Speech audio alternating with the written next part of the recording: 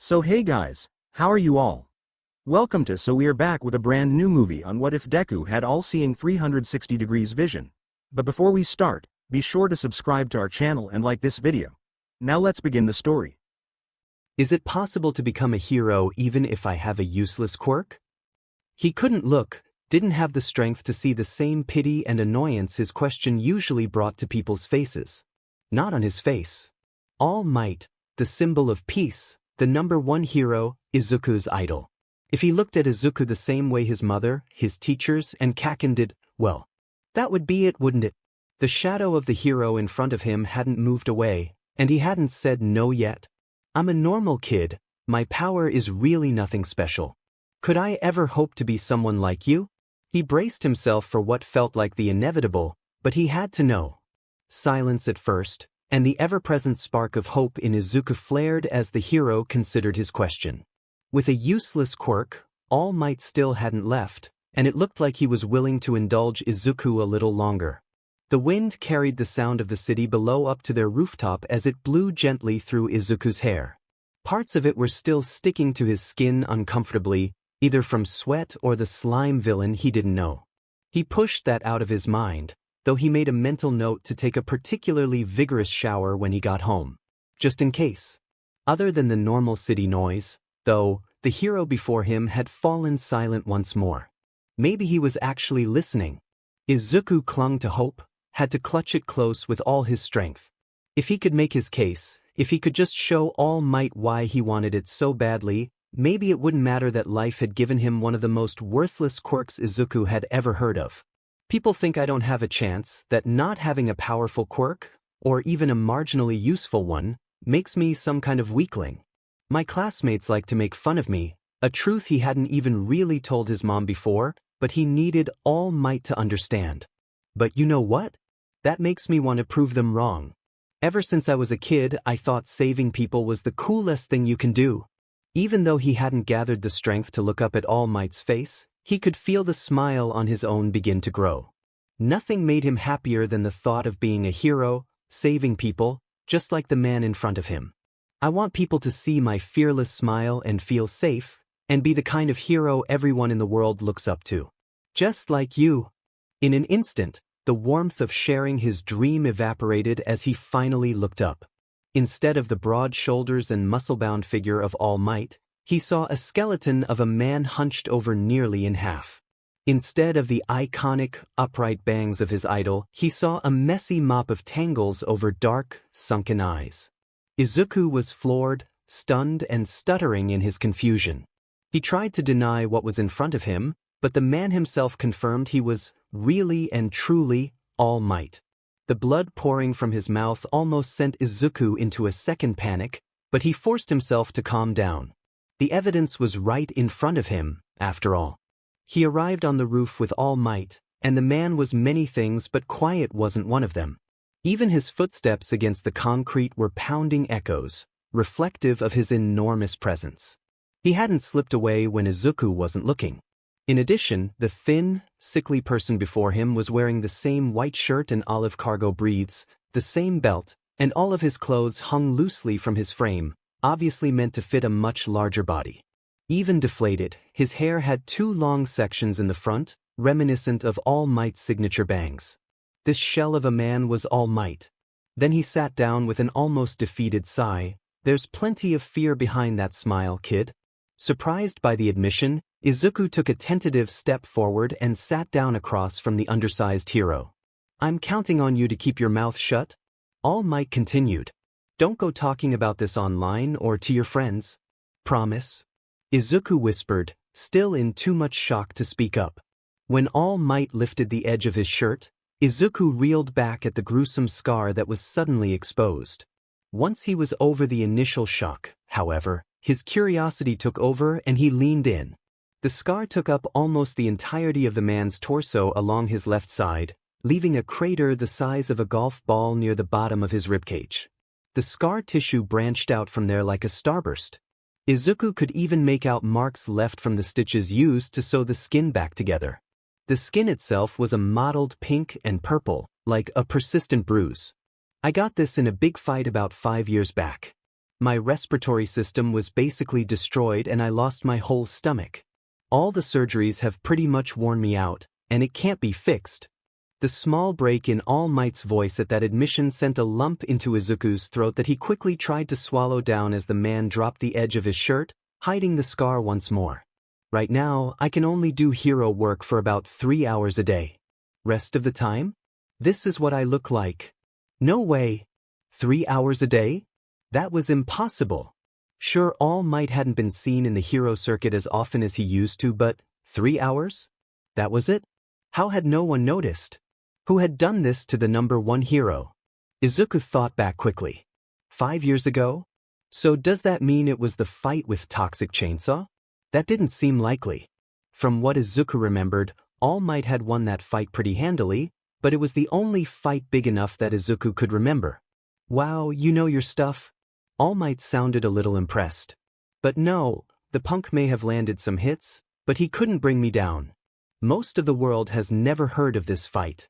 I did everything I could to keep it under wraps. Well, Izuku's faith in his ability to analyze a fight was restored at least.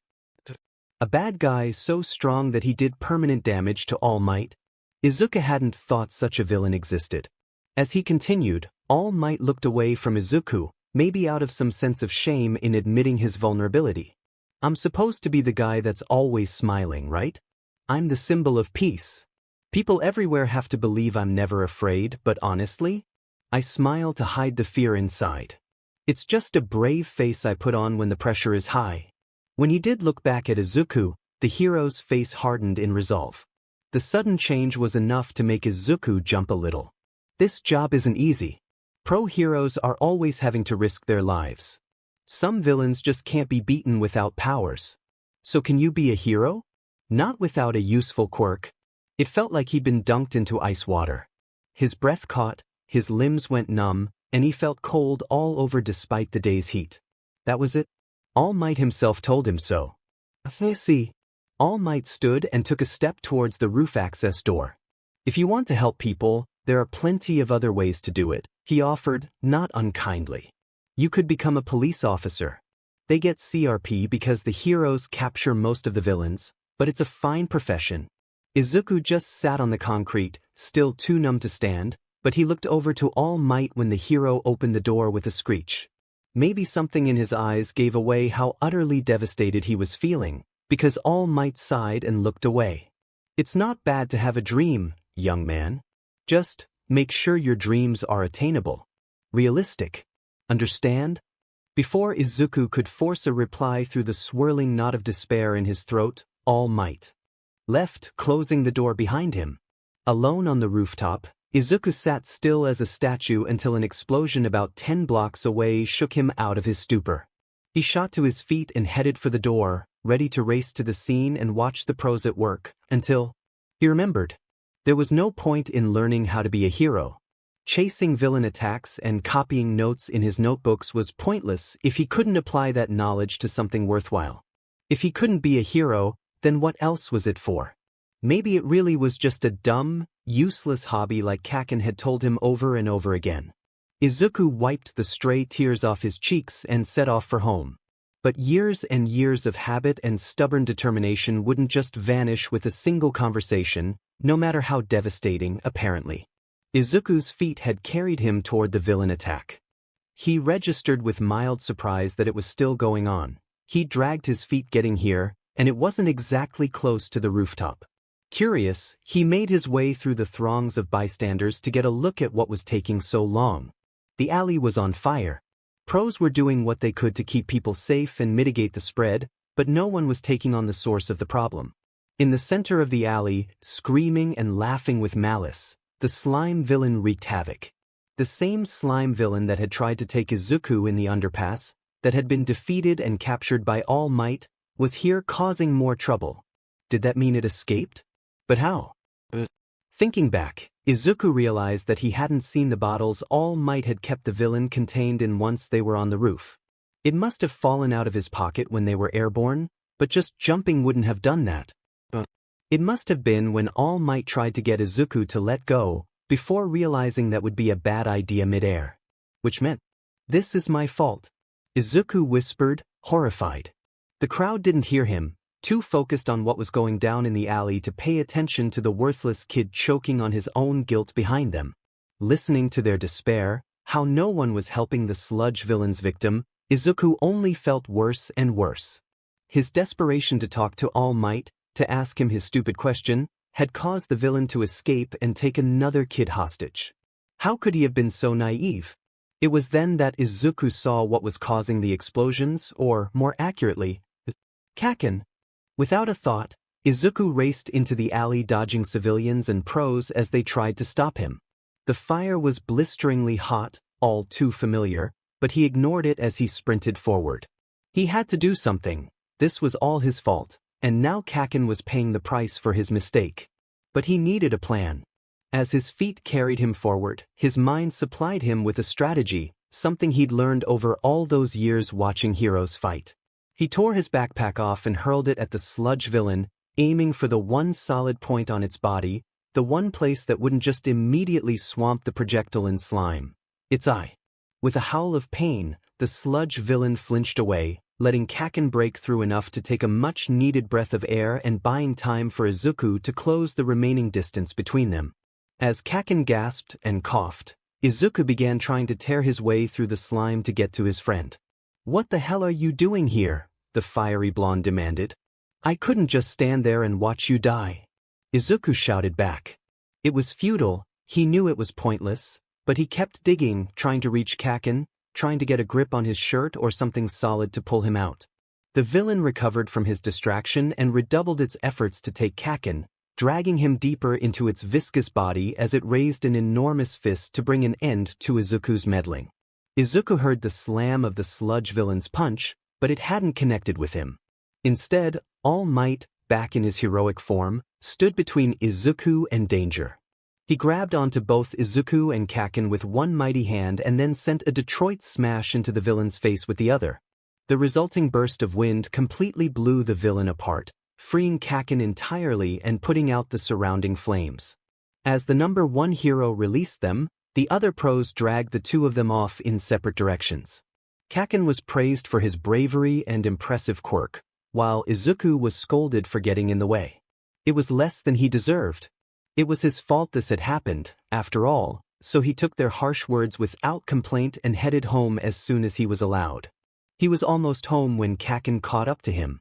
If Izuku thought a thank you was coming, he would be disappointed, but this was Kaken, so he wasn't all that surprised when the blonde just yelled at him instead. That was pretty standard for their relationship, after all.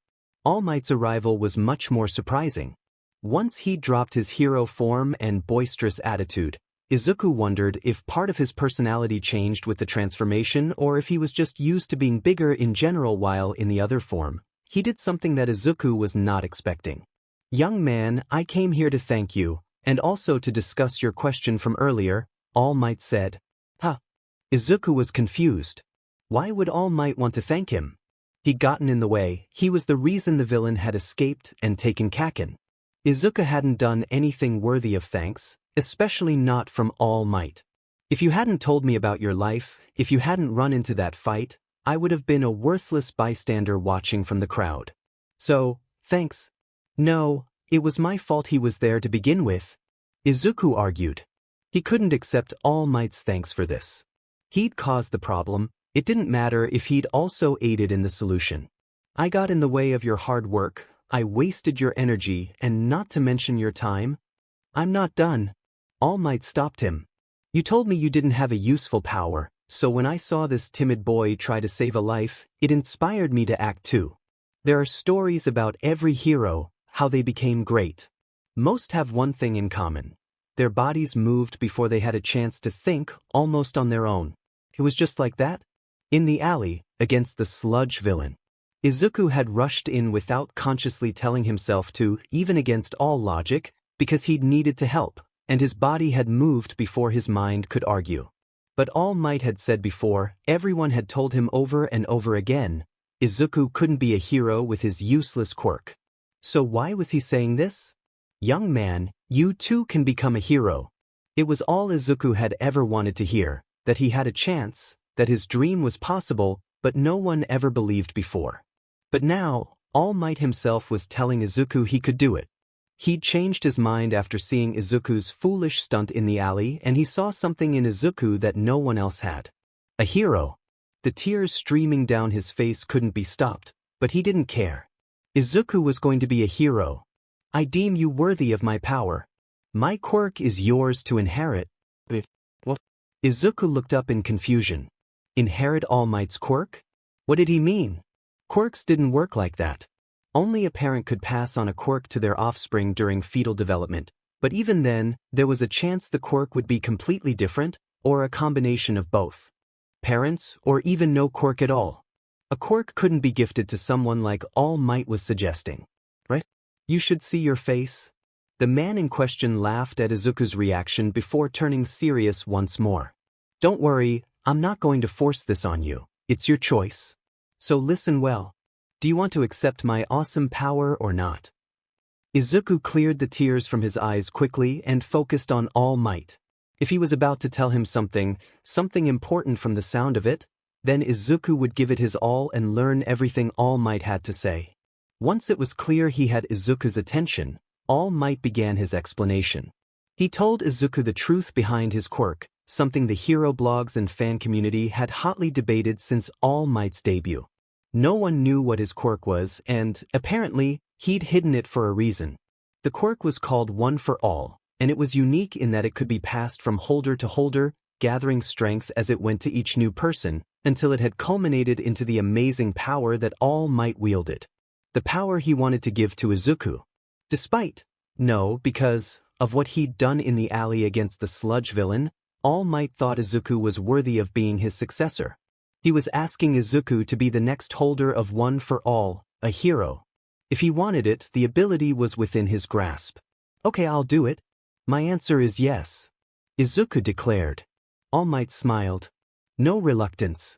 That's exactly how I figured you'd respond. Before we begin, though, there's one thing I have to ask. What is your quirk? Oh. Izuku rubbed the back of his head as he looked down. He supposed it didn't really matter, since All Might had offered him One for All already, so it wasn't like hearing it was going to make him less worthy somehow. So, his quirk was utterly unimpressive and had been a source of mockery since he was 4. It wasn't something he could really be proud of like Kaken's, and try as he might, he hadn't been able to come up with a way for it to be useful for hero work. Regardless, All Might had asked, so Izuku would share. I can see with my eyes closed, Izuku said. Does it do anything else? All Might asked. Izuku shook his head. Oh. When I close my eyes, I can still see, and my vision isn't any better than it would be with my eyes open. How do you sleep? I can turn it off now, but when I was younger, I had to use an eye mask. I can't see through things that cover my eyes, just my own eyelids. Okay, yeah, that's pretty useless, All Might agreed. Despite knowing All Might still thought he was worthy of being a hero, it still stung a little to hear that from his idol. It wasn't like he was wrong, and it certainly wasn't the first time he'd heard it, but still. I know I'm pretty useless, but all I ever wanted was to be a hero. To help people. So, thank you All Might. For giving me this chance. The hero took a step forward and placed his hands on Izuku's shoulders, forcing him to look up, and up. He was so tall, even in this form, but he didn't look at him with pity or scorn. That's not what I said. For one heart-stopping minute, Izuku worried that the past few minutes had been some kind of hallucination, that All Might hadn't just offered him his dream, but then the man continued. I said your quirk was useless, not that you were. You stood up and acted when no one else did, quirk or no quirk. You are not useless, kid. Remember that? Alright. I'll try, I will. Good. Now, we've got a lot of work to do. Before he left, All Might traded contact information with Izuku, and promised he'd be in touch. It was getting late, and his mom was probably worried, so Izuku rushed the rest of the way home with one last wave goodbye over his shoulder. True to his word, All Might contacted Izuku the next day asking him to meet at Dagoba Municipal Beach Park Saturday morning.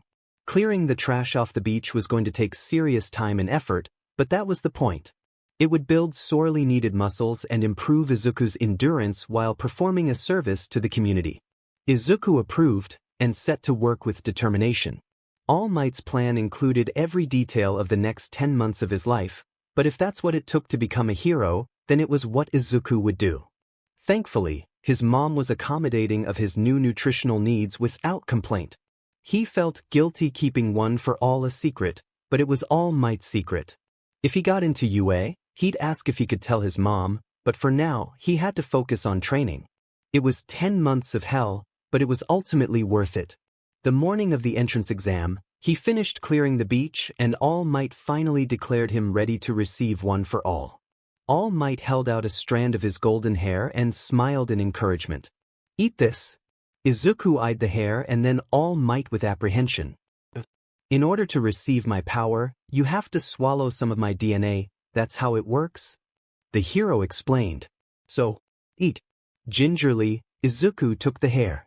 It was long, coming from All Might's bangs, so he quickly rolled it between his hands until the strand was a small, tangled ball.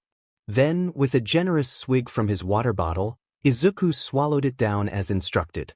It was gross, but it was quick. After he was sure it was down, he looked to All Might. "I don't feel any different." "Of course not.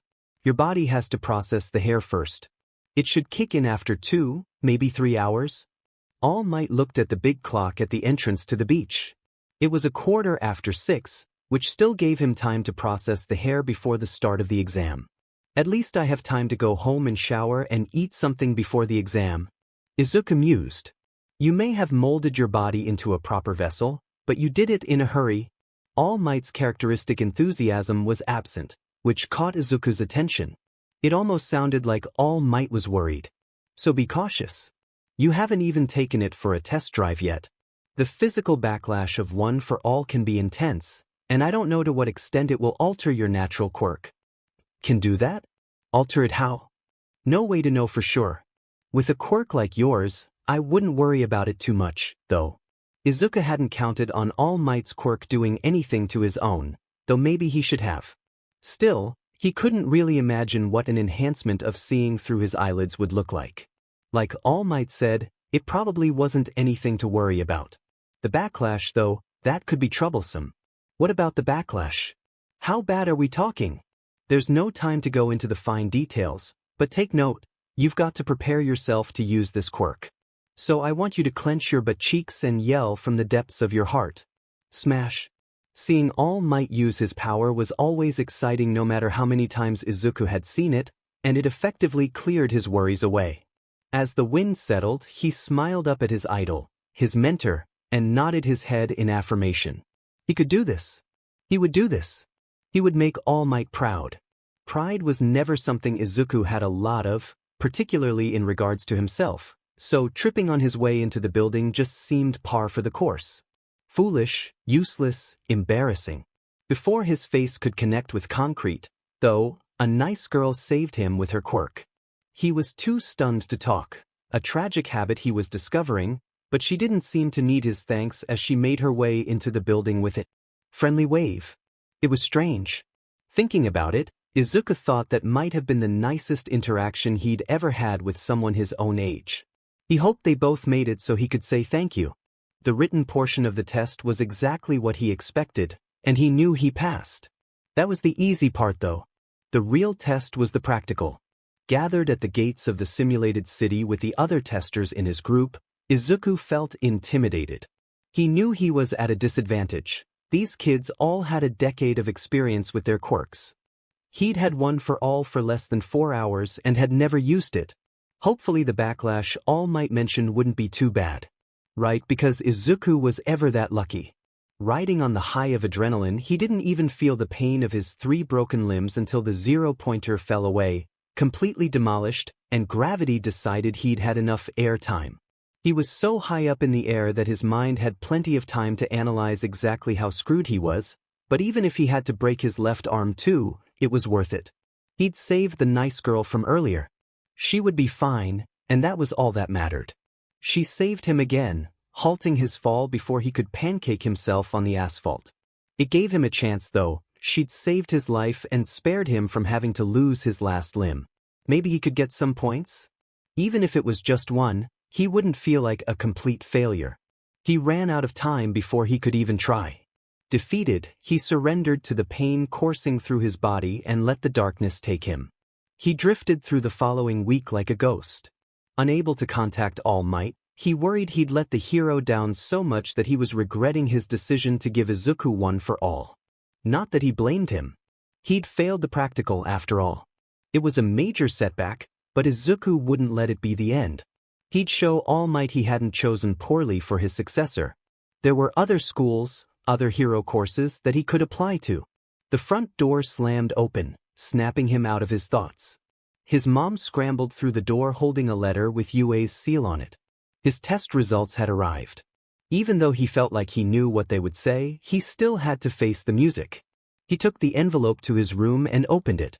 The projection was a surprise, as was All Might, but the more he listened, the more unbelievable it became. All Might teaching at Yue, the girl he'd saved, rescue points? He passed. He'd passed. He did it. He got into Yue.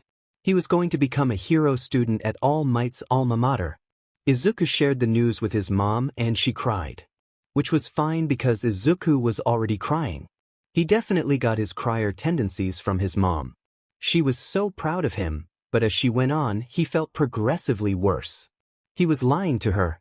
All Might and one for all were why he was able to pass. His own merits and skills wouldn't have been enough on their own, no matter how much he might have liked to believe otherwise. He wanted to tell her the truth. She deserved to know, particularly if what happened at the entrance exam was going to be a common occurrence until he could manage the backlash. Coming home with broken bones and bandages every time he used one for all was going to give her a heart attack, but if he could tell her it would only be for a little while, maybe she wouldn't worry as much. Thankfully, the next day, All Might contacted him asking to meet. After their conversation about joining the UA faculty and learning control, Izuku asked All Might about telling his mom. You want to tell your mother about one for all? Yes. Keeping it from her doesn't seem like the right call. I know keeping the secret is important, but she's my mom. If I suddenly start using a completely different quirk, she's going to notice. Not to mention the injuries, Izuku reasoned, though he couldn't make himself look away from the sand at his feet. He felt strongly about telling her the truth, but if All Might said no, he'd respect his wishes. The hero hummed in thought. I have reservations. One for all is a potentially dangerous secret, not just for us wielders, but for any who know it. If you feel like the risk is acceptable, I cannot refuse you confiding in someone you trust completely. Dangerous how? Izuku asked, looking up. Knowledge like that is a burden, young Midoriya. It asks all who know it to never reveal what they know to anybody, and that can be hard. One slip, one mistake, and your mother could inadvertently lead villains to the truth as well, and then you would be in direct danger. The fewer who know, the less the chance the secret gets out, the safer you are. Izuku gave All Might's warning serious consideration. He knew his mom would never reveal the secret intentionally, but that didn't mean it couldn't happen accidentally. Then, if he did get hurt, she would feel guilty, and that wasn't what Izuku wanted at all. In addition, if his mom knew that this was a possibility, the stress of keeping the secret could affect her as well. It would be just one more burden on her. Could he really do that? Would the stress of the truth be too much? If he didn't tell her, she would worry about him getting injured all the time, but he was going into the hero course at UA. Injuries were going to be a fact of life from here on out, and there was nothing he could do to keep her from worrying about that. Would he really be doing her any favors by telling her about one for all, or was he only trying to lessen the burden of his own guilt by keeping such a big secret from his mom? A solid hand on his head snapped him out of his musings, and he looked up at All Might. It's good you're giving it thought, but you don't have to decide right away. Think about it for a while and let me know what you choose. Either way, I support you, All Might told him, ruffling his hair gently before removing his hand. I will. Thank you. Good. Run along home. There's still a few months until term begins at UA, so don't slack off on your training.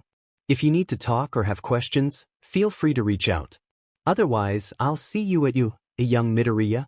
Izuku bade All Might goodbye and thanked him again, turning for home. He would think more about whether or not to tell his mom, and there was still the rest of his middle school term to finish, but he felt like everything was going to work out. In a turn of events that surprised absolutely no one, Kaken was also accepted into UA's hero course. Izuku was ready to congratulate the blonde when the Aldra school principal called the two of them in to talk about their acceptance, but the glare that he received was severe even by Kaken's standards, and Izuku kept his mouth shut. Once they were released, Kaken cornered him outside. The blasts of his explosive quirk sent Izuku scurrying away, more out of habit than because he'd actually been burned. Kaken's explosions hadn't left a mark on him in several years, but the threat was always there, and it was one Izuku always took seriously. Being slammed up against the brick wall of the building was painful, but not anywhere near as painful as his most recent injuries, so Izuku was able to ignore it. "What did you do to pass the exam?" Kaken snarled, shaking him by the collar as he slammed him up against the wall again and again. "You must have cheated somehow, right? I'm supposed to be the first and only student from this crappy school to get into UA. But you had to go and screw that all up?"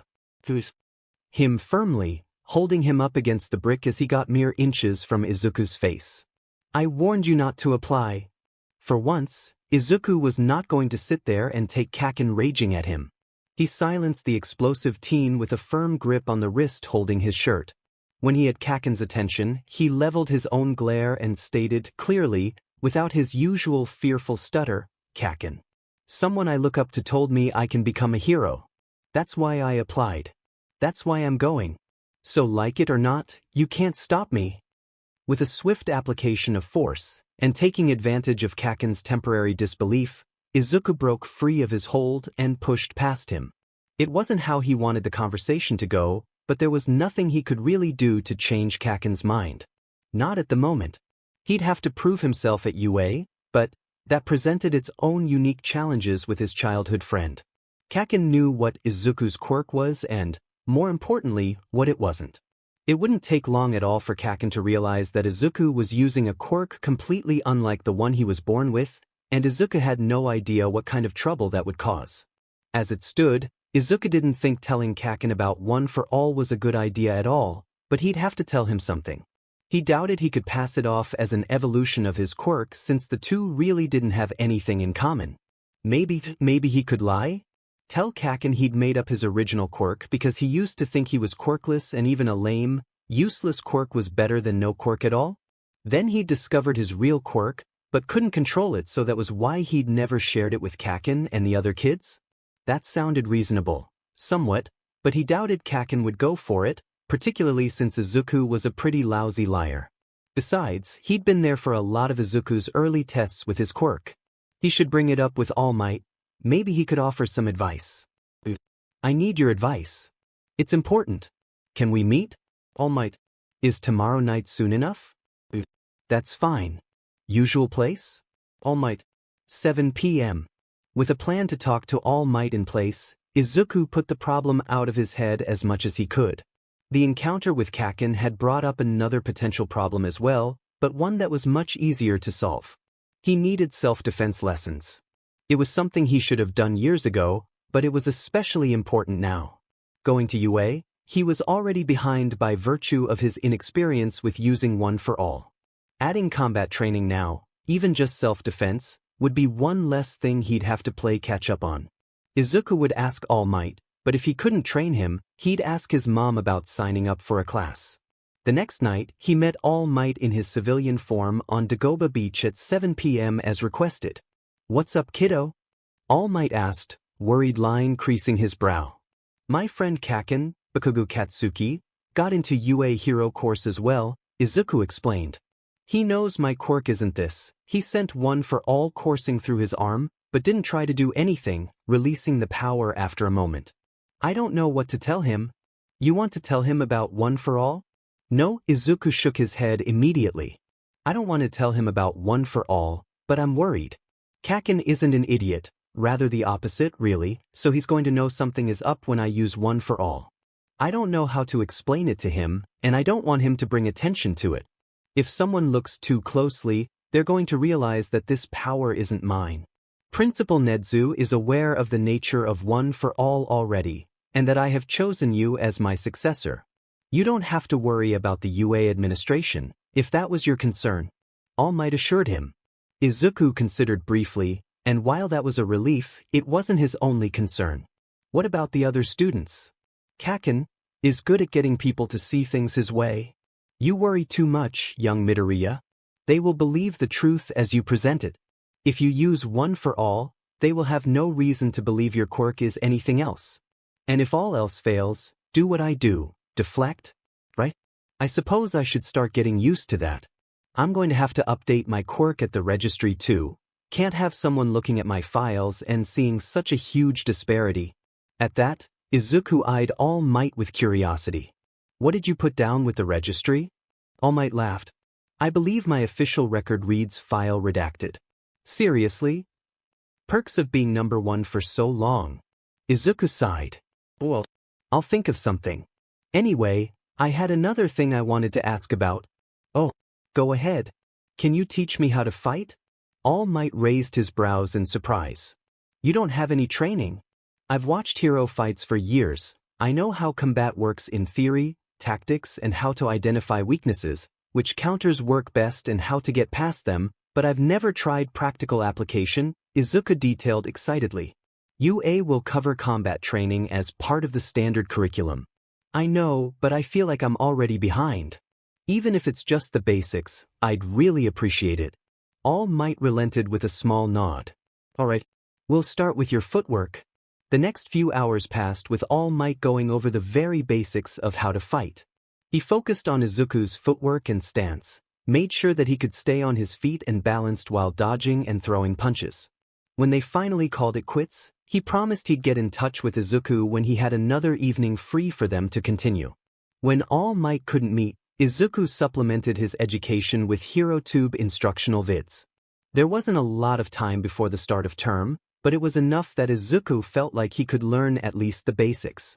The next couple of months were over before Izuku was ready, and the first day of class at UA arrived bright and completely indifferent to his nerves. He ran out the door as soon as his mom released him from her crushing hug, and he made his way to the Tatooine station at a jog. Stepping off the train at the station for UA was surreal in a way, staring up at the imposing and inspiring building that had been his dream for so many years. He'd made it.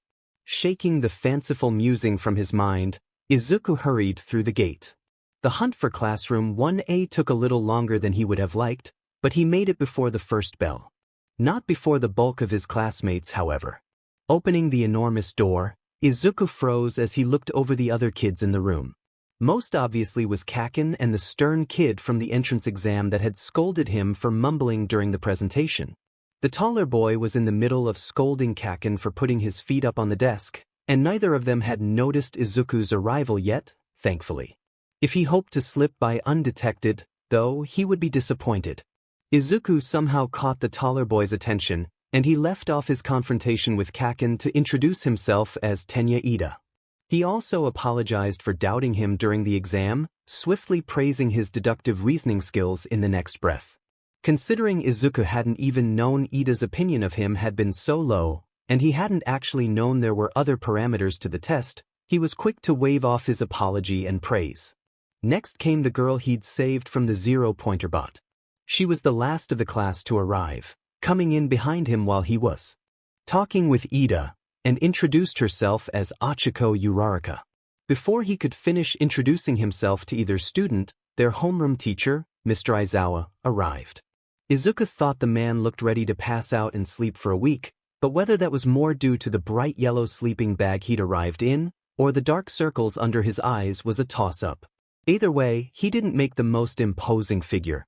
The man also apparently didn't care for standard school norms. He handed each of them a gym uniform and told them to get changed. Their first day of hero training was about to begin. Izuku followed the others to the locker rooms, listening to the chatter of the other students as they speculated what was about to happen and why they were going to the practice fields instead of orientation. Not everyone participated in the discussion. Like Izuku, some were content to remain quiet. Sticking to the back of the class, Izuku took the opportunity to look over his classmates. At a glance, he counted a 6-14 split between girls and guys, though he'd almost missed one completely on account of her being invisible. That wasn't the only immediately impressive quirk he noticed either. One of his classmates was huge with 6 arms, while another had the head of a bird, and yet another was bright pink all over. Izuku couldn't wait to see all of them in action. Quirk analysis was lame according to Kaken, but Izuku loved it. He changed quickly, happy to be out of his tie, and joined the others on the practice field. Once they were all gathered, their teacher told them what they'd be doing. A quirk assessment test? Several students parroted back, confused. Uraraka pouted. But orientation? We're gonna miss it. If you really want to make the big leagues, you can't waste time on pointless ceremonies, Aizawa said, shutting her down. Added with the way he looked and that he hadn't immediately recognized the man's name, Izuku thought Aizawa had to be some kind of underground hero with the way he regarded something as harmless as high school orientation. Not that Izuku minded missing out, exactly. Here at UA, we're not tethered to traditions. That means I get to run my class however I see fit. Aizawa warned them flatly. He scanned the class quickly, tired eyes appraising all of them.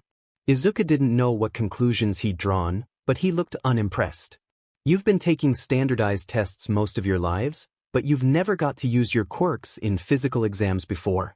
The phone that he held up to the class was just large enough for Izuku to read the screen.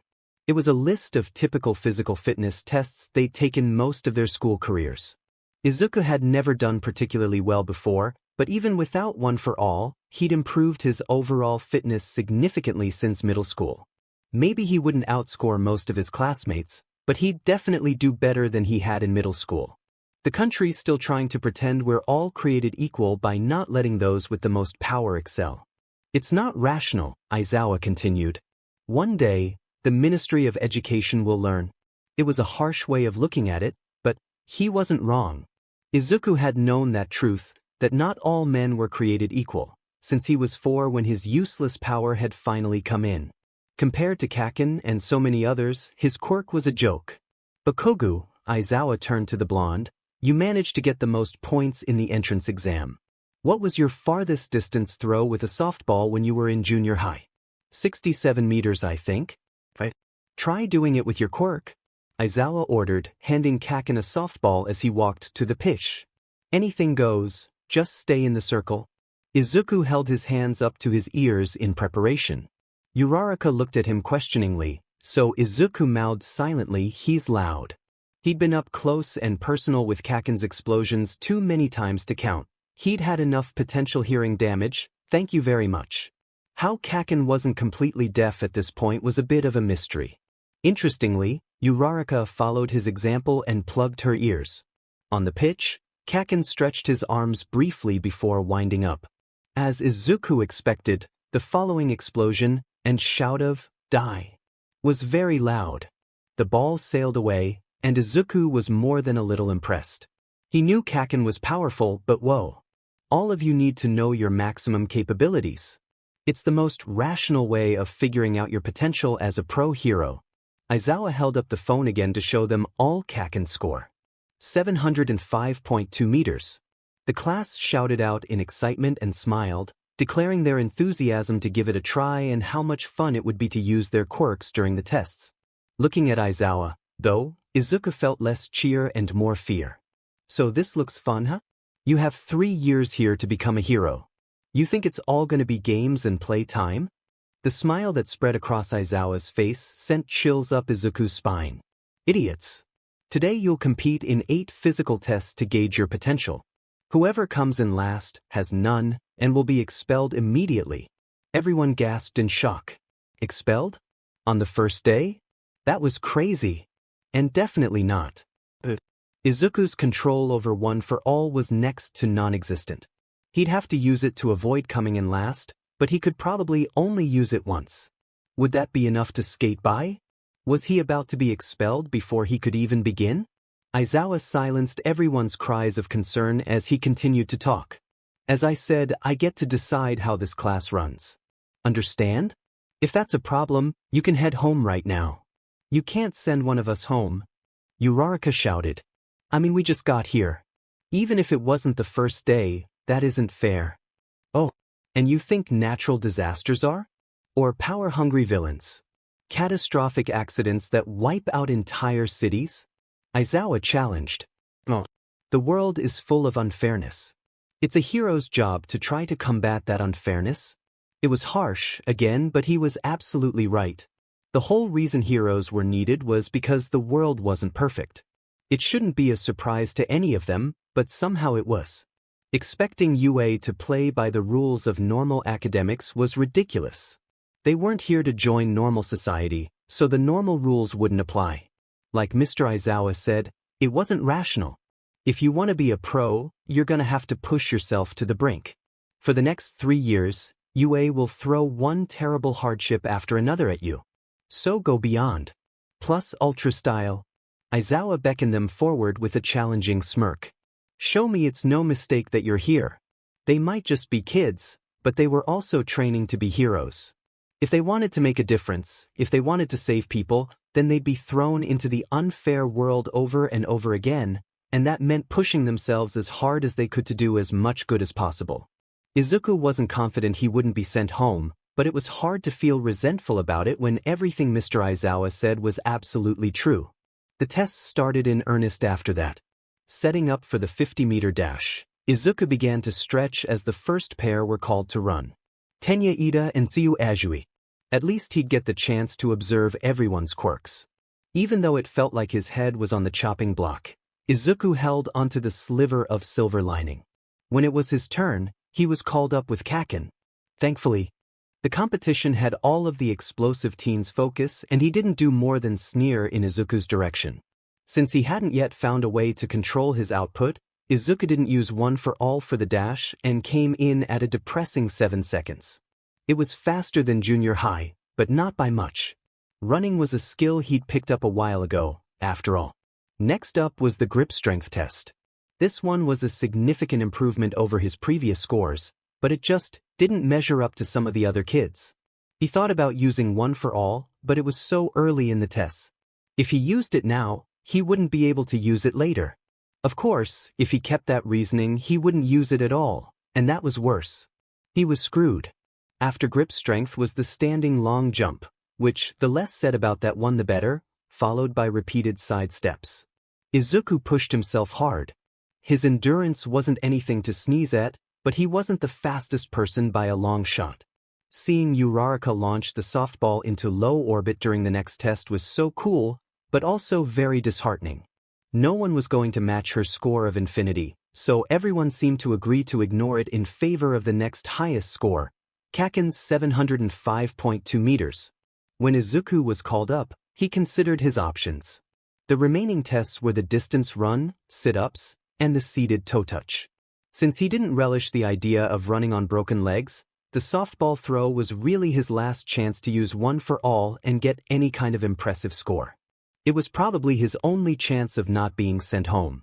If this were a normal physical fitness test, he'd probably score within the top half of the class, but with quirks, he was facing expulsion. He knew it. The class probably knew it. Aizawa definitely knew it. It was now or never. Resolved, Izuku prepared himself for the pain and charged one for all through his arm as he threw the ball with all his might. But something changed right before he could release. The power, the surge of energy and strength he felt with one for all, disappeared. He was so thrown by its sudden absence, he flubbed the pitch and only got a pathetic 46 meters. Confused, Izuku stood frozen, balanced on one leg as he tried to understand what had just happened. What gives? I was trying to use it just now, Izuku muttered. I erased your quirk. Izuku turned to his teacher and stepped back in surprise. The scarf around Aizawa's neck was hovering along with his hair as his teacher locked onto him with glowing, glaring red eyes. The judges for this exam were not rational enough. Someone like you should never be allowed to enroll at this school. It was then that Izuku saw the yellow goggles hanging around Mr. Aizawa's neck and it clicked. I know you. You can look at someone and cancel out their powers. The erasure hero. Eraserhead. The class murmured from the sidelines, but Mr. Aizawa ignored them. You're not ready. You don't have control over your power. Were you planning on breaking your bones again? Counting on someone else to save your useless body? No. That's not what I was trying to do. The sudden binding of Mr. Aizawa's scarf was a surprise and it yanked him forward until he was practically nose to nose with the hero. No matter what your intentions are, you would be nothing more than a liability in battle. You have the same reckless passion as another overzealous hero I know, one who saved 1,000 people by himself and became a legend. But even with that drive, you're worthless if you can only throw a single punch before breaking down. Sorry, Midoriya. With your power, there's no way you can become a hero. The dressing down was thorough and blunt. Even the comparison to All Might wasn't enough to soften the blow, but it also wasn't the first time he'd heard someone say he couldn't be a hero. It hadn't stopped him before, and it wouldn't stop him now. Izuku knew he shouldn't outright challenge a teacher, but he couldn't stop the determined look that crossed his face after Mr. Aizawa's speech. With one last narrow-eyed glare, the hero released him from his scarf and closed his eyes, allowing Izuku to step back. I've returned your impractical quirk. Take your final throw. Hurry and get it over with, Aizawa said dismissively, walking away to join the line of hero students. Dejected, Izuku retrieved the softball and made his way back to the pitch as he considered his options. Aizawa wasn't completely wrong. If Izuku couldn't learn control, and learn it fast, he wouldn't be any help to anyone. No one would be able to look to him and feel safe if he damaged himself every time he used One for All. He would be a liability, as Aizawa said. But just because he couldn't control it now, didn't mean he'd never learn. He'd only had One for All for a couple months, and he'd only used it once. With time and practice, he'd be able to MSTR it, he knew it. For now though, he had to decide. Use One for All and break his arm and be sent home, or don't use One for All and then be sent home. Not good enough. He couldn't control how much power he used, but he could at least control where he used it. It wasn't ideal, it was still going to hurt, but it wouldn't be debilitating and it would still work. That was all that mattered. If Aizawa thought he couldn't use One for All without taking himself out of the fight, then he'd show him he could. He'd show him that he belonged here. Izuku grit his teeth and wound up, focused on what he wanted to accomplish. He channeled One for All at the last second, at the last point of contact only, and sent the ball soaring across the field as the bones in his fingers snapped.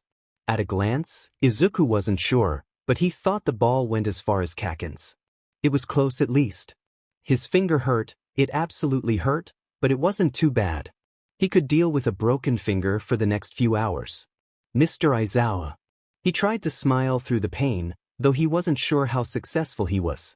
The stunned look from his teacher and the rest of the class was encouraging though, and he felt the smile become a little more real. You see? I'm still standing. The look on Aizawa's face was definitely going on the top 10 list of Izuku's favorite memories. He should have known something was about to spoil it though. The pop of explosions instinctively drew Izuku's attention to Kaken, only to see his childhood friend charging at him. Hey, Deku, you be yesterday. Tell me how you did that, or you're dead. Izuku screamed, a knee-jerk reaction and not very heroic, but some learned habits were going to take a while to break. Thankfully, before Kaken could reach him, Mr. Aizawa's scarf lashed out and caught the raging blonde around the head and chest, holding him back. Why the hell is your scarf so dim and strong? Kaken struggled in vain against the hold, glaring at Mr. Aizawa. Because it's a capture weapon made out of carbon fiber and a special metal alloy, Aizawa answered, eyes red and hair flying once more. Stand down. It would be wise to avoid making me use my quirk so much. It gives me serious dry eye. Miraculously, Kaken stopped struggling and when Aizawa released him, he didn't make another move toward Izuku. He took the opportunity to skirt around the angry teen and rejoin the class, though he watched with growing trepidation as Kaken's eyes followed him. He definitely had another conversation with Kaken coming in his near future. As expected, the last 3 tests were painful with his broken finger, but he managed without complaint. Standing with the rest of the class on the field where they'd started, he felt his chest tighten and a lump crawl its way up his throat. Despite the ball throw, he wasn't confident he'd avoided last place. Even if he hadn't, Aizawa might still send him home. The hero had made his opinion plenty clear earlier. Seeing the scores projected above them, Izuku didn't even bother to look at the other placements. His eyes zeroed in on 20th place and his own name, Midoriya Izuku. He had sort of seen it coming. Still hurt though. And I was lying, no one's going home, Aizawa announced. At everyone's stunned faces, their teacher had the gall to smile brightly. That was just a logical ruse to make sure you gave it your all in the tests. Relief and disbelief and a small dose of betrayal raced through Izuku's veins, sending his system into a semi-shock. He faintly registered Uraraka rubbing small circles into his back to comfort him as he calmed down, and he appreciated the gesture.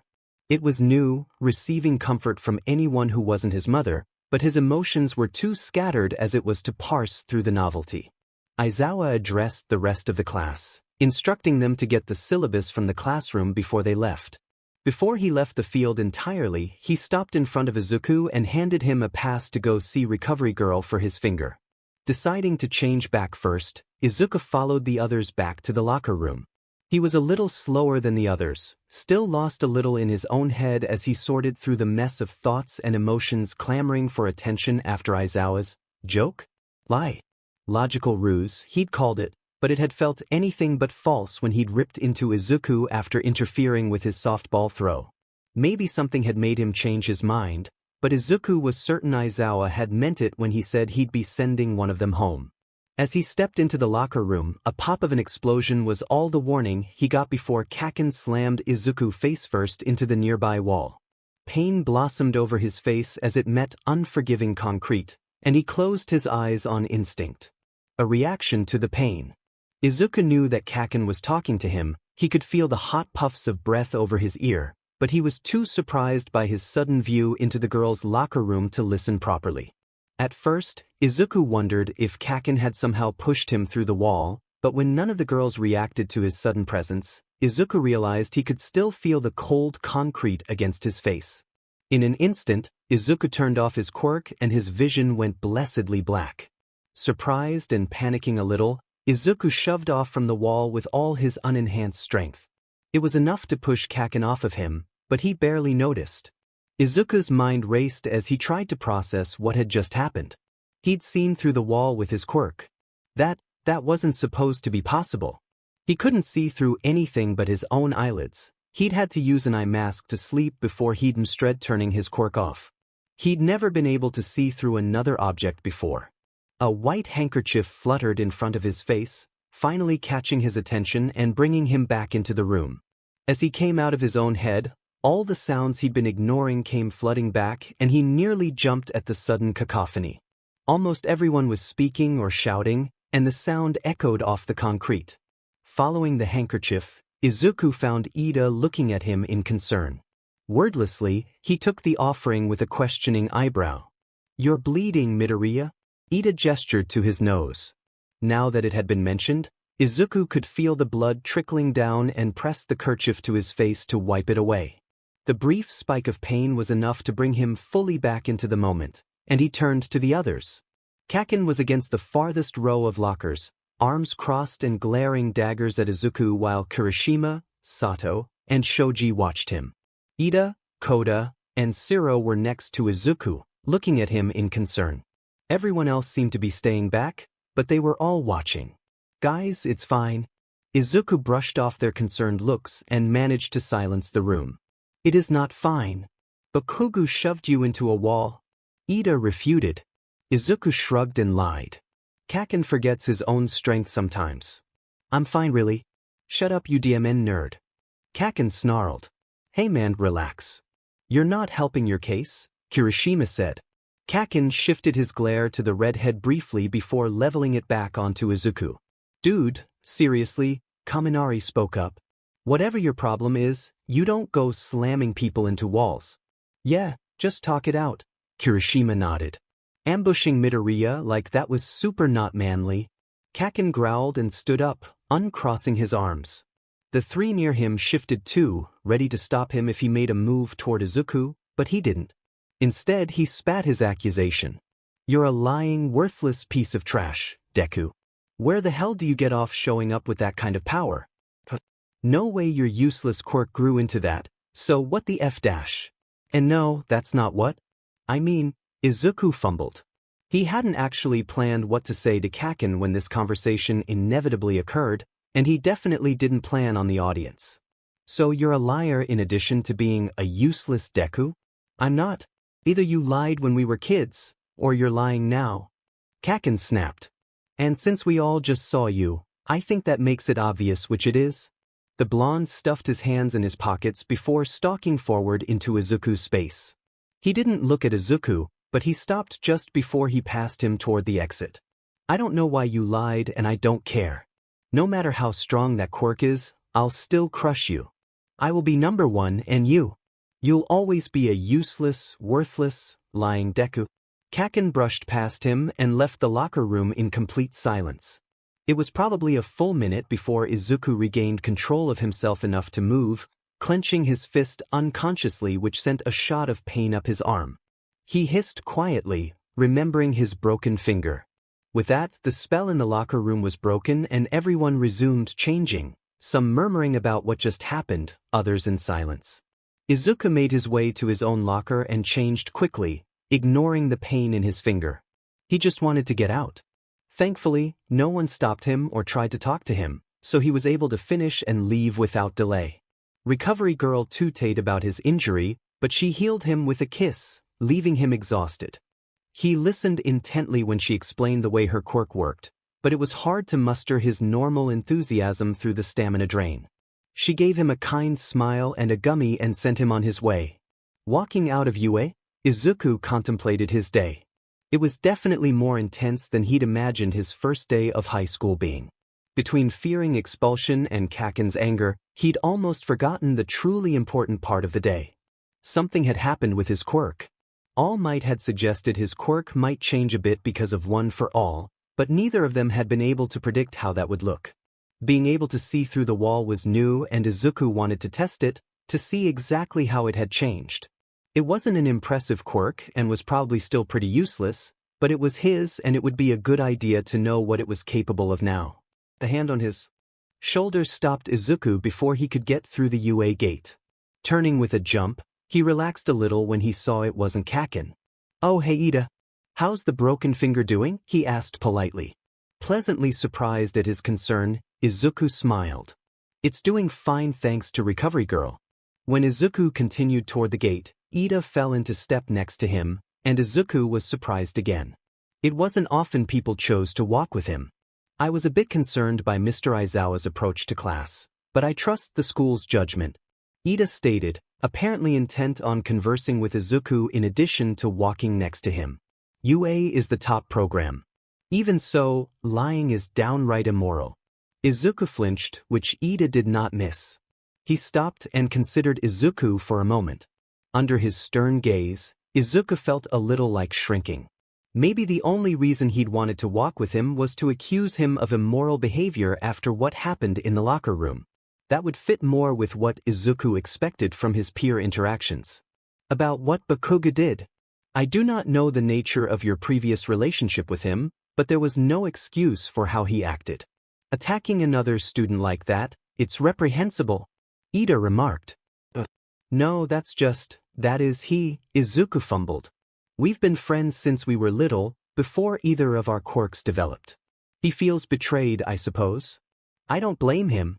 "He accused you of lying," Ida said, an unspoken question. "You may not believe me, and I know Kaken won't, but I didn't lie to him. The situation is complicated, but I never lied," Izuku promised. Ida hummed thoughtfully beside him. "I believe you. Given what I've seen today, you seem like an honest sort, Midoriya, and I can't say I approve of Bakugo's method of handling confrontation." "Hey, wait up you two." Both he and Ida turned at the shout from behind them to see Uraraka running to catch up. "Are you going to the station? I'll join you guys." They waited politely for her to catch up, but Izuku could feel a blush begin to tint his cheeks.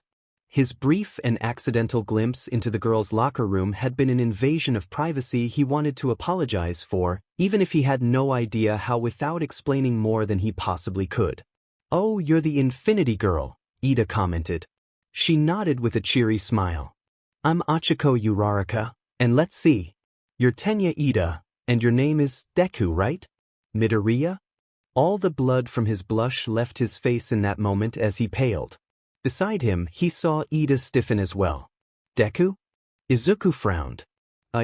Isn't that what Bakugo called you?" During the fitness test, he said dash. Izuku quickly shook his head, gesturing with his hands as well. "My name is actually Izuku. Deku is what Kaken calls me to make fun of me," That's unsportsmanlike. Oh, I didn't realize that. I'm sorry, Uraraka apologized. But you know what? I like Deku. It would make a great hero name. Plus, I think it sounds kind of cute. He'd never ever in his life considered Deku to be anything other than the insult Kaken meant it as, and it definitely didn't sound like a hero to him. Maybe if the confrontation in the locker room hadn't just happened, or if Kaken had chosen to talk away from an audience, he might not have his words ringing in his ears. You'll always be a useless, worthless, lying Deku, might have been able to see the name through Uraraka's eyes instead, but he just couldn't. I appreciate the thought, but it's always been pretty hurtful. I don't think I'd be able to hear it as anything else, Izuku told her solemnly. I understand. Sorry again, Uraraka bowed. Don't worry about it. Izuku gave her a reassuring smile and the three of them moved on to other, more pleasant topics as they walked to the station. They all took separate trains, so Uraraka was the first to leave them as her train arrived first. She waved cheerily and got them to promise to sit together at lunch tomorrow before boarding. School began in earnest the next day, launching the students of 1A into the academic curriculum in the morning. The courses looked to be challenging, but in a good way. Izuku loved to learn, applied himself to his studies rigorously, but there was one class everyone was eagerly anticipating. The entire afternoon was dedicated to one subject, hero studies. After changing into their costumes, the class gathered at ground beta with all might for combat training. The excitement was palpable. Between seeing everyone's costumes, all might teaching, and the assignment ahead of them, everyone's energy was high. For most of the class, this was going to be a chance to show off in front of the number one hero and their classmates, to show everyone what they were capable of. Izuku was excited to see everyone's quirks in action, but was much less enthusiastic about potentially having to use one for all. He still didn't have control, and he would not risk using it against his classmates. That was a good way to kill someone. The partners were drawn and Izuku was relieved to be paired with Uraraka. He got along with her and was even reasonably sure how her quirk worked after experiencing it firsthand twice now. If he could avoid going against Kaken, it would probably be a pretty good day. Our first match will be Team A as the heroes and Team D as the villains. Izuku groaned, head in his hands. He should know better than to even think things were about to be easy for him. Nothing for it. At least he knew Kaken's fighting style. That might be the only thing to save them in this fight. He waited with Uraraka while Ida and Kaken got set up in the building and contemplated the disaster that was about to unfold. You think they expect us to memorize this building's floor plan? It's so big, Uraraka remarked, looking at the floor plan All Might had provided them earlier. She glanced over at him, ready to say something else, but she stopped. Are you okay? You're sweating through your costume. Izuku whimpered a little. Oh, sorry. It's just because we're up against Kaken. Plus, there's Ida too. We should be on our guard. Who knows what they'll pull? Oh, right, Bakugo. He's the one that's always making fun of you. And he's amazing, Izuku sighed. He can be a real pain, sure, but his strength and confidence, and his ambition, not to mention his quirk. They're all so much greater than mine. But Izuku was not the same scared little kid with a useless quirk. Now he had one for all and a foothold on the path to achieving his own dream of being a hero. This was the first time he and Kaken were going to be fighting, not just Kaken attacking and Izuku running away, though he was sure there would be plenty of that too. He had a few months of basic combat training and a hell of a lot more strength. This time would be different. Despite that, I refuse to lose today, Izuku resolved. So it's a fated battle between rivals. Uraraka smirked. Izuku laughed nervously. Maybe he'd gotten a little wrapped up in his own head. Sorry to drag you into this, Uraraka. No way. We're partners, right? So let's win this. It was a nice feeling having someone on his side. Izuku was grateful, and he hoped she didn't get hurt in the clash that was about to happen. All Might came over the intercom announcing the scenario's start. In order to preserve Uraraka's strength, Izuku cupped his hands and motioned for Uraraka to jump off. He boosted her up easily, and then he joined her with a running jump. From there, they climbed there, way up to one of the second-story windows using the fire escape. It was easy, and they gained access quickly.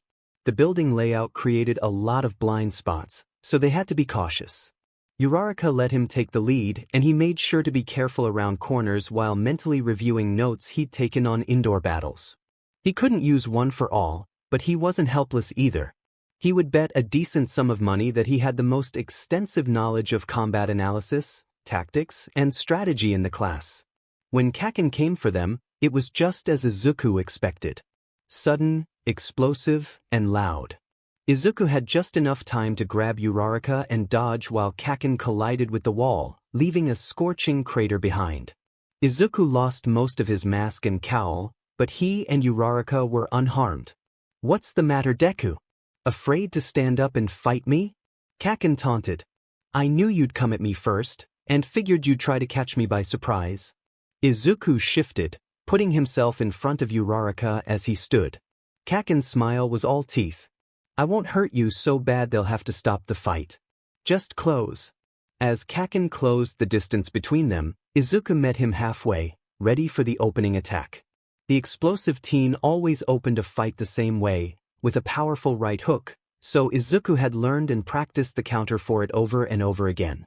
Kaken definitely wasn't expecting to be flung over Izuku's shoulder and slammed onto the ground, and a small part of Izuku cherished the look of utter shock on his face. "How?" Kaken gasped, struggling to force air into his lungs. "I watched and analyzed every amazing hero, even you."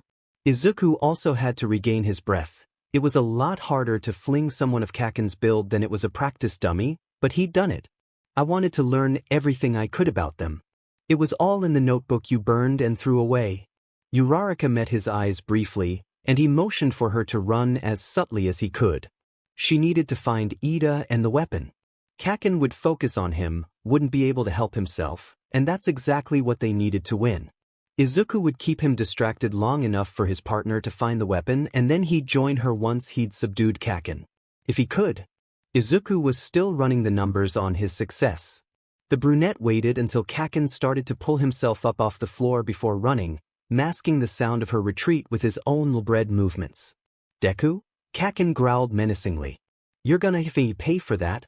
Call me Deku all you want if it makes you feel better, Kaken, but that worthless, defenseless kid is gone." Izuku steadied himself and put his hands up as he stared down his childhood friend and bully. "Come meet the new me." What a joke. Kaken's palms popped with rapid mini-explosions. He was angry, trying to intimidate Izuku into falling in line, just like he used to do when they were kids. "You're shaking in your boots, Deku, just like you always did. Being scared doesn't mean I won't fight." Rather than respond, Kaken's hand flew to his ear and he snapped at Ida on the other end of the communication device. "Just shut up and defend the weapon. I've got more important things to worry about." Just as Izuku always knew, Kaken wasn't an idiot. He knew another punch like before would just give Izuku another opportunity to put him in the dirt again, so he charged in with a kick instead. Izuku blocked and tried to wrap the capture tape around his boot before Kaken could retaliate, but he was too fast. Izuku was forced to dodge another explosion-propelled punch and abandon his capture attempt. He rolled to his feet about a meter away from the angry blonde, and they stared at each other trying to strategize. Whether Kaken had noticed and didn't care, or just outright forgot about Uraraka, Izuku wasn't sure, but he seemed as willing to make this a one-on-one fight as Izuku was. The problem was Kaken had more experience than Izuku did, and he wasn't going to stay predictable. No matter what his opinion of Izuku, it wasn't in Kaken to give less than his best, and continuing to use a strategy that had already been countered wasn't it. Izuku was fast, but so was Kaken, and if he couldn't predict what the blonde was going to do next, he'd lose his only advantage. Time to retreat and turn the brawl into a chase. Kaken screamed insults at him as he sprinted away, but he followed, which was what Izuku needed. The layout of the building worked in his favor for this. If he could stay ahead of Kaken, lose him in the maze-like hallways, he could position himself to take him by surprise. Kaken certainly made his presence known, shouting and releasing explosions like that. It should be easy to get behind him and launch a sneak attack. Then he could join Uraraka at the weapon, and the two of them could take on Ida together. That was the plan. Now, to put it into action. Izuku and Kaken circled the floor plan for a few minutes while Izuku stalled, trying to give Uraraka time to find the weapon, but it didn't take long for Izuku to discover a flaw in his plan. At some point, Kaken had gone silent. Without knowing where his opponent was, Izuku was as lost in the maze as Kaken had been. He could be anywhere, sneak up on Izuku from countless blind spots. This was not good. Midoriya? Uraraka's voice over the comm almost made him jump. He put his hand to the comm. I'm here. How's it going? I found the weapon, but Ida saw me. Uraraka reported. Right now he's monologuing. Izuku filed that away for later. Where are you? 5th floor, near the middle. He may have misplaced Kaken, but he knew where he was. Looking up, he relayed, You're right above me then. Uraraka had done her job, she'd found the weapon, which meant he had to end this with Kaken so he could join her. Izuku pulled out the capture tape again and ran through his options. He could announce his presence, try to draw Kaken out, but that ran the risk of falling victim to a surprise attack. Just running another loop around the floor would waste too much time, especially since Uraraka had lost whatever element of surprise she may have had. Would it be better to head her way and trust Kaken to engage before he could get there, then? None of those options sounded particularly good, but a deceptively cheerful ping sounded down the hall behind him, and Izuku turned to look with growing dread.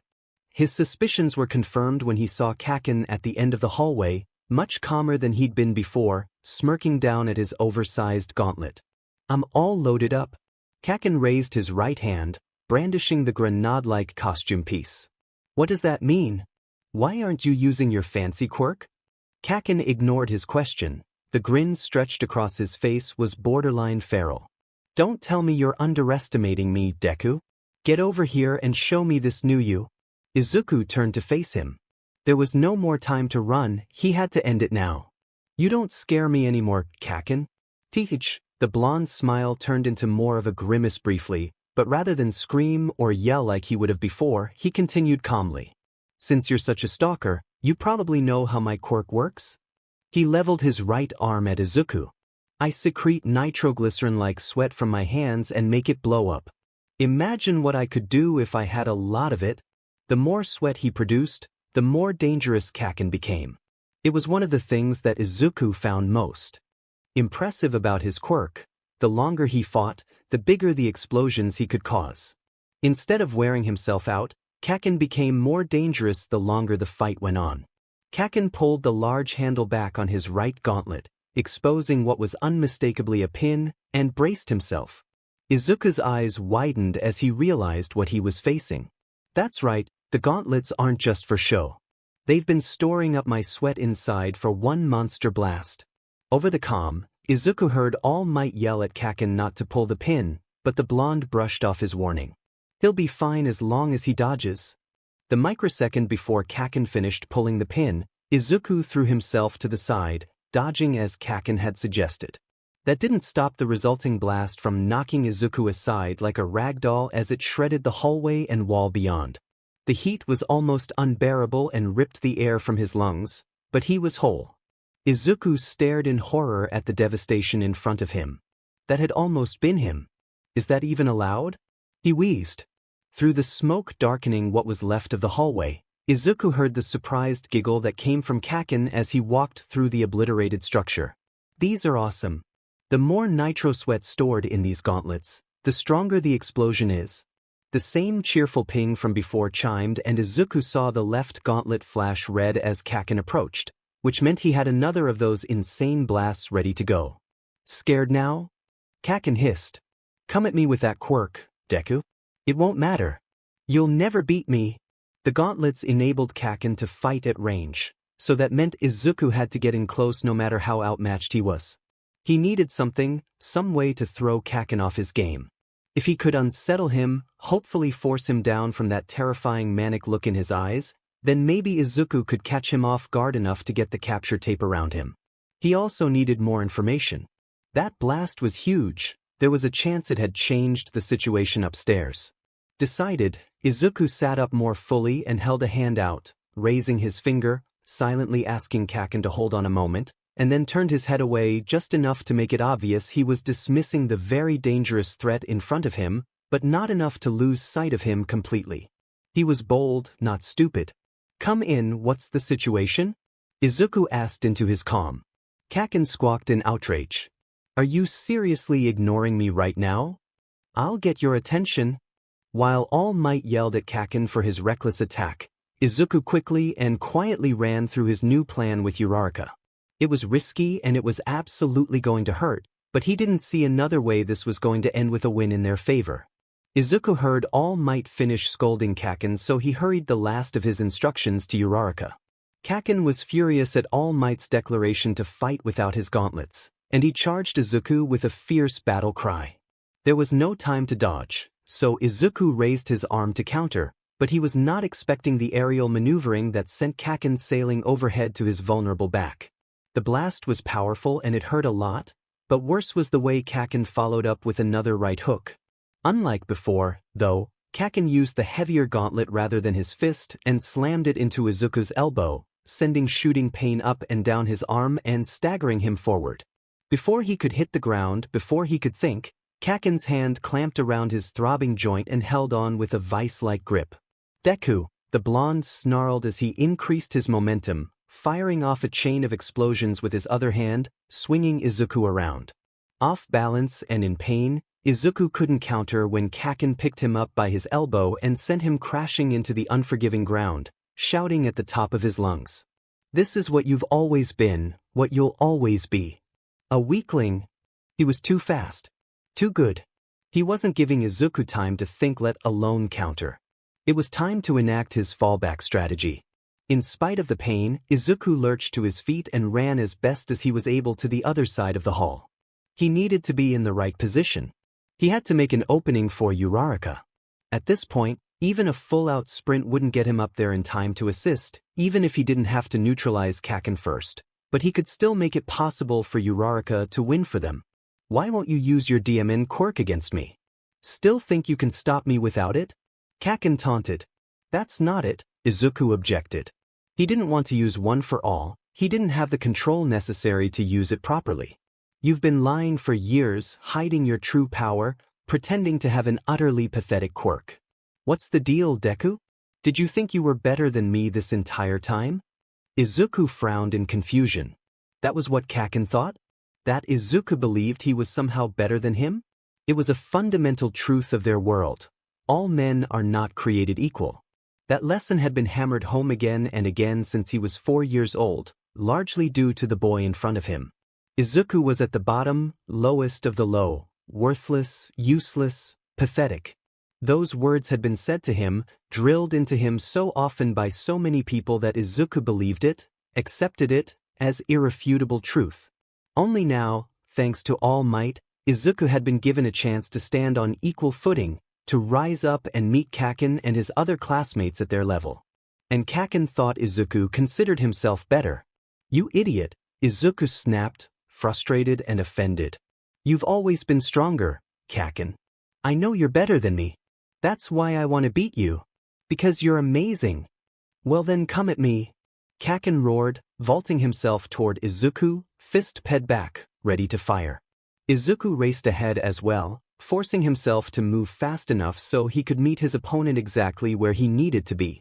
There was no point in capture tape now, and no way he could use one for all against Kaken directly without killing him, so he did the only thing he could do. Raising one arm to protect his face at the last minute, Izuku took the full brunt of Kaken's rage-powered blast while he sent a one-for-all smash up toward the ceiling, crying out in agony as the searing heat roasted his skin and the bones in his other arm shattered. The air pressure from his punch tore through the ceiling and then the next, all the way up and out the roof of the building.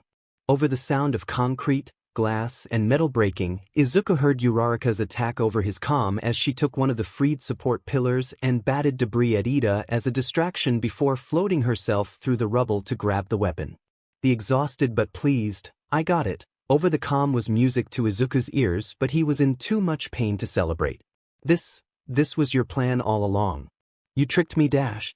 I wasn't going to use it. Izuku saw the stunned look on Kaken's face, the way he contorted his features into renewed anger as the surprise slowly faded. I can't control it yet, he explained, voice tight with suppressed pain. My body can't handle the backlash.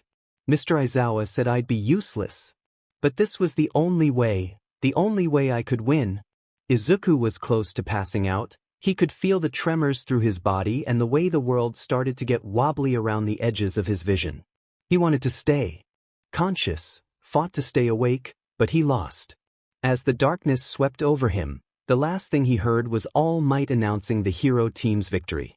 Unconsciousness was interesting with Izuku's quirk. More specifically, the moment his brain adjusted from unconscious to merely asleep. The brain essentially shut off while unconscious, processing almost nothing, unaffected by outside stimuli.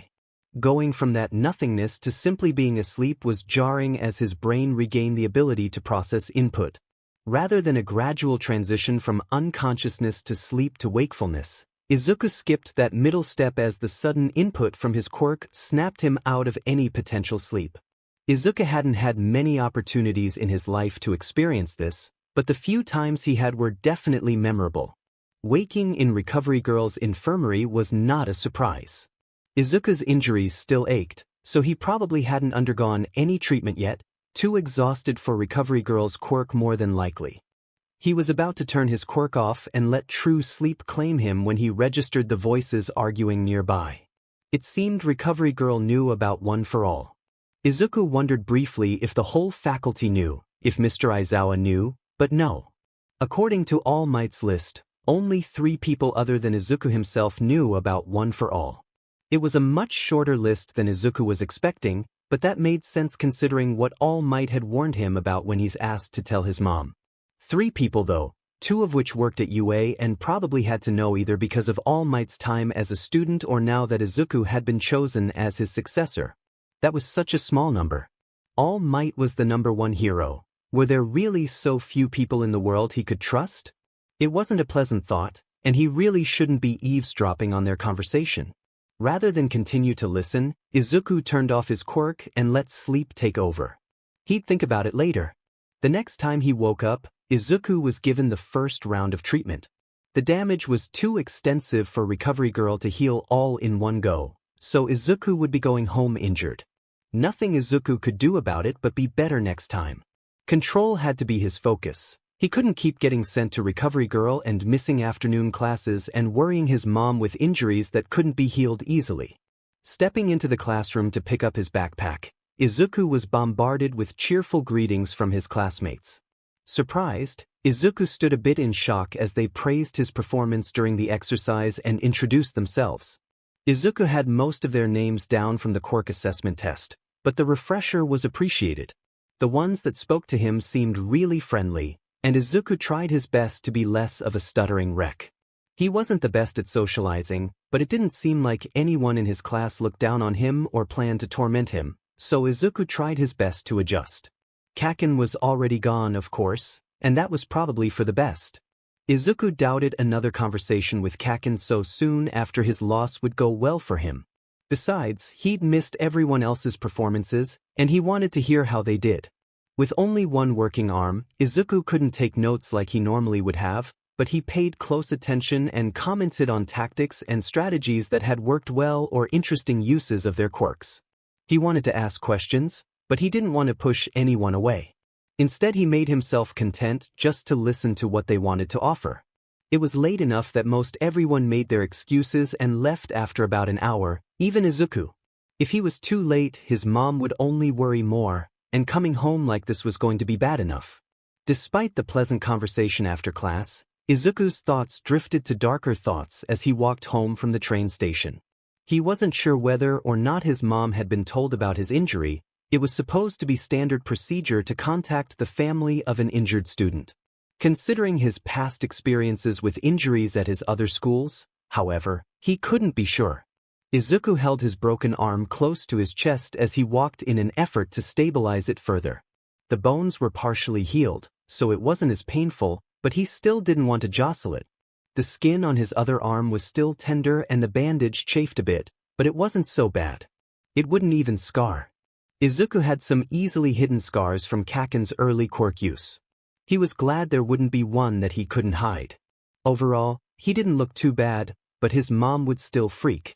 With a sigh, Izuku prepared himself for her reaction and opened his front door. "Mom? I'm home." My baby. His mom was already crying. You must have called her.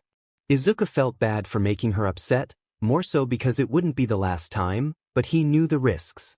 Hero work was dangerous. Injuries were inevitable. He hugged his mom with the arm not in a sling. I'm sorry, Mom. I don't want you to worry too much, though. I'm okay, really, and Recovery Girl will fix me up good as new in the morning. I am your mother. Worrying is what I do. Oh, honey. She looked him over with gentle hands, eyes overflowing with tears. I know you want to be a hero, but you're so hurt. Mom, Izuku used the cuff of his jacket to brush her tears away. I know it's scary, but I'm okay, and I'm only going to get stronger. That way I won't get hurt so bad. I promise. But without a good quirk, her lip trembled and she shook her head. Will it ever be enough? This is what training looks like. What will happen against a villain? Guilt and worry ate away at Izuku's stomach. With just his own quirk, he'd essentially be fighting quirkless. There were a few heroes that didn't have combat quirks, like Eraserhead and All Might's former sidekick, Sir Night-Eye, but even they managed to utilize what they had in a fight. There was nothing Izuku could do with his own quirk that would be useful in a fight. Maybe he should tell her. It would only replace one worry with another, but if it would ease her immediate concerns, then it might be worth it. If the biggest threat was that she'd tell someone, then what did he really have to worry about? It was his mom. All Might had only trusted 3 other people with the secret of One for All, but he'd also said Izuku had the right to tell his mom if he wanted to. If he trusted her completely, which he did, then the risk should be minimal, and it would allow Izuku to alleviate some of her concern for his safety. It was still a burden. The knowledge in the wrong hands would be dangerous, but he trusted her to keep it a secret. Besides, it was his mom. She should know. This was a big deal, and he wanted her to know. I want to tell you something. It's a secret, a big one, but it's important. Izuku gave her his most reassuring smile and led her to the couch. Once she was sitting, he laid it all out for her. Running into All Might, the conversation on the roof, saving Kaken, and All Might's decision to pass on One for All to him. He left out All Might's weakened state, because that wasn't his secret to tell, but he explained how the quirk worked and that it had given him strength and speed like All Might. The news was a lot to take in, he knew that better than anyone, but he patiently answered her questions until she was convinced. So you don't have to worry. With All Might's power, once I get the hang of it, I'll be just fine. You're still learning it though, and it's doing this to you. His mom ghosted a hand over the arm in a sling. She didn't look wholly assured, but she wasn't crying anymore either. I wish you'd told me about this before you accepted, but did I suppose there was no changing your mind either? Izuku shook his head with a shrug. I couldn't turn him down. He was offering me my dream, Mom. I know. Weakly, she gave him a watery smile. I am so proud of you. Also terrified, but so proud. You get that quirk under control, mister. I don't know how many times I can stand seeing you like this. Thanks, Mo. I will. I promise. Izuku felt lighter than he had in months. The next morning, Izuku had to wake up earlier than normal so he could swing by Recovery Girl's office for the rest of his treatment. It made staying awake in his morning classes a struggle, but Izuku managed to pull himself out of his haze by lunchtime. Hero training that day was tamer than All Might's combat exercise, and consisted of Mr. Aizawa and All Might taking them to one of the gyms on campus. The teachers wanted an idea of where they each were and where they could stand to improve. It was actually pretty relaxing, low pressure even. Everyone made the rounds between the various machines, and Izuku was happy to see some of the equipment had been altered to go above the standard weight maximums. He'd surpassed traditional limits to the machines at the little gym near his apartment, so it was nice to see he could actually train. Whoa, Midoriya. Kirishima grinned, looking at Izuku adjusting the weight resistance on the rowing machine as the redhead wiped it down after finishing his own set. Man, you sure you can handle that much weight? No offense. You're kinda tiny though. Izuku shrugged good-naturedly. He could tell from Kirishima's tone that he really wasn't trying to make fun of him. There was just enough concern behind the comment. I know, I'll probably be short even after I'm done growing. Mom's tiny, after all. But yeah, I started a super intense training regimen last year. With a secretly knowing smile, he added, I could probably carry All Might if I wanted to. Kirishima laughed, taking his entirely factual comment as humorous hyperbole, but he was amused rather than malicious. Izuku got the impression that Kirishima was just genuinely nice like that. The redhead waited for Izuku to sit and go through a few reps before he held his hands up in surrender and made his way to his next station. That wasn't the only comment Izuku got that day either, and he could feel a few of the others' eyes on him occasionally. Uraraka, Azui, Kaminari, and Mineta all voiced their surprise at his deceptive physical strength. He could have done without Mineta's crass suggestion that he could get so much tail if he showed off a little more, though. Overall, the day felt about as normal as Izuku could have expected out of high school. He should have guessed it wouldn't last. The swarm of reporters at the gates the next morning was problematic. Izuku did not want to talk to the press, especially about All Might, too worried he'd make a fool of himself or say something he really shouldn't. Izuku tried to keep his head down, but a few reporters still cornered him, throwing questions at him faster than he could even answer. If it wouldn't break his legs, Izuku would use one for all to just jump over the wall behind him to safety. He was debating doing it anyway. Thankfully, Mr. Aizawa and Present Mike showed up at the gate and distracted the reporters long enough for Izuku to slip inside. The chatter from the students was, of course, all about the media camping on their doorstep. Some of his classmates had actually tried to answer some of their questions. Izuku saluted their bravery, but he'd pass. Until he got better at speaking to people, he'd prefer to avoid making an idiot of himself on camera. In homeroom, Mr. Aizawa announced the class was supposed to elect a class representative, and Izuku quickly ran through the pros and cons exposure and leadership training. Both good and necessary things. Cons, public speaking. The universe, of course, decided that it had other ideas. Somehow, Izuku ended up with 3 votes. Since he definitely hadn't voted for himself, Izuku was shocked. Taking his spot up at the front with Yayorozu, the vice rep, he just wanted to curl up and hide. He didn't have to make a speech, did he? Mr. Aizawa dismissed them quickly back to their seats so class could continue. Izuku managed to get his nervous energy down to manageable levels by the time lunch rolled around, so he wasn't a stuttering mess as he spoke with Ida and Uraraka about the nomination and what made a good leader. In the conversation, Ida let slip that he was related to the pro-hero Ingenium. Izuku immediately latched onto the change in topic, always interested in hearing more about heroes. The way he talked about Ingenium's ability to lead and longing to help others with such pride and conviction made Izuku smile. Ida obviously loved his brother and idolized him as a hero. After the absolute travesty of proper evacuation technique brought on by the security breach, reporters were really persistent, apparently, and Ida's decisive handling of the situation, Izuku was even more convinced than he had been before. Ida was a far better choice as class rep than Izuku would be, so when they got back to class and it was time to elect the other officers, Izuku stepped down as class rep and put Ida up for the position instead. The others quickly agreed, and Izuku took his seat, relieved that he'd managed to dodge that particular bullet. Maybe, hopefully, one day he'd be comfortable enough to be the kind of class rep that everyone deserved, but that wasn't right now. He was glad the others agreed so easily, and Ida took his position at the front of the room. Ida thanked him for his endorsement as they walked to the train station after school, and Izuku could happily tell him, "I voted for you anyway. I never wanted the job, and you definitely earned it." There was a definite air of excitement the next day that Izuku couldn't pinpoint the cause of. Reading about All Might's various appearances that morning on the train might have had something to do with it.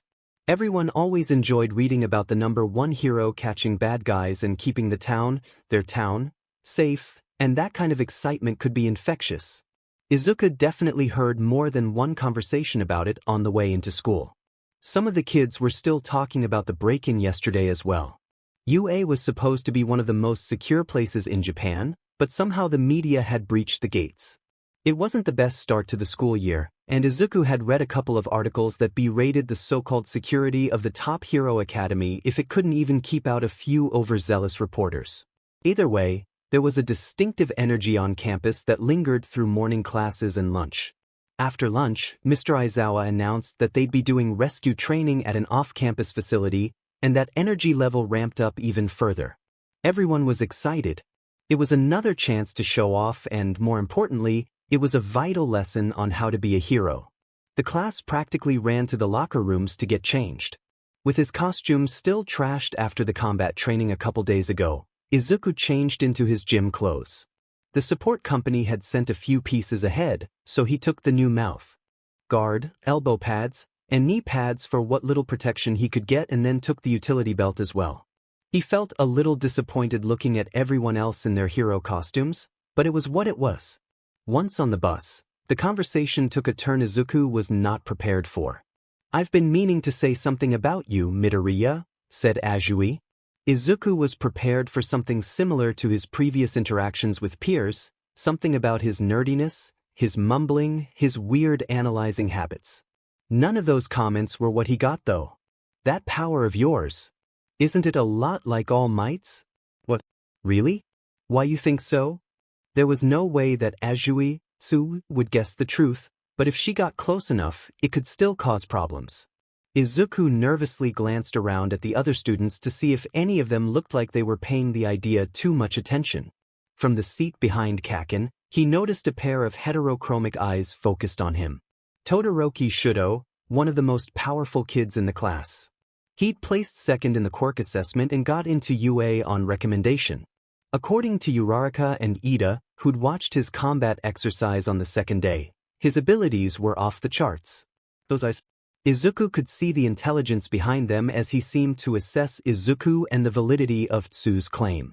It was more attention than Izuku wanted focused on him and All Might's connection from anyone, but especially someone with as much potential as Todoroki. "Wait, hold on, you're forgetting All Might doesn't hurt himself. That makes a huge difference." As Kirishima voiced his objection, Todoroki's two intelligent eyes slipped shut, and Izuku relaxed. Still, it must be cool to have a simple augmenting type of quirk. You could do a lot of flashy stuff with it.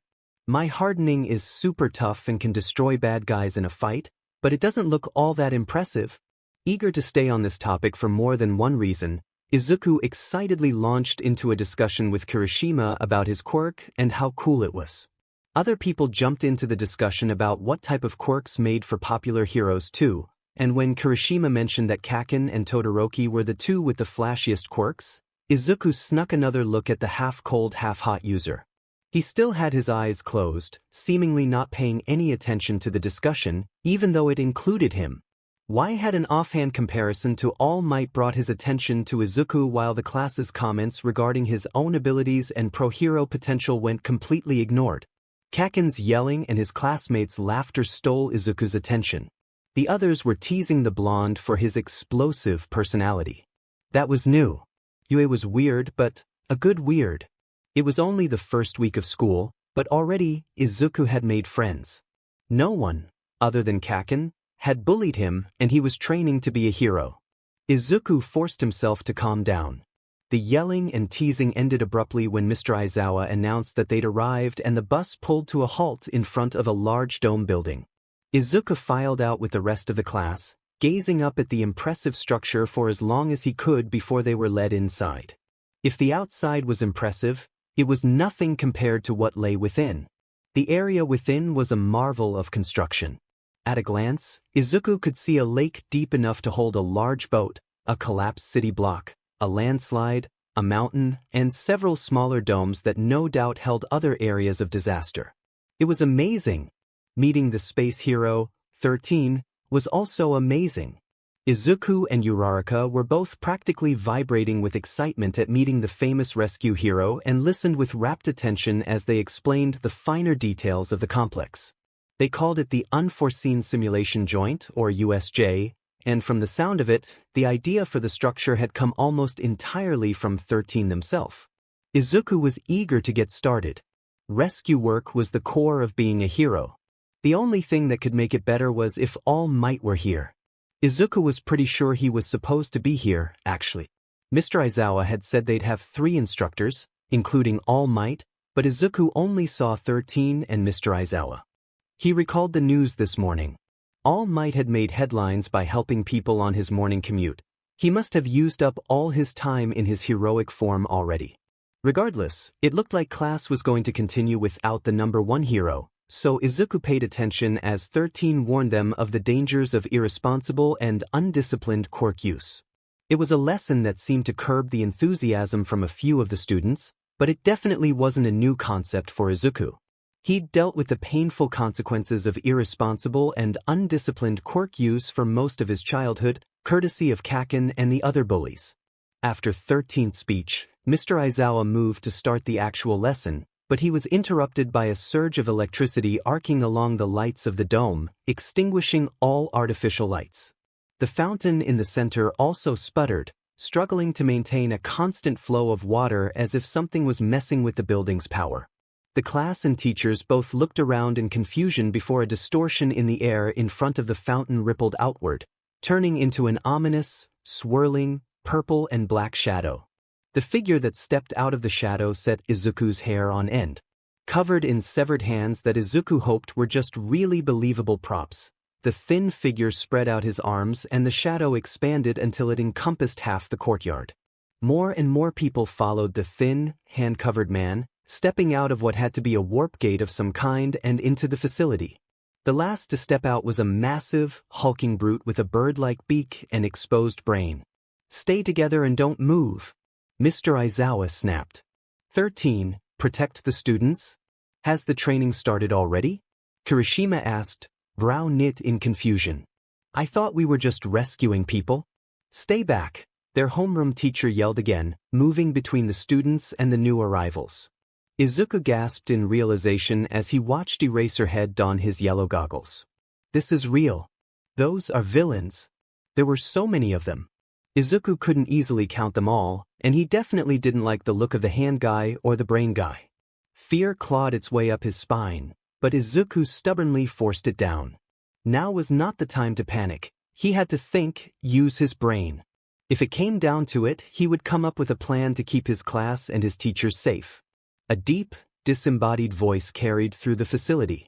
The only real heroes I see are 13 and Eraserhead. Perplexing. According to the schedule we retrieved from UA, All Might should be here as well. As the warp gate shrank and reassembled into a vaguely human figure, Izuku realized the speaker was the warp quirk user. So they used the press as a cover and snuck onto campus, Mr. Aizawa muttered. Where is he? A harsh, dry voice asked. It didn't carry quite as well over the distance, but it was still audible. I went through the trouble of bringing so many friends who were eager to meet him. They want All Might, the great symbol of peace. I can't believe he's not here. Maybe if I kill a few kids, he'll come out to play. Mr. Aizawa's capture weapon flared up around him in response to the threat to his students. Real villains? There's no way, Kirishima objected. How could so many of them get into a secure UA facility? He's right. 13, Yaoyorozu said as she stepped forward. Why aren't the alarms going off? Good question, 13 mused worriedly. I'm not sure. Is the entire campus under attack? Or is this their only target? Todoroki wondered. Either way, if the alarm sensors aren't being triggered, then one of these villains must have a quirk that's masking their presence here. They carefully chose this isolated facility as an entry point at a time when a class was being taught. They're fools for trespassing here, but they've thought this out. Whatever their plan, they must have a concrete objective in mind. But what is it? Izuku agreed with his assessment. As he thought, Todoroki was sharp. His ability to make a quick and accurate, tactical appraisal would definitely come in handy here. 13, get the students out of here and alert the main campus, Eraserhead ordered. Actually, if they're blocking our sensors, they might be jamming our regular communications too. Kaminari, use your quirk to try to contact the school. Yes, sir, the electric quirk user replied, following instructions. What are you going to do? Izuku stepped forward as Eraserhead did. You can't fight them on your own. There's too many of them. Even if you nullify their quirks, your fighting style's not suited for this. Izuku wasn't normally one to speak against a teacher's instructions, but he didn't like the idea of Mr. Aizawa facing off against all those villains alone. Your power works best in stealth and one-on-one fights. That's not gonna help with a group. Eraserhead turned to look at Izuku over his shoulder. You can't be a pro if you only have one trick. Privately, Izuku thought you also couldn't be a pro if you were killed by a mob, but he didn't have time to object as Eraserhead threw himself down the stairs, charging the villains. The whole class watched as their teacher nimbly dispatched villain after villain, dodging and punching and kicking all in conjunction with his capture weapon. It was an impressive display, and Izuku reconsidered what he knew about the underground hero, itching to take notes to add to his analysis when he got back home. The odds of getting back home, however, shrank dramatically as the Warp Gate villain reappeared behind the students, blocking their escape. 13 was quick to place themselves between the villain and the students, but Kirishima and Kaken jumped the villain before the pro-hero could stop them. Their attack generated a lot of smoke and noise, but the villain remained smugly unaffected. After a few more threatening taunts, black tendrils of smoke erupted from the villain and engulfed the class. Izuku had just enough time to throw his hands up to try to protect his face on instinct before the ground disappeared from underneath him and he dropped, screaming, 10 meters above the surface of the lake. Hitting the surface of the lake stung, but Izuku had definitely felt worse. He whirled around for a few moments trying to orient himself toward the surface before kicking desperately. Swimming in shoes was annoying. Swimming in shoes when he had little to no excess body fat to add to buoyancy was a challenge. Izuku's lungs screamed for air, but he still had a ways to go when movement in the water caught his attention. At first Izuku thought it was a shark and panicked a little, but then he looked closer and realized it was a villain. Izuku would have preferred the shark. Before the villain could reach him, Tsu slammed into his side, knocking the villain off course and stunning him long enough for her to wrap her tongue around Izuku's chest and drag him up out of the water. Once they were on the boat and relatively safe, he coughed out his thanks. "This is turning out to be a terrible day of class," Tsu lamented softly, dropping Mineta, who she'd also fished out, none too gently on the deck. "Yeah, I keep thinking about what that villain said. They knew our whole schedule and who would be here. That means they've been waiting for the perfect time to attack, just like Todoroki said they were." Izuku didn't like this one bit. A well-planned assault with this many villains could do serious harm. Even if All Might were here, Izuku doubted the rest of them would be safe from all danger. Mineta flailed as he cried out his protest. It's not like these guys can really kill All Might. Once he shows up, he'll pound these villains until there's nothing left. Think about it though. If the villain spent so much time planning this attack, then they probably figured out a way to kill him, Tsu reasoned calmly. Izuku didn't like to think about it, but she was probably right too. Besides, didn't you hear what that smoke guy said? Maybe we should worry more about not getting tortured to death. Otherwise, we might not survive long enough to see All Might again. Izuku remembered. Both the warp villain and the hand villain had mentioned killing students. It was a very real concern. Regardless of whether or not they had a means to kill All Might, they absolutely had the means to kill the students. Izuku was determined to make sure that didn't happen. "The pros are gonna save us, right?" Mineta screeched. "Tell Frogmelons to shut up." Izuku shot him a withering glare but otherwise ignored his outburst. Besides, they didn't have a lot of time. There were villains in the water, surrounding the boat on all sides, jeering at them as they clung to the temporary safety of the boat. Izuku didn't know why they were after All Might specifically, why they put together such an elaborate plan for just one hero, even if he was the number one hero, and he didn't care. If their goal was to take out All Might, then Izuku planned to mess up their day. "We have to stop whatever it is these guys are planning," Izuku declared firmly. "We have to work together and keep All Might and our classmates safe. No one at UA knows what's happening, so it's up to us. Let's be heroes." Tsu nodded in firm agreement, but Mineta started crying and screaming again. "Are you crazy? These guys might be able to kill All Might and you think we can take them?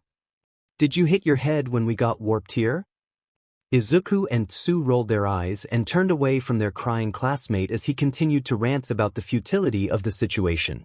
It wasn't helpful input, so Izuku blocked it out. He understood why Mineta was worried, but it wasn't like they had a choice. If their options were stand up and fight or wait around and die, then he knew which option he voted for. "Those villains have a clear advantage in the water," he murmured to Tsu. "They must assume that's where we'll fight, or they're prepared to force us there eventually. Then they must have known what was in the USJ before they got here," Tsu guessed. Izuku agreed. It matched with everything they'd done so far. Getting the schedule, Picking an opportune time and location, and gathering a group that had terrain advantage all spoke of meticulous planning. There was just one thing that didn't make sense. For a group with such careful planning, there's something that just doesn't make sense to me. Izuku confessed. They sent you here. Of all the places to send you, they warped you to the shipwreck zone. Why does it matter that she's here? Mineta cried. It means the villains probably have no idea what our quirks are, Izuku explained. Tsu riveted in surprise. You've got a point. If they knew I was a frog, they would have sent me to that fire zone over there instead of somewhere full of water. They probably separated us because they didn't know what we could do and planned to overpower us once we were in smaller groups. Easier to pick off that way, but we can use that to our advantage. They don't know what our quirks are, so, for all they know, the three of us could be super powerful. Look, Izuku watched the villains in the water around them critically. None of them are trying to climb into the boat, which just proves they're unsure. They're being smart and playing it safe. For now. Tsu dragged him away from the edge and the two of them hunkered down next to Mineta to start planning. The first thing Izuku needed was information. Tsu offered up information on her own quirk first, and it was quite the list. Jumping, climbing, and her extended tongue, not to mention superb maneuverability in the water. Tsu's quirk was pretty amazing. Mineta finally seemed to calm down as he explained his quirk. It was a great utility quirk, for sure, but had somewhat limited combat use. The sticky ball were excellent for capture and restraint, and Mineta could use them to augment his own maneuverability if properly applied. When it was his turn, Izuku hesitated. He had no trouble telling them about the uses and limitations of One for All, but strictly speaking, that wasn't the only thing he could do. Admitting he had another or secondary ability could be bad though, and Izuku wasn't sure if his own quirk would really matter here anyway. Maybe if it were just Tsu, she seemed like the trustworthy sort, but Mineta didn't strike him as the type to be able or willing to keep it a secret. In the end, he decided to hold off. If it became relevant, which he doubted, then he'd tell them. Before they could get to the actual planning stage, the villains decided to move things along, wrecking the boat.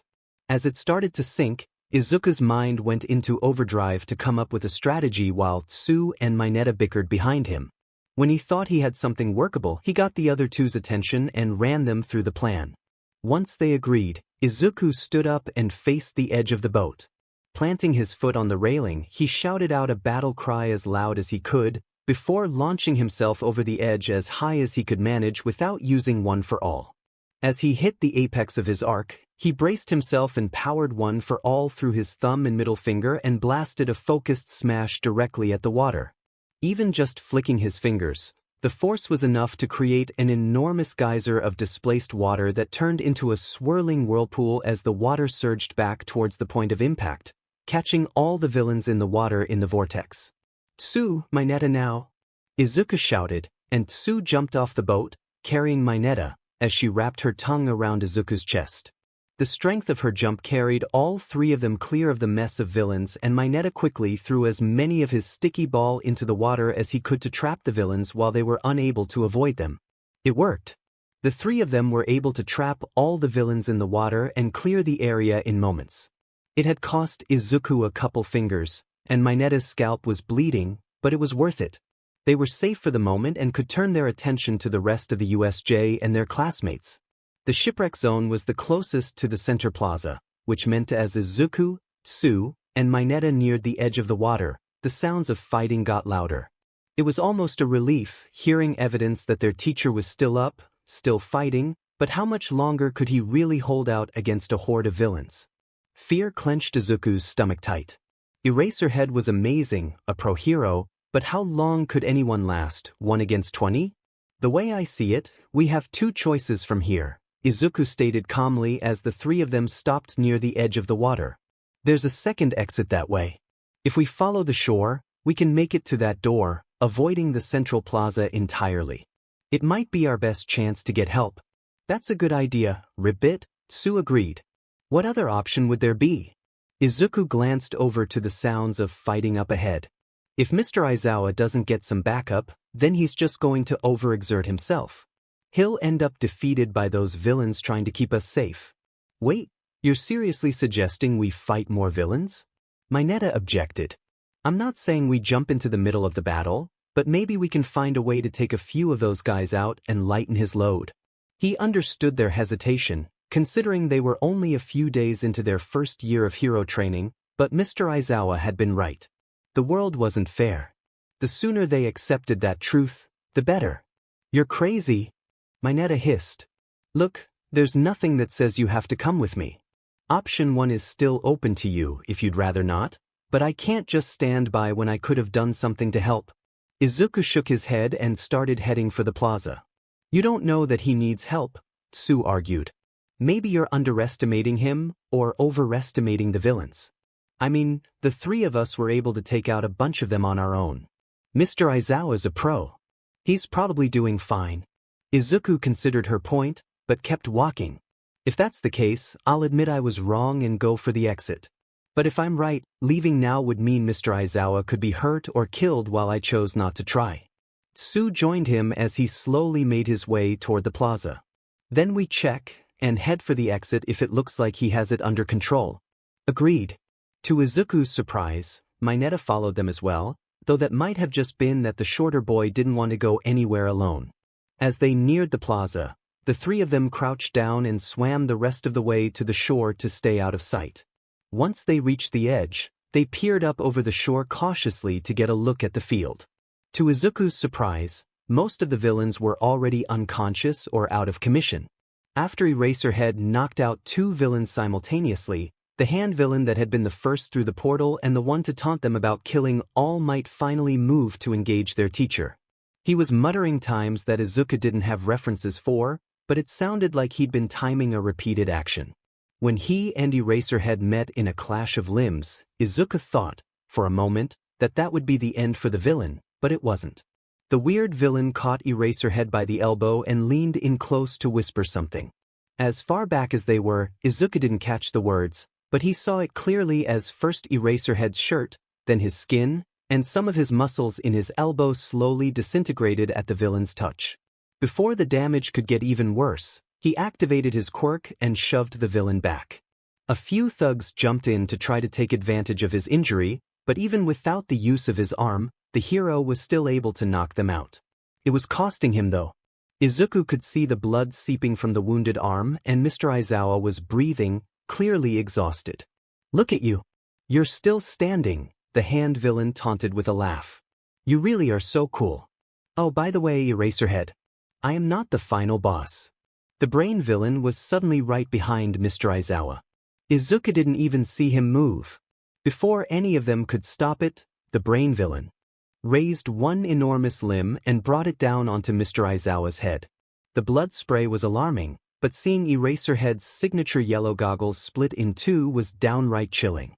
Support gear for heroes was no joke. Items were made to be extremely durable, particularly anything that also doubled as protection like the goggles did. The amount of force necessary to completely snap the goggles in half was immense and the villain had just brought it to bear with a single strike. Not that it ended there. Izuku, Sue, and Mineta were all frozen in shock and terror as the brute slammed Mr. Aizawa repeatedly into the ground. If it weren't for the groans of pain, Izuku would think Mr. Aizawa had died, but somehow he was still alive and conscious. The brain villain held a massive hand on his head, pushing him into the ground, while the other held the hero's already damaged limb at a painfully awkward angle. What do you think of him, Eraserhead? The hand villain bragged cheerfully. He's the bioengineered anti-symbol of peace, but you can call him Nomu. Nomu let out an animalistic screech before twisting Mr. Aizawa's arm and breaking it. The scream of pain from their teacher was awful. You can erase people's powers. That's irritating, but it's nothing impressive. The hand villain was talking again. When faced with true devastating power, you might as well be a quirkless child. Nomu broke Mr. Aizawa's other arm in one swift motion, crushing it between his palm and the ground. Then he pulled Mr. Aizawa's head up before slamming it into the ground. No, Mineta whimpered. We should be leaving super fast, shouldn't we? Ribbit, Sue croaked her agreement. Izuku's goal for coming here had been to see if Mr. Aizawa needed help and render aid if he could, but what was he doing? Sitting here, frozen, while his teacher was mutilated in front of him. He had to do something. Before he could convince himself to move, the warp villain returned. Tamura Shigaraki? Was that the hand villain's name? He really just said his name in front of everyone? Kurojairi, Shigaraki acknowledged. Did you manage to kill 13? The rescue hero is out of commission, Kurojairi confirmed. If nothing else, Izuku was learning these guys weren't careful with their names or identities. But there were students I was unable to disperse, and one of them got outside the facility. Someone escaped. That meant help was on the way. Even better, it looked like Shigaraki realized that too. The villain began scratching at his own neck in agitation and scolding the other villain for his failure. When he finally stopped clawing at his own neck and dejectedly said they were leaving, Izuku was a little surprised. It didn't make sense. This whole plan, all the prep, was to kill All Might. They were really going to leave before they got a chance to do that? A second attempt would be practically impossible. They wouldn't be able to exploit the same weakness to get into UA after this. I have a bad feeling about this, Midoriya, Tsu murmured.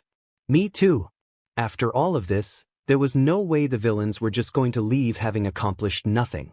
So what could they do in the time they had left?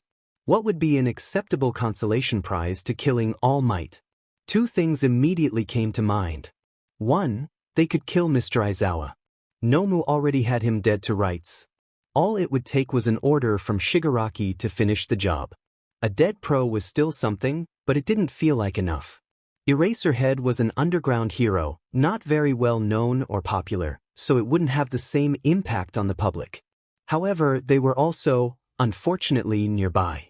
A student, a child, killed in an attack when All Might was supposed to have been present? Yeah, that would have impact. Get down, Izuku ordered quietly, already pushing Tsu away from the edge. Take my neta and swim away, stay away from the edge. Do it now. Thankfully, Tsu complied, ducking under the water entirely and swimming away just in time. When Shigaraki turned towards the water, Izuku was the only one he saw. Just in case the villain got suspicious, just in case he had seen all three of them before and thought it odd there was only one now, just in case he needed a push to follow through and leave Mr. Aizawa alone, Izuku closed his eyes and pretended to cower in fear. Izuku saw through his quirk when Shigaraki launched himself forward, hand reaching out for Izuku's face. He only had about 2 seconds to get this right. If he messed up the timing on this, he was dead. He needed speed, just a little bit, just enough to do what he needed. A normal jump wasn't going to do it, but a one-for-all power jump would be too much. He wanted a little boost, not enough to launch him to the ceiling, and he definitely needed to be able to use his legs afterward. Then it hit him. Just like the quirk assessment test the first day of school, he needed to control where he focused one for all. If he used it all through his legs, he had the ability to jump buildings, but that's not what Izuku needed. Instead, he limited the power to the last point of contact with the ground, his toes. There were significantly fewer muscles in his toes than there were in the entirety of his legs, which meant he was reducing the effectiveness of one for all, but in this case, that's exactly what he needed. Just a little boost. Once Shigaraki was close enough, Izuku jumped up and flipped over the villain, clearing him with room to spare. As he flew over Shigaraki's head, Izuku grabbed the red cables that connected the hands around Shigaraki's neck to the one on the back of his head and heaved, throwing the villain back across the plaza. When Izuku landed, he winced as his toes reminded him that his bones weren't yet powerful enough to handle one for all, but he otherwise ignored the pain. He also noticed that he still held the costume piece in his hand and looked at it with disgust. Were those real hands? From actual people? What the hell? Izuku dropped the cable quickly. Nomu, Shigaraki coughed, rubbing his neck, sprawled across the ground where he'd landed. Kill that brat. Oh, CRP. At least they were leaving Mr. Aizawa alone. Izuku would take the good news where he could get it. In a blink, Nomu was in front of him, arms up to crush him into the dirt. Izuku didn't think, didn't plan, just reacted, throwing a one-for-all smash in an effort to knock the villain back. He connected with a solid torso, he could feel the reverberations of his fist hitting something, but Nomu didn't budge. Was he completely unaffected? How was that possible? If that weren't enough to be surprised by, Izuku also noticed his arm wasn't broken.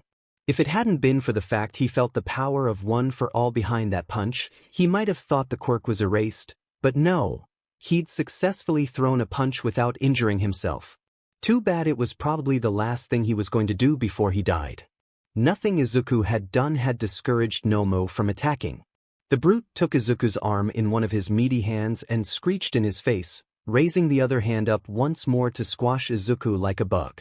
Tsu's tongue wrapped around Izuku's chest and he felt her try to pull him to safety. He was surprised, but grateful that she came back to help. But there was no way he was getting away unless Nomu let go of his arm. Then the doors of the USJ exploded, and everyone froze.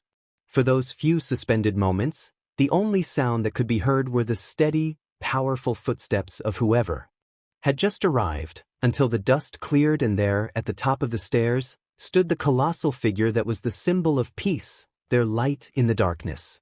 All Might. Have no fear, students. I am here. All Might's proclamation broke the stillness around them, and the students relaxed, but the villains didn't look worried.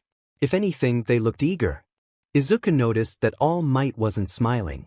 Did that mean he was worried? Or was it anger?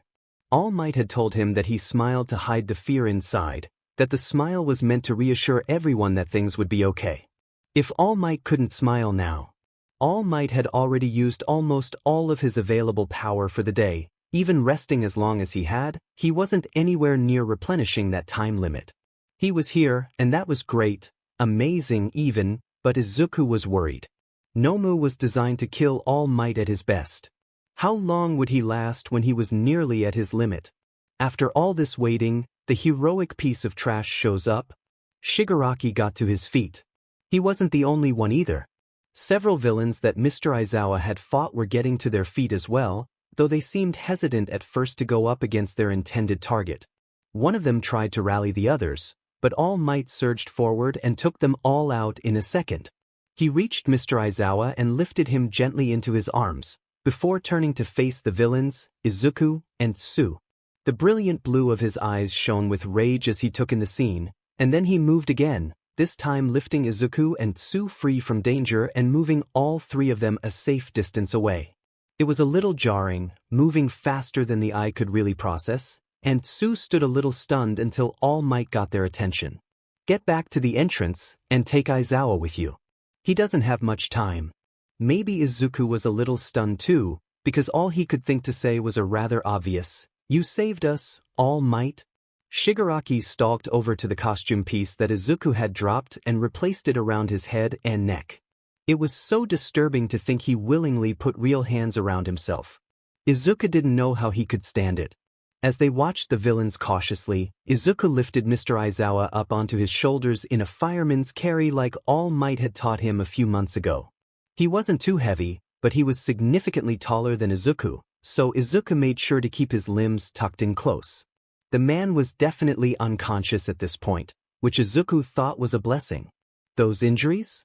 If the head trauma hadn't done it, the pain alone might have been enough to knock him out. Once Mr. Aizawa was secured, Izuku turned to his mentor. All Might, be careful. That brain villain took a smash from me and it didn't faze him at all. He's the reason they think they can kill you. Don't worry, young Midoriya. I've got this. All Might smiled encouragingly, but Izuku wasn't convinced. Still, he had his orders.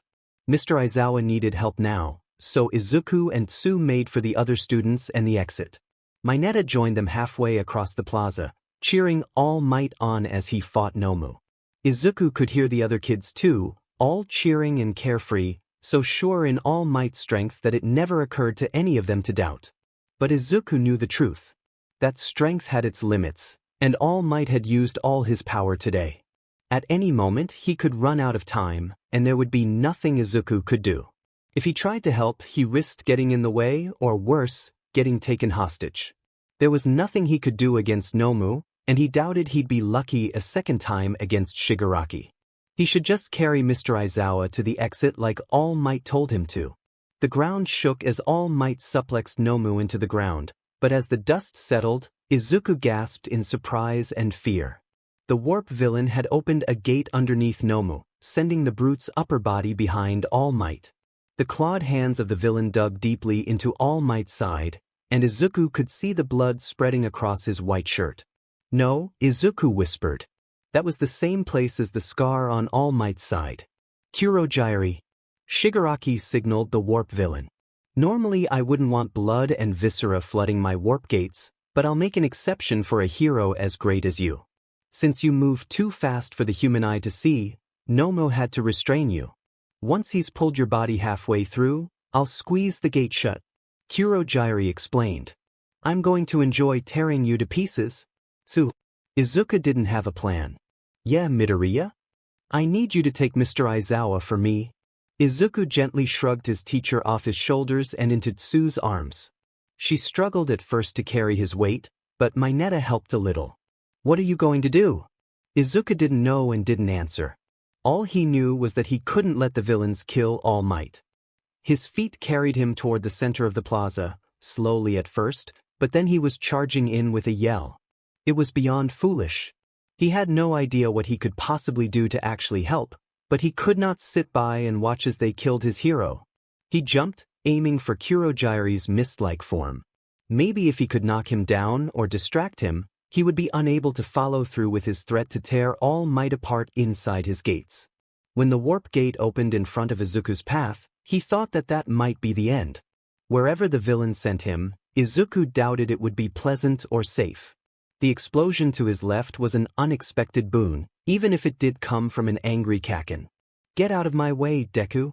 The blonde slammed into Kurogyri's body and managed to take him to the ground, which disrupted the warp gate in front of Izuku.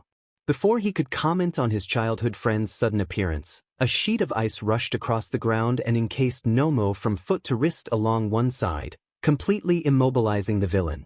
And ice could only mean one thing. "One of your poorly trained thugs told me you're here because you think you can kill All Might." Todoroki was here. Calm and collected as if he were discussing something in class, he stared down the villains with undisguised disdain. All Might seized the opportunity to break free of Nomu's grip and jumped clear of the warp gates to stand next to Todoroki and Izuku. "Are you okay?" Izuku asked, sending a cursory glance over All Might and Todoroki both. Wherever the teen had been sent to clearly hadn't caused him any harm, though. Izuku didn't see a scratch on him. A shout from Kirishima drew Izuku's attention, and he watched as the redhead tried to get the jump on Shigaraki. The villain moved out of the way, though, and Kirishima was quick to jump back as well after his sneak attack failed. "Guess I found your body that time, ya smoky BSC." Kaken grinned, taunting Kurogyri with glee as Kirishima took up position to his left. "The symbol of peace will not be defeated by delinquents like you," Todoroki declared. Their arrival was very timely, and Izuku was pleased to see that none of them were harmed. They were eager to help, ready to stand up and defend, and Izuku was beyond relieved they were here. He wiped the tears from his eyes and raised his fists in a loose guard. They were ready to fight, and so was he. No one was getting to All Might today. "Kurogyri, how could you let this brat get the best of you? You've gotten us into a real jam here." Shigaraki complained. "Heh," Kaken gloated. "You got careless? You dumb villain. It wasn't hard to figure you out. Only certain parts of you turn into the smoking warp gate. You use that mist to hide your actual body as a kind of distraction. Thinking that made you safe. That's why we missed, but if you didn't have a body, you wouldn't be wearing this neck armor, right? You're not immune to physical attacks if they're well aimed." Izuku knew Kaken was intelligent, particularly when it came to combat. It wasn't a surprise that he'd found the villain's weakness before even Izuku had.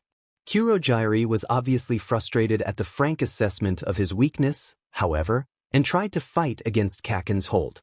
Kaken sent several small explosions into the armor piece under his hand. "Don't move. You try anything funny and I'll blow your butt up right now, you got it? They'll be cleaning you up for weeks." "Oh, that doesn't sound very heroic," Kirishima teased with a smile. "They escaped uninjured and captured my two strongest men. Kids these days really are amazing.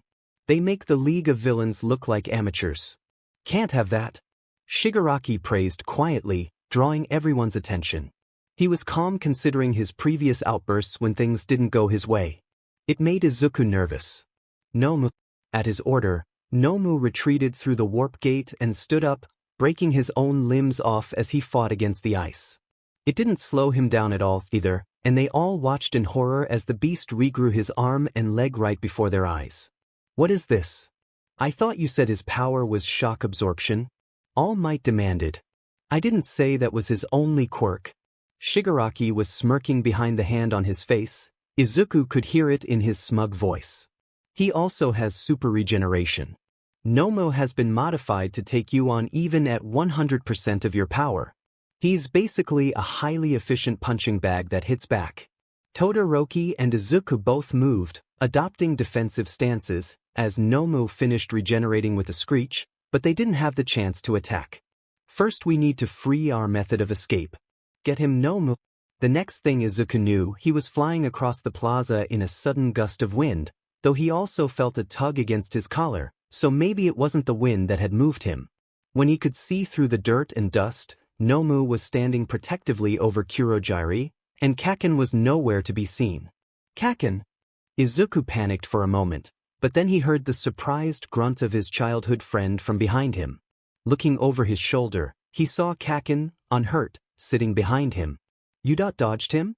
Shut up. No I didn't, you demon nerd. Then how'd you get over here? Kirishima asked. He and Todoroki were also with Izuku and Kaken, several meters away from where they'd been before. Isn't it obvious? Todoroki asked, pointing to the destroyed wall marking the entrance to the squall zone.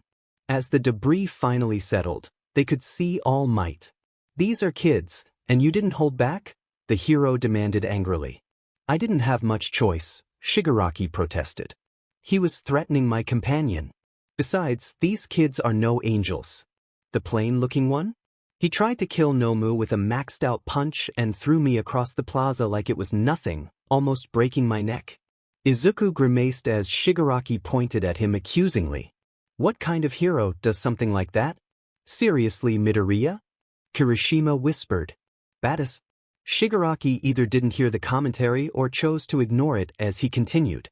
You think you can get away with being as violent as you want if you say it's for the sake of others. Well, you know what, All Might? That pisses me off. Why do people get to decide some violent acts are heroic and others are villainous? Casting judgment as to what's good and what's evil. You think you're the symbol of peace? Huh. You're just another government-sponsored instrument of violence. And violence always breeds more violence. I'll make sure the world understands that once you're dead. Izuku had some opinions on that speech, but he kept them to himself for the moment, unwilling to draw unnecessary attention to himself or the other students by debating the morality of heroes and ethical violence with a villain. You're nothing but a lunatic, All Might decided. Criminals like you always try to make your actions sound noble, but admit it, you're only doing this because you like it. Isn't that right? Shigaraki glared from behind his hand mask and then shrugged one shoulder casually, not admitting it but not denying it either. Todoroki resumed his defensive stance. We've got them outnumbered? Izuku nodded in agreement and followed suit. Plus Kaken found the mist guy's weakness. These dudes may act really tough, but we can take them down now with All Might's help. Kirishima hardened his skin. Let's do this. Don't attack. All Might ordered, striding forward calmly. Get out of here. You would have been in trouble earlier if it weren't for me, remember? You need our help. Todoroki pointed out. I thank you for your assistance, but this is different. I've got this. Just sit back and watch a pro at work. Izuku knew he was just trying to protect them, but Todoroki was more right than he knew. You're too hurt, you're bleeding. And you're almost out of TI. Izuku cut himself off before he could finish that statement, but the fact remained that it was true. Despite that, and despite his protests, All Might said nothing. Just gave him a thumbs up, as if that was supposed to calm Izuku's totally legitimate concerns. Nomu. Kurogiri. Kill him. I'll deal with the children, Shigaraki instructed. Let's clear this level and go home. Shigaraki sprinted for Izuku and the others, and the students all braced themselves. Heads up, we're fighting after all, Kirishima said with a sigh. All Might and Nomu moved at the same time, colliding in the middle, sending a shockwave of air powerful enough to knock everyone around them aside. Shigaraki went flying back the way he came while Izuku and the other students were sent the other direction. Izuku rolled as he landed, quickly getting back to his feet just in case. Weren't you listening? Shigaraki yelled at All Might. One of his powers is shock absorption. Yeah? What about it? All Might grunted, trading faster and faster blows with Nomu until they were constant. The air pressure kept up, unrelenting, preventing anyone from engaging with the others on the field. It was all Izuku could do just to keep from being sent but over tea kettle. Kaken and the others were right there with him as well, barely able to maintain their position on the edge of the fight. He's really gonna fight that brain guy head-on? Izuku had to shout to be heard over the noise. They're so fast. Kirishima exclaimed, temporarily losing his fight with the wind, landing on his but before digging a hardened hand into the ground to anchor himself. At least the other villains were having just as much trouble as they were. It looked like Kurogyari was having difficulty and Izuku didn't see any warp gates materialize. It was possible the wind kept him from creating or sustaining any. He said your quirk was only shock absorption, not nullification. That means there's a limit to what you can take, right? All Might yelled as he continued to rain down blow after blow. They were trading hits almost faster than Izuku could see. How was All Might managing? A lucky hit to his weak spot paused the fight for a moment and Izuku worried that would be it, but All Might just grit his teeth and resumed wailing on Nomu. So you were made to fight me, big guy. If you can really withstand me at 100% of my power, then I'll have to go beyond that and force you to surrender. Somehow, unbelievably, All Might started moving even faster. Izuku was stunned, in awe of All Might's resolve to keep going and do whatever it took to win. He knew the #1 hero was a level above even the top pros, and he never lost, but it was another thing entirely to see it in person. The tide of the fight shifted, and what had been an even exchange of punches turned into a beatdown as All Might surpassed a threshold that Nomu was incapable of matching and proceeded to lecture the villains as he laid waste to their careful planning. A real hero will always find a way for justice to be served. One solid punch sent Nomu flying, All Might hot on his heels to follow up with a body slam, turning midair to throw the unresisting brute to the ground. The gale force winds generated from their fight ceased as All Might tossed Nomu around, and they could all hear clearly as the hero spoke, landing next to Nomu as the villain bounced off the ground from the sheer force of it. Now for a lesson. You may have heard these words before, but I'll teach you what they really mean. Go beyond. Plus ultra. The final punch, delivered to Nomu's gut as he was still airborne, sent the villain skyrocketing up and through the roof of the building. That was like the finishing move in a video game. He beat the shock absorption right out of him. Kirishima blurted out, stunned. I've never seen that kind of brute strength before. Imagine having power like that, Kaken muttered. He must have been punching that monster so fast he couldn't regenerate. The 4 students turned away from the hole in the roof to look at All Might. His clothes were torn, his side was still obviously bleeding, and his hair was the most disheveled Izuku had ever seen it in his heroic form, but he was standing, he was smiling, he had won. I really have gotten weaker, All Might professed, straightening with a slight groan. Back in my heyday, 5 hits would have been enough to knock that guy out. But today it took more than 300 mighty blows. All Might turned away from Izuku and the other students to face Shigaraki. You've been bested, villains. Surrender. We all want to get this over with quickly. Shigaraki was shaking, but Izuku didn't think it was with fear. No, the villain looked sad. No, Shigaraki sneered. He beat me, he's not any weaker at all. And look what he did to my Nomu. He cheated. The temper tantrum made another appearance as Shigaraki started clawing at his neck in frustration, muttering to himself too quietly for Izuku to hear. More worrying, however, was Kurogyari. The warp villain was definitely the calmer of the two, and his mist-like form was starting to spread out. Izuku didn't see any gates yet, but there was nothing keeping him from forming one now. He could have a gate open to anywhere in a second, and that was dangerously unpredictable. What's wrong? All Might challenged. Not attacking me? Didn't you say you were going to clear this level earlier? Well, come and get me if you dare. Man, this is intense. Kaken whispered. As I expected, Todoroki agreed. There's no reason for us to fight now. He'll handle this. They were ready to leave even though the fight wasn't actually done yet. Izuku knew how it looked to them though. The biggest threat was gone and All Might was standing between them and danger. It made sense to them to remove themselves from the field and leave the cleanup to the pro. "Come on, Midoriya," Kirishima called. "We should regroup with the other guys. The last thing we want to do is get taken hostage or get in his way." But Izuku could see the truth. It was well hidden.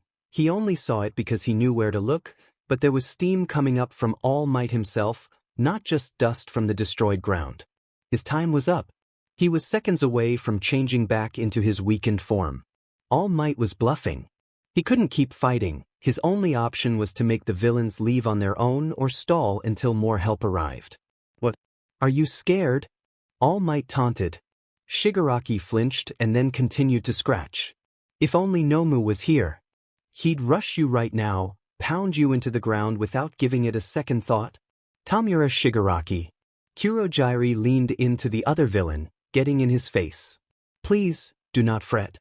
Look at him, he has definitely weakened." Noma's attacks were successful.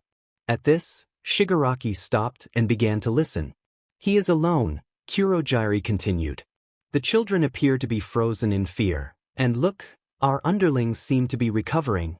It was true. Izuku could see several of the villains Mr. Aizawa had taken out before get back up. Their time was running out, and it seemed retreat was no longer in the villains' plans. "We likely still have a few minutes before their reinforcements arrive. If you and I work together, we can do this.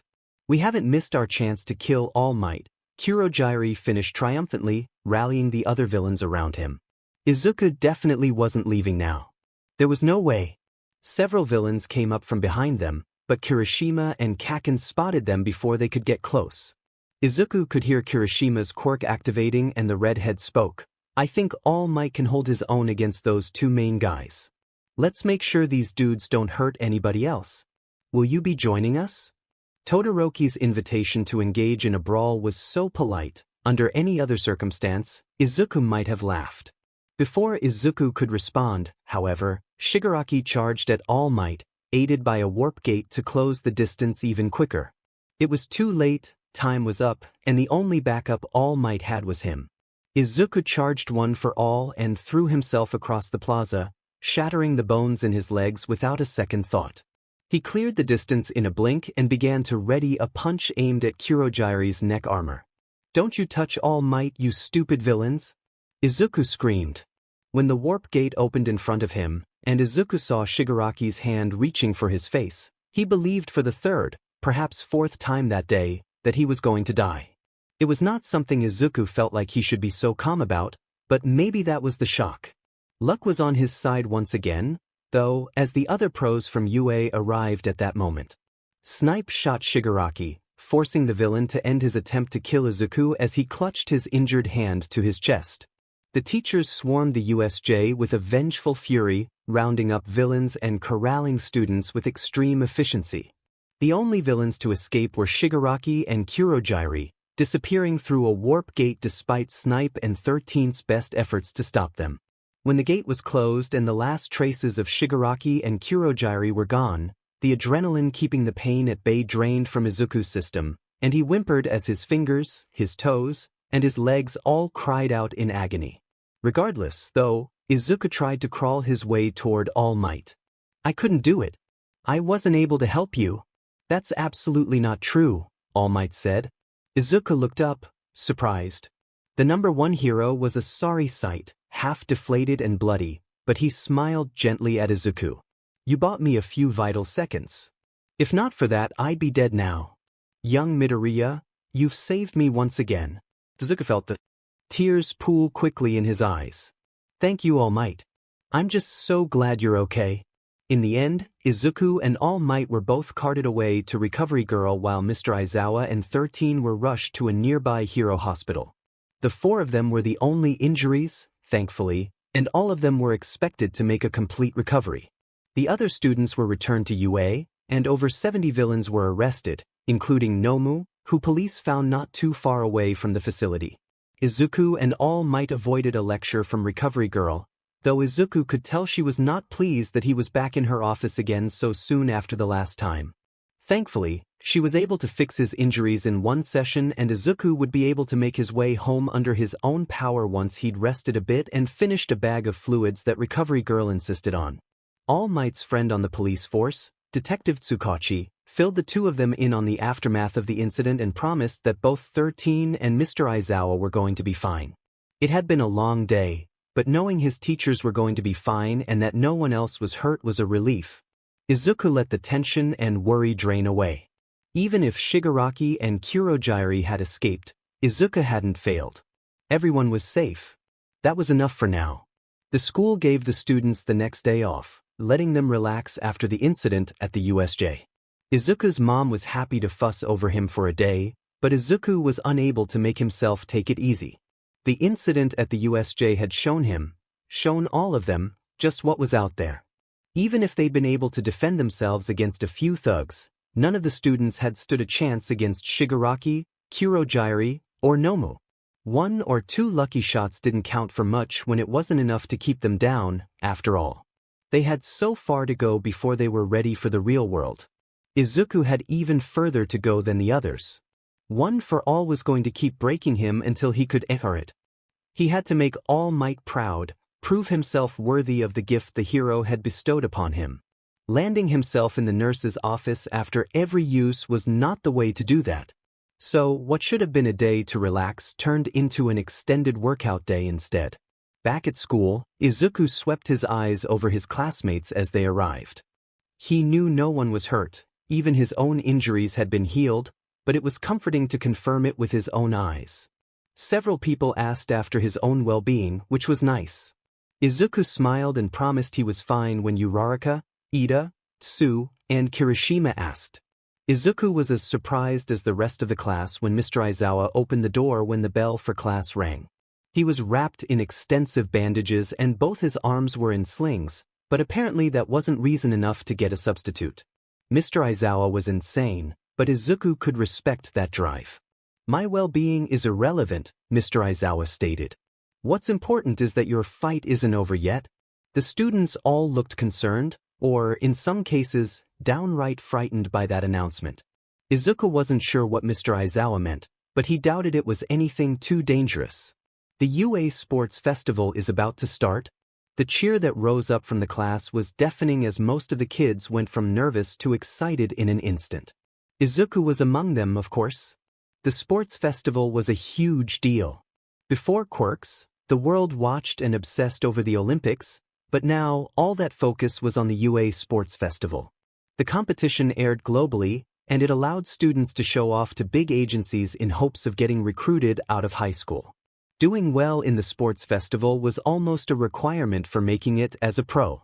The rest of the morning, it was all anyone could talk about outside of lessons, and no wonder. 1 chance a year, 3 chances in a lifetime. The sports festival wasn't something any of them could afford to miss out on. The students weren't the only ones talking about it either. All Might pulled Izuku away from his friends during lunch to talk about it with him. "The problem is you still can't control one for all yet," All Might said. "So then what's your plan?" Izuku knew he was right. It wasn't anything he hadn't already thought about himself. His control, or lack thereof, was a real problem. Then he remembered. "I did once. When I landed a smash against that brain villain, there was no backlash at all." "What was different about that smash?" All Might asked. "Well, we were facing real villains and there wasn't much time to think, but maybe that's part of it, since I knew this wasn't just more training. It was also the very first time, ever, that I used my power against a person. I held back from attacking Kaken directly in the combat exercise because I didn't want to kill him, but, even though I was terrified, I didn't want to kill Nomu either." "Sounds like you succeeded in subconsciously putting on the brakes so you wouldn't have to kill anyone," his mentor mused. "Hey, that's some kind of progress at least." It was, but it also wasn't enough. He couldn't rely on subconscious control when the stakes were people's lives. All Might went to stand by the window when it was clear Izuku wasn't going to respond. "To be frank, I don't have much time left as the world symbol of peace. Soon, I'll have to put that title to bed." Izuku didn't want to think about what would happen when that time came. Their society relied, perhaps too heavily, on the symbol of peace. It always seemed like such an unshakable pillar of strength when he was a kid, But now, Izuku knew it was fragile. Some villains out there are starting to notice that someone has to step up and keep people safe. All Might turned away from the window to face Izuku then and held out his hand as he had almost a year ago when he'd offered Izuku one for all. I gave you my power for one reason, 'cause you will be the hero that takes my place. Do you still feel the same way you did when we met? Do you still want to be a hero? Yes. Izuku was on his feet now as well, determination thrumming in his veins. Excellent. All Might smiled. The time has come for you to prove it. This sports festival, it's something that the pros, no, the entire country, will be watching very closely. I want you to think of this sports festival as your debut. You are the fledgling symbol of peace, the next All Might. Izuku Midoriya, I want you to introduce yourself to the world and proudly say, I am here. That was a lot of pressure.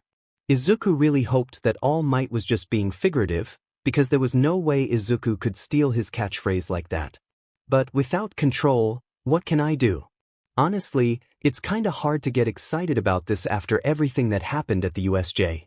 A school contest, even one as big as the sports festival, just seems a little frivolous compared to a villain attack. Plus, I've already got the world's greatest hero teaching me, so the festival probably isn't my only hope of getting scouted by an agency. And besides, I don't know that I can stand out right now considering I did so horribly on the fitness tests and can't control one for all very well. Man, nobody is better at spoutin' word vomit than you, kid, All Might interrupted, beleaguered. Oh sorry. Izuku ducked his head. It was hard to control his muttering, especially once he got going. All Might sighed and rested a hand on Izuku's head with a small smile. Some heroes always aim for the top, while others happily settle. The difference between those two mindsets has a big impact on how far you go in the real world. He ruffled Izuku's hair a little before dropping his hand. I understand how you feel, and I may even be projecting a bit of myself onto you.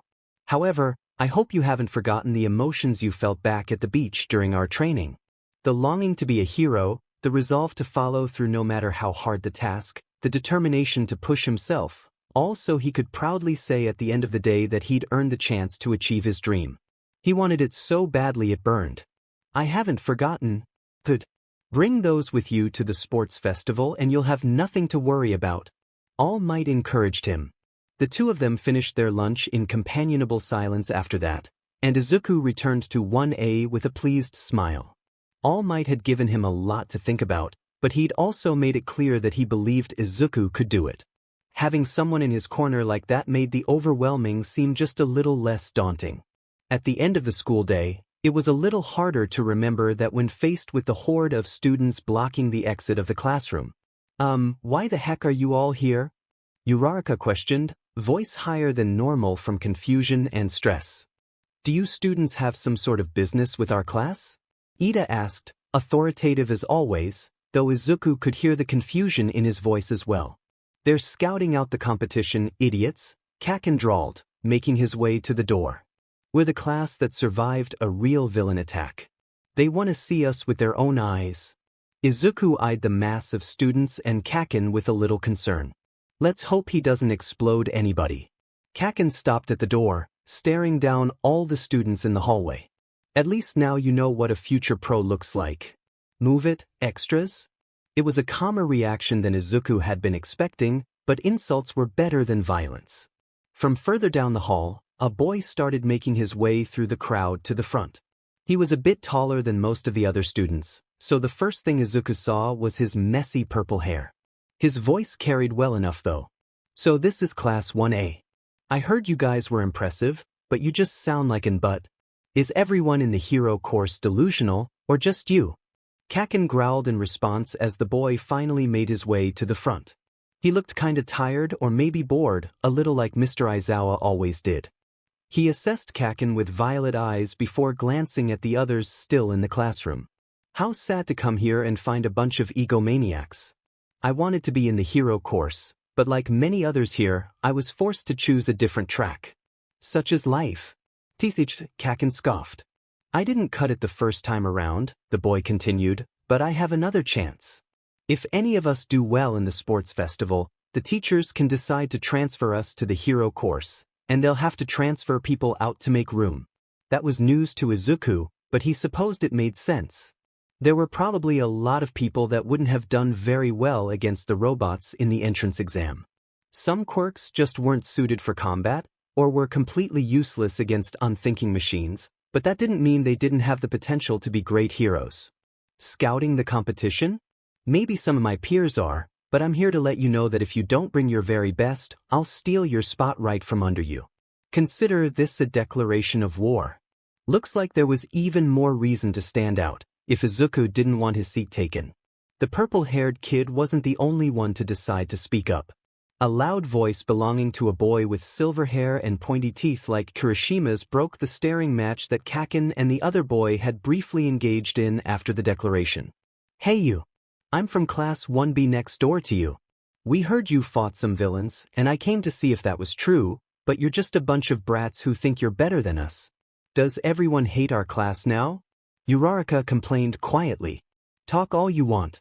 It'll just be more embarrassing when you're KO'd, the silver-haired boy taunted, but Kaken just turned and walked away. "Don't you ignore me." Kirishima jumped up from his desk and called out to Kaken. "Dude, where are you going? You gotta say something, Bakugo. It's your fault they're all hating on us." "These people don't matter," Kaken stated calmly. "Huh. The only thing that's important is that I beat them." Kaken walked away without a backwards glance. Kirishima grumbled in frustration. "I hate that was such a manly exit." Izuku shook his head, amused by Kirishima's reaction. Kaken hadn't made a good first impression on the class, which was weird, but it seemed like at least a couple of his classmates were starting to look past Kaken's explosive anger. No one in class followed him around like he was some de facto leader, and their classmates seemed to be genuinely good people as far as Izuku could tell, so maybe Kaken having friends wouldn't spell disaster for Izuku like it used to. Besides, Izuku had his own friends now. He wasn't alone, and no matter their history, Izuku didn't want Kaken to be alone either. And who knows, maybe having actual friends instead of minions would curb some of Kaken's worst behaviors. The following 2 weeks before the sports festival were filled with rigorous training, in class and out. Hero classes were intense, allowing everyone to train how they wanted so long as they were training hard. Izuku spent most of those classes doing strength training with the modified machines since he didn't have access to them outside of school, and then spent his free hours doing cardio and sparring with All Might. Days that he was forced to rest, he spent watching the others train with their quirks. Mr. Aizawa found him sitting with his most recent notebook open in his lap, pencil scribbling furiously while Uraraka, Ashido, and Aoyama trained together on the field in front of him. "Midoriya." Izuku turned his head briefly to acknowledge that he'd heard. "Yes, Mr. Aizawa? Why aren't you training?" "In order to prevent hurting myself and doing more harm than good, my training schedule says I have to take rest days between major workouts, so I'm training my mind instead of my body today." It was hard to tell with the bandages around his head, but Izuku thought Mr. Aizawa's eyes moved to his notebook. Instinctively, Izuku stiffened and held onto the notebook a little tighter. He didn't mind sharing what was inside if someone asked, but he'd had bad experiences with people just not taking his notebooks before. Even teachers. If Mr. Aizawa saw his reaction, he didn't comment on it. "What are you doing?" "Quirk analysis. Strengths, weaknesses, fighting style, strategies to work with and fight against them, potential uses, and ways for them to improve," Izuku listed, still writing his observations on Ishido's quirk. "I've been doing it for years. I have an entry for every hero I've seen fight, either in person or online, and I started entries for my classmates after the quirk assessment the first day. It's not a habit mostly at this point, but it's come in handy a few times as well." "Do you have an entry for yourself?" Mr. Aizawa asked. Izuku did. He had done a lot of updating of that entry recently, including adding how One for All had modified his own quirk. Thankfully, if Mr. Aizawa asked to see it, Izuku could honestly say he didn't have it on him since it was in a different notebook at home. "Not with me," Izuku replied. His teacher grunted. "A good grasp of analysis, strategy, and tactics will be greatly beneficial as a hero, but that's not what I want you to work on right now. You can strengthen your mind and body as much as you want, but that won't help you if you still break your bones every time you use your quirk. You still have minimal control, and you haven't shown much in the way of improvement. That should be your focus." Izuku sighed. "I know. I've been working on it, but if you're struggling with something, ask. I'm your teacher. It is literally my job to help you. If only it were that simple." "I did it once," Izuku revealed. He wasn't sure how much of the USJ Mr. Aizawa remembered or knew about. At the USJ, right before All Might showed up, that Nomu guy was in front of me about to, well? Anyway, I reacted. Threw a quirked punch and my arm didn't break. "Build on that success," Mr. Aizawa said.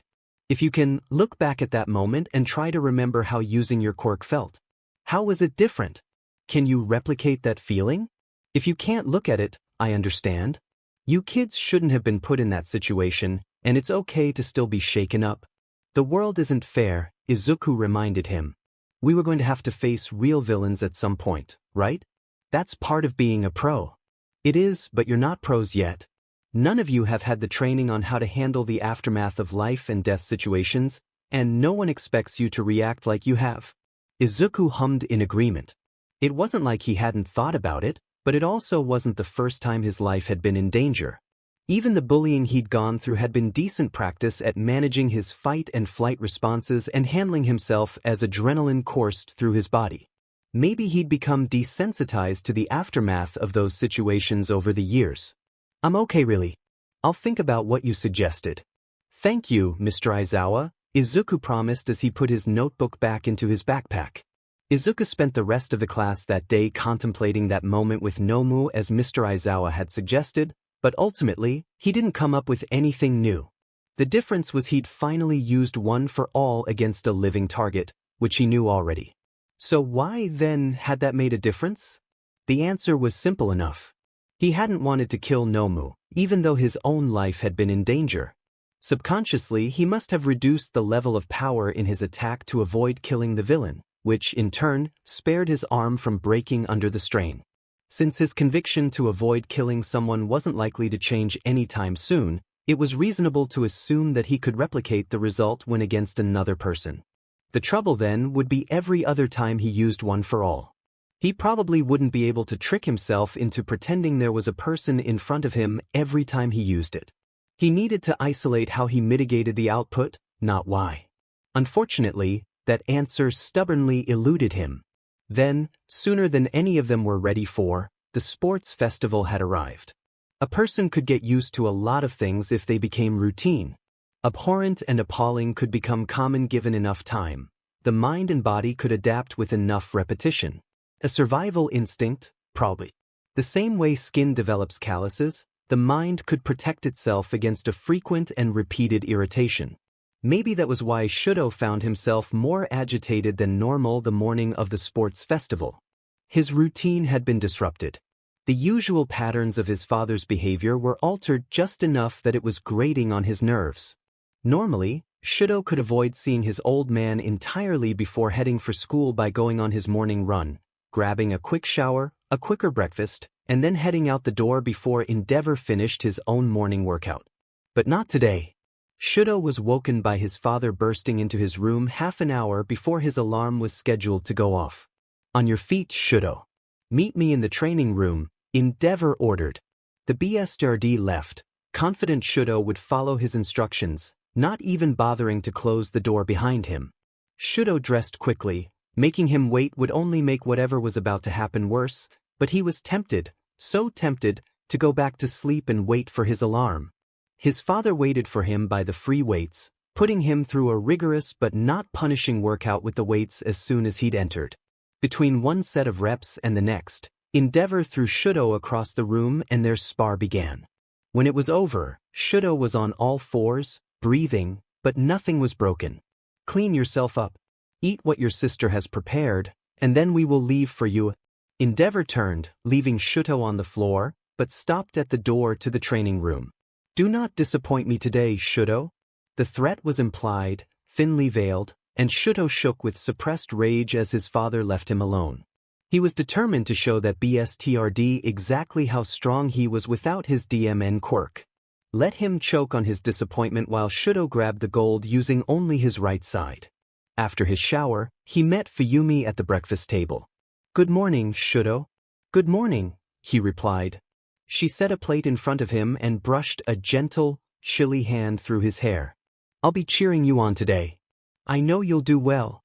Shudo resisted the impulse to lean into her touch, as he always did, and ate his breakfast in silence. When he was done, Fuyumi took his plate before he had the chance and gestured for him to go ahead. He's waiting, she cautioned. With a sigh of begrudging acceptance, Shuto nodded. Thank you for breakfast. It was nothing. Fuyumi waved him away, hurrying him towards the door. Good luck, and try to have fun. Fun. He doubted a single moment of the competition would be fun, but he would enjoy seeing his father's face contort in rage and offense as he carved his way to the top without his fire. A showcase in front of everyone to prove he rejected his father's plan, and there was nothing Endeavor would be able to do to stop him. Not with the whole country as witness. The ride to UA was silent, and Shudo made his escape as quickly as he was able, leaving his father behind in the gathering crowd to make his way to the locker room. He changed into his gym uniform quickly and then joined the few early birds in the 1A waiting room. Unsurprisingly, Ida and Yaoyorozu were the only other two there this early.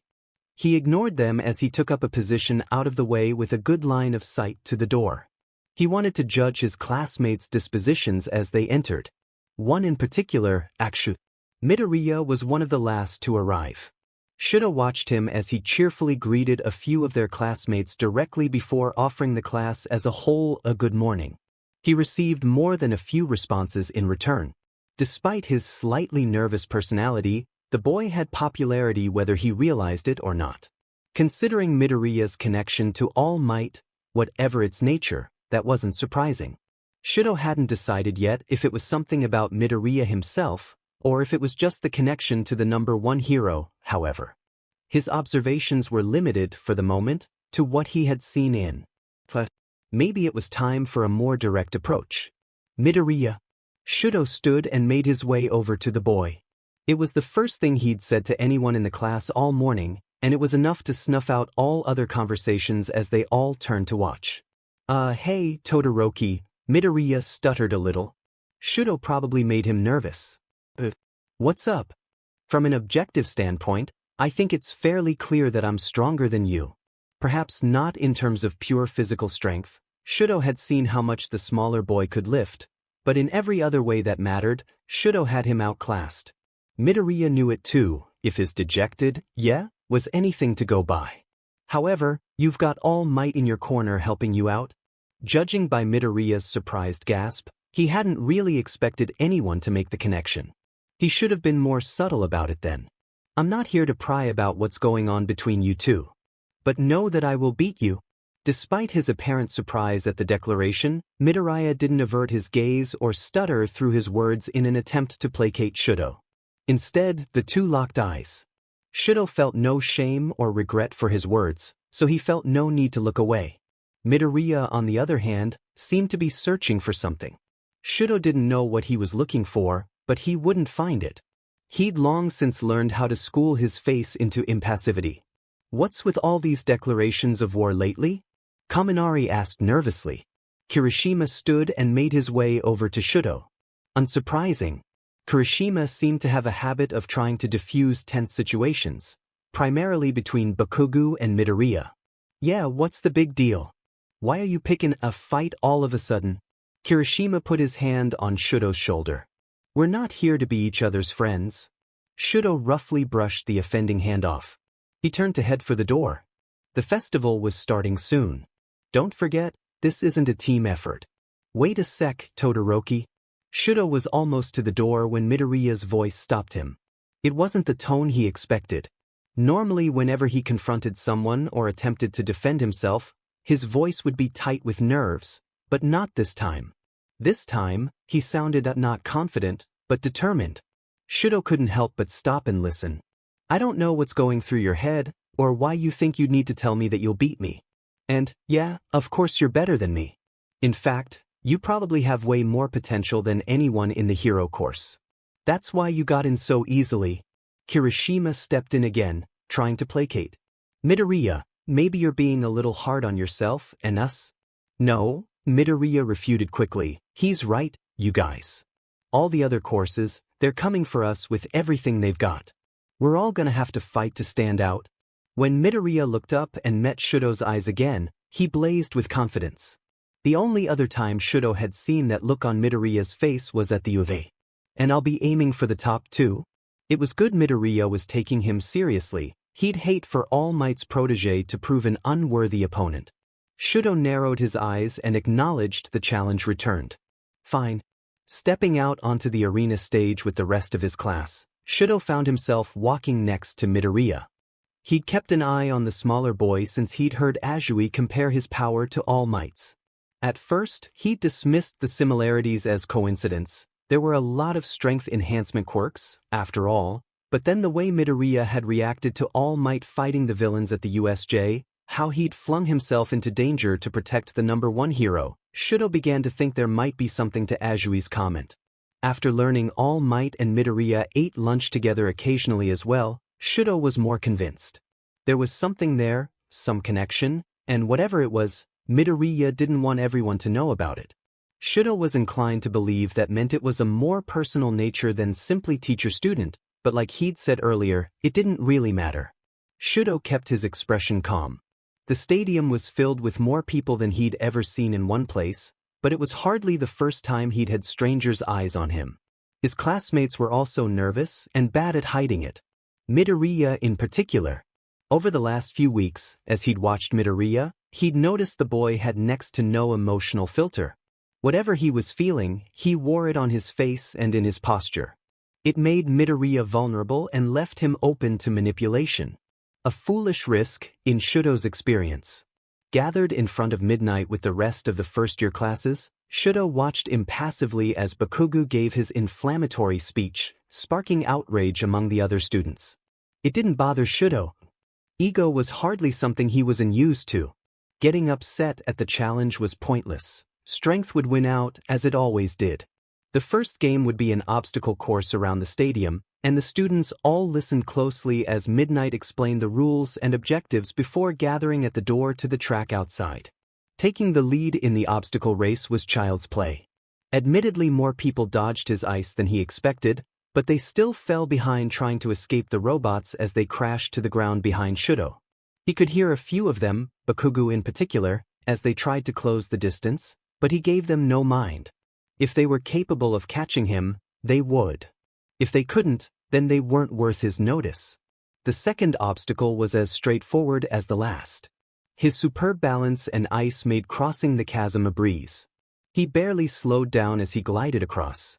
Staring at the home stretch, Shudo was still in the lead, which brought him the opportunity to take his time. Minefields were tricky. Rushing would cost him either in injury or in leaving opportunities for others to close the distance. Annoyingly, Bakugo closed the distance faster than Shudo expected, meeting him halfway across the minefield and yelling something profane about how Shudo had challenged the wrong classmate. Shudo hadn't spared a thought for Midoriya the entire race until that point. In retrospect, that had, perhaps, been a mistake. The cacophonous blast from the start of the minefield shook the ground, almost costing both Shudo and Bakugo their footing. The frontrunners paused, shocked, as Midoriya flew over their heads with a terrified, triumphant scream. Shudo didn't know what the green-haired boy had done, but it was certainly effective. Determined to take the lead back, Shudo threw caution to the wind and created an ice path to catch up. Getting slammed by a piece of robot hurt, the heat from Bakugo's explosions also hurt, but Shudo was practiced at ignoring pain. It was a true race for the finish now, but he just wasn't fast enough to pull ahead of Midoriya's sudden lead. Second place. The symmetry was not lost on Shudo. Looking at Midoriya, Shudo didn't see any injury. No broken bones indicative of the boy's quirk. Had he won entirely without it? He knew better than to underestimate All Might's protege, or he thought he knew better. So, he'd won the first game of the sports festival effectively quirkless. That was no easy feat. Midoriya was resourceful, intelligent, and determined, even without the use of his quirk. He was truly a worthy opponent. As much as Shudo would have liked to sweep first place in all three events, he could see the merits of overcoming a proven adversary as well. All eyes were on Midoriya now. It would make Shudo's inevitable victory all the better. Gathering a team for the cavalry battle was easy. In second place, he was the first choice for a lot of his classmates since no one wanted to place a 10 million point target on their back. Yaoyorozu was an obvious choice. Her creation quirk had a wide range of uses, both offensive and defensive, and, even better, she didn't have an ego to get in the way of taking orders. Kaminari might have seemed like a gamble, but his quirk was brutally effective at immobilizing multiple opponents. With Yaoyorozu's ability to protect the team from Kaminari's electricity, the cheerfully loud blonde was a welcome addition. Finally, for the front horse, Shudo wanted someone with both strength and agility. To his surprise, Ida readily agreed to join the team. As one of Midoriya's closest friends, Shudo had wondered if that loyalty would keep Ida from seeking other teams, but, as he listened to Ida turn down Midoriya's offer, he needn't have worried. Team set, Shudo removed his boots to spare his classmates' arms and then climbed up. They had their marching orders, the plan was set, and Shudo felt confident they would take first place. He wasn't foolish enough to go after Midoriya right away. The boy would be playing keep away with nearly every team the whole game, but Shudo knew he would have developed a strategy around that. No, going in right away would only fail. Let Bakugo charge in like a bull-headed idiot. Shudo would wait until the other teams wore Midoriya down first. In the meantime, there were other headbands to collect. Shudo spotted his chance halfway through the game. An escape from Mineta's quirk had damaged the support equipment Midoriya's team relied on for mobility, and Bakugo had gotten distracted by someone stealing his headband. Shudo calculated where the green-haired boy would land and then told Ida to charge. Face to face with Midoriya and his team, Shudo could see the tension in their leader as he eyed Shudo. They knew he was a strong competitor, they knew they were weakened. It was time. "I'll be taking that now," Shudo declared. Shudo could hear the other teams approaching their position as well, and given the way Midoriya's eyes bounced to either side of Shudo, they were coming from all sides. He'd prepared for this. He gave Yaoyorozu and Kaminari the signal. As soon as it was ready, Shudo threw the insulation over himself, Ida, and Yaoyorozu as Kaminari unleashed his indiscriminate shock, crippling the surrounding teams. Except Midoriya. Dark Shadow had taken the hit for Midoriya and his team. That was all right. Taking the headband from a paralyzed opponent was less impressive than stealing it from a prepared one would be. It wouldn't do to have anyone else interfere, however. Just in case someone else managed to dodge or recover from Kaminari's attack, Shudo sent ice to encase the other student's legs.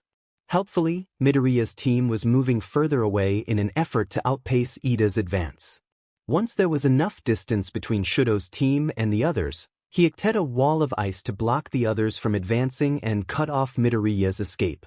He wouldn't allow these other teams a chance to take what was his. Less than 6 minutes left, half his support gear damaged or malfunctioning. Midoriya should have been easily overtaken, but Shudo forgot to account for Midoriya's observational and tactical skills.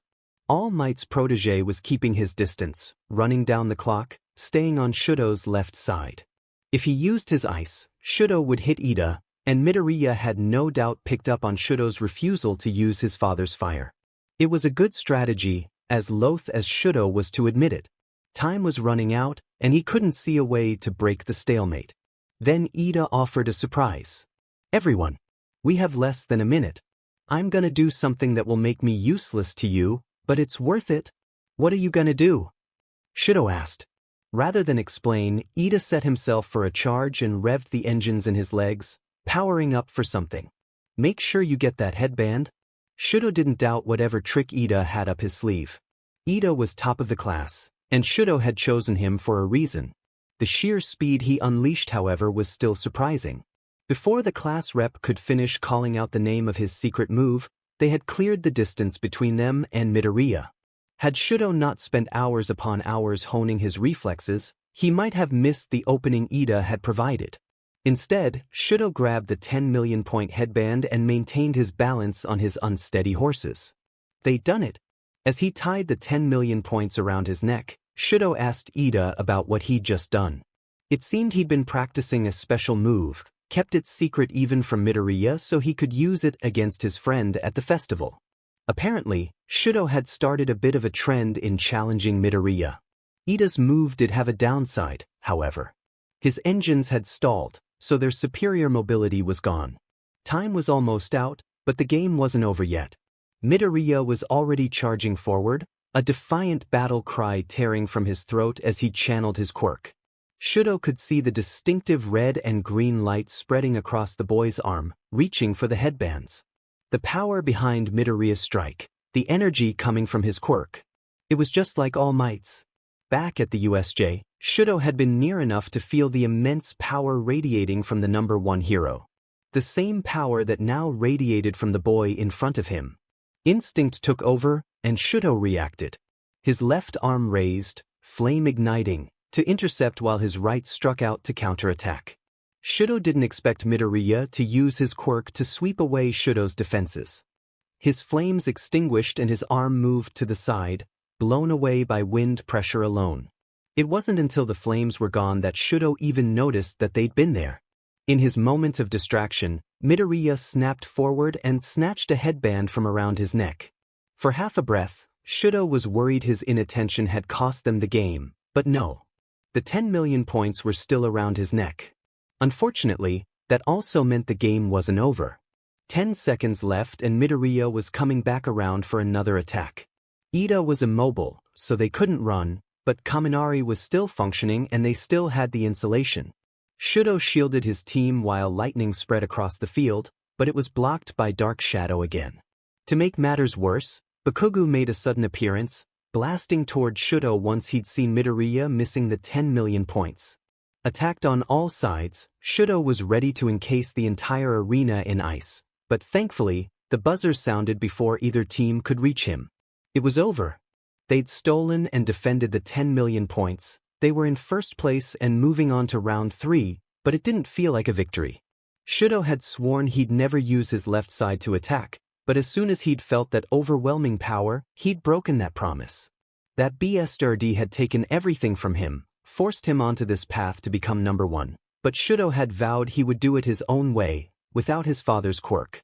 Were his convictions tossed aside so easily?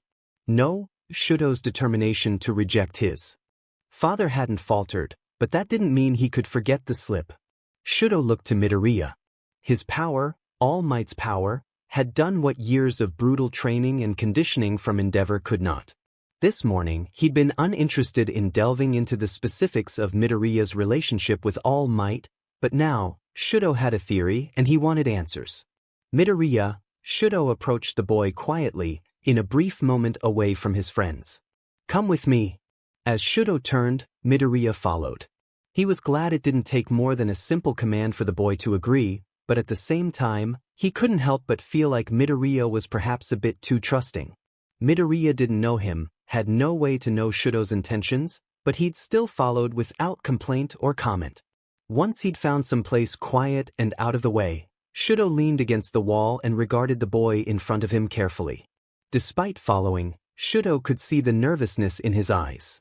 Maybe he wasn't as trusting as Shudo had believed. Interesting. If it wasn't implicit trust, why follow? They weren't friends. Prior to today, Shudo couldn't recall saying more than a handful of words to Midoriya.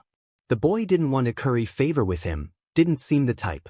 As much as his acquiescence had benefited Shudo, he still wasn't sure why he'd gotten it so easily. You brought me here, Midoriya challenged softly. Now what? Curiosity then. That made sense. Midoriya was intelligent. That level of intelligence usually stemmed from or bred curiosity. Curiosity was good too. It meant that Midoriya would likely stay even if it took Shudo a while to gather his thoughts enough to speak. Shudo's continued silence clearly made Midoriya nervous as the boy started to babble about getting food before the cafeteria got crowded. It was odd to him that someone so powerful could be reduced to a shaking, stuttering mess by a little silence, that he seemed to completely lack all confidence when confronted by peers outside of combat. What reason did Midoriya have to be so nervous? With his quirk, his strength, surely he didn't have any reason to be afraid.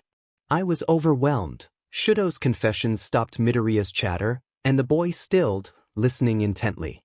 It made me break the promise I made to myself a long time ago. Midoriya's gaze fell to Shudo's left hand. He understood what Shudo meant without having to elaborate. Taking his hand out of his pocket, Shudo glared at it balefully. Ida and Kaminari, Yaoyorozu and Tokoyami, Uraraka, none of them felt it. In that moment, I was the only one who could sense your true power. It reminded me of something, experiencing All Might's quirk. Looking at Midoriya through the fingers of his hand, Shudo could see the nervousness was back. Oh yeah? But is that all? I'm saying the power coming from you felt the same as All Might's? The boy looked almost scared now. Clearly Shudo was onto something. Quirks could be similar, and there were a large variety of strength enhancement quirks, but that wasn't what was happening here, and they both knew it. The power coming from All Might and Midoriya was the same. Not similar, not just merely alike. That could only mean one thing. Midoriya, tell me. Are you All Might's secret love child or something? Rather than look scared or worried that his secret had been revealed, Midoriya just looked confused. Confused and surprised. It wasn't the reaction Shudo had been expecting, to say the least, and Midoriya's silence meant he didn't have an answer. Well, are you? Shudo pressed. No way. That's not it at all. Here came the stuttering and nervous flailing that Shudo was used to seeing from the boy. As he continued to quickly spout his defense, Shudo considered what the boy had unintentionally let slip with his first refusal. Despite their somewhat lax behavior around Midoriya's friends, All Might and Midoriya had been careful about being overt around the other students. According to most of their class, the connection was just idle speculation. Rumor. Neither the boy nor the hero ever confessed to having anything beyond a favorite student-teacher relationship. Except Midoriya just admitted it. That's not it at all is interesting wording. It suggests there is something between you two that you're not supposed to talk about. Midoriya looked away, ashamed at the slip of the tongue maybe. It wasn't Shudo's intention to shame the boy, and if he didn't want to, or couldn't, share the truth, then fine. For now anyway. It was enough to know for sure that there was something there. My father is the hero Endeavor. You must have heard of him. Shudo hadn't been looking for confirmation of that fact, but when Midoriya nodded, he continued, so, then, you're aware that he's the number 2 hero. So if you're connected to the number 1 hero, All Might, in some way, that's even more reason for me to beat you. Todoroki, my old man is ambitious. He aims for the top. Shudo spoke over whatever protests Midoriya was about to make. Maybe he should leave it at the renewed declaration and stop, but he couldn't. He used his power to make a name for himself as a hero, but he was never able to best All Might. The symbol of peace is living proof of his failure. He's still at it though, trying to take down All Might. One way or another. He needed to explain. He had to make Midoriya understand why his promise was so important. Shudo wasn't fully aware of why Midoriya, specifically, needed to know this, but he wasn't in the habit of ignoring his instincts. I'm not really sure what you're getting at. What are you trying to tell me, Todoroki? Midoriya asked. Midoriya was intelligent. Midoriya was determined. He was strong. He was powerful. He shared so many traits in common with Todoroki, and yet still managed to be kind. Be trusting. Be vulnerable. Normally, those wouldn't be attributes Shudo considered strengths, but there was something about Midoriya that said they weren't weaknesses either. Have you ever heard of quirk marriages? Shudo reluctantly asked. At Midoriya's blank denial, he explained, they were a problem in the first few generations after superpowers became widespread. There were those who sought out potential mates solely with the intention of creating powerful children. Many people were forced into relationships. They were simply viewed as old-fashioned arranged marriages, but clearly it was unethical. Shudo was comforted a little in seeing the distaste of the concept on Midoriya's face. The boy really couldn't hide his emotions for anything. He hadn't connected the dots yet though, Shudo could tell. My father has not only a rich history of accomplishments, but plenty of money to throw at his problems. He bought my mother's relatives so he could get his hands on her quirk.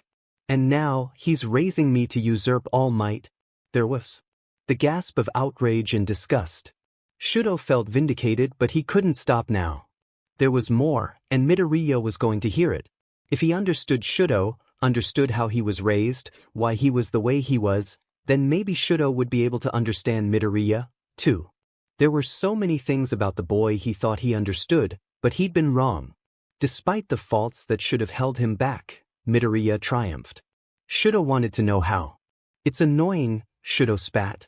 His usual mask of cold indifference slipped, and it was Shudo's turn to wear his emotions openly. I refuse to be a tool for that scumbag. In every memory of my mother, I only see her crying. Unconsciously, he covered the scar on his face as the memory surfaced. I remember she called my left side unbearable before she poured boiling water on my face. The reason I picked a fight with you was to show my old man what I was capable of doing without having to rely on his med fire quirk. Shudo forced his hand to fall at his side and turned his full attention to the boy in front of him. Midoriya was horrified by Shudo's story. He could see it written clearly all over his face. You see? I'm going to show him that I reject his power, and I can take first place without using it. To his slight surprise, Midoriya didn't immediately comment. Those green eyes were calculating, though, processing through the information he just received and cataloging it. In another person, Shudo might worry the knowledge would be used against him, but not Midoriya. He was starting to understand that the boy simply didn't have a dishonest bone in his body. There was no getting out from under his father's thumb, but Shudo could enact the only measure of control he still had over his own life. Midoriya would understand now. It was time to get ready for the final event, so Shudo turned away, leaving Midoriya with a final promise. You're obviously connected to All Might, even if you won't tell me about it, but no matter how fiercely you come at me in the future, I will defeat you using only my right side. I can assure you of that. He wouldn't say he was content, but he felt a little better having explained his reasoning to someone he was beginning to respect. Wait. It was that blossoming respect that stayed his steps when Midoriya finally spoke up. I'm only here because others have supported me. I've been really lucky. In fact, I've had even more help since coming to UA. Midoriya admitted softly. All Might is constantly saving people with a fearless smile. He's the greatest hero, and I want to be just like him. In order to do that, I have to be strong enough to become number one. Shudo finally glanced over his shoulder at that. If this was going where Shudo thought it was, he wanted to look Midoriya in the eye when the boy laid down his challenge. I know my motivation might seem stupid compared to yours, but still, I can't lose either. Midoriya was just so earnest. I owe it to everyone who supported me to try my best. You declared war on me earlier. Well, right back at you. I am going to beat you. Shudo never believed Midoriya would do anything less than his best. The boy didn't know the definition of holding back, if his abused bones were any indication. Still, it was gratifying to hear the direct challenge and acknowledgement of his own skills. A rival who didn't consider you such was an insult, after all. Just ask Endeavor.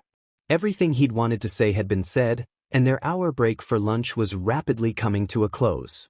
With that in mind, Shudo gave Midoriya one last, cold, calculated once over, and then left without another word. Both of them were aiming for the top. The final would determine which of them belonged there. The brackets for the final round were set. Midoriya was up first against someone Shudo didn't recognize, but right after that would be Shudo against Zero. That meant he'd be up against Midoriya if they both won. His own victory was guaranteed. Zero wasn't a bad hero in the making, but he wasn't on Shudo's level. Without knowing who Shinso was or his quirk, however, Shudo couldn't guess whether or not Midoriya would win. It would be a shame for their rivalry to be cut short, so Shudo hoped Midoriya found victory in his first match. Winning wouldn't be quite as meaningful if he didn't face the green-haired powerhouse in the ring. Shudo had no interest in the side games taking place prior to the final. He excused himself from the arena floor and found somewhere quiet to sit instead until they were done. He kept an ear out for Present Mic's announcement that the finals were about to start before heading back into the stadium. Since his was the second fight, Shudo made his way to the waiting room instead of the stands. It meant he wouldn't be able to watch Midoriya, but he could still hear Present Mic's commentary, so he would know whether or not he won. That was all that really mattered anyway. It was a relatively short match, all things considered. Going by Present Mic's commentary, it had been close. Whatever quirk Midoriya's opponent had was powerful, but he still came out on top. Once Midoriya's victory had been called, Shudo made his way out of the waiting room towards the arena. Turning the corner, the very last thing he wanted to see was waiting for him just before the entrance. What do you want? Shudo glared at Endeavor. How dare that BS hunt him down before his fight? You're acting disgracefully, Shudo. Nothing new to say then. Shudo grit his teeth and kept walking. His old man couldn't follow him into the arena, so the sooner he was there, the better. If you simply used the power in your left side, you would have had an overwhelming victory in both of the first rounds. It's time to stop this childish rebellion of yours. Why couldn't he just stay in the stands and glower from afar? It was annoying, but it was far preferable to this critique of his performance. You have a duty to surpass that imbecile, All Might. Do you understand what I'm saying? You're different from your siblings. Of course he is. If he were more like his siblings, he wouldn't have to deal with the flaming pile of garbage's presents every day. Oh, to be so lucky. You're my greatest masterpiece. Is that all you have to say to me, you Bisui? No wish for luck. Endeavor didn't believe in such things. No encouragement to have fun. There was no time for fun when training to be a hero. Just ridicule and expectation. Same as always. I'll win this match and advance using only Mom's quirk. I won't give you the pleasure of seeing me use yours. Even if that works for you in this tournament, you'll soon find the limits of that power, Endeavor droned. Even the chanting of the crowd as he made his way onto the field wasn't enough to drown out his father's words in his head. How dare he? Shudo would prove that Rat BSTRD wrong. His mother's ice was more than enough to reach the top. He'd show Endeavor how limitless it really was. Ciro's opening move was fast. Shudo would give him credit where credit was due, but that wouldn't be enough. Before the tape wielder could throw him out of bounds, Shudo planted his right foot and unleashed a cataclysm of ice in the blink of an eye. There was absolute silence from the stands as half the audience was nearly frozen in their seats. Shudo exhaled a cloud of frozen air as his body fought to regulate his temperature without using his fire. Until the match was called, he wouldn't. With a little show of force, Shudo shattered the frozen tape wrapped around him and stood tall. Don't you think you went overboard? The question from Ciro caused Shudo to take another look at what he'd just done. There was a glacier in the middle of the stadium, reaching far above the top stands, with jagged edges poised dangerously close to the audience. Ciro was almost completely encased in ice, and Midnight was half frozen as well, caught in the eruption of ice Shudo had caused. Tell the truth, Ciro. Can you move at all? Midnight asked, so clearly unamused by her own entrapment. Are you kidding? Obviously not. My body is freezing. Ciro stammered, shivering. Too hard to speak clearly. At that, Midnight raised her non-frozen arm and called the match. Ciro has been immobilized. Todoroki advances to the second round. His victory had been assured. He'd known coming into the match that Ciro was not going to win. There was absolutely no need for this level of response. He'd been so blinded by his longing to prove his father wrong that he'd entombed his classmate and endangered the audience in the stands. It was unacceptable. I'm sorry. It was a bit much. He apologized as he made his way over to Ciro. Placing his left hand on Ciro's chest, Shudo melted the ice on his classmate and himself, but he couldn't meet the other boy's eyes. I was angry is all. Once Ciro and Midnight were free, Shudo made his way out of the arena. The finals would be delayed now, because of him, because he couldn't handle his quirk when his emotions were high. It was shameful. Unable to join his classmates in the stands for fear of justly deserved recriminations, and unwilling to run into his father again, Shudo made for the only place he could safely avoid both. The locker room. Yoga had been a suggestion from Fuyumi a few years ago. It was a steady, meditative exercise that required little concentration and allowed him to ruminate over his thoughts and emotions while still technically being exercise, so Endeavor hadn't forbidden him from practicing it.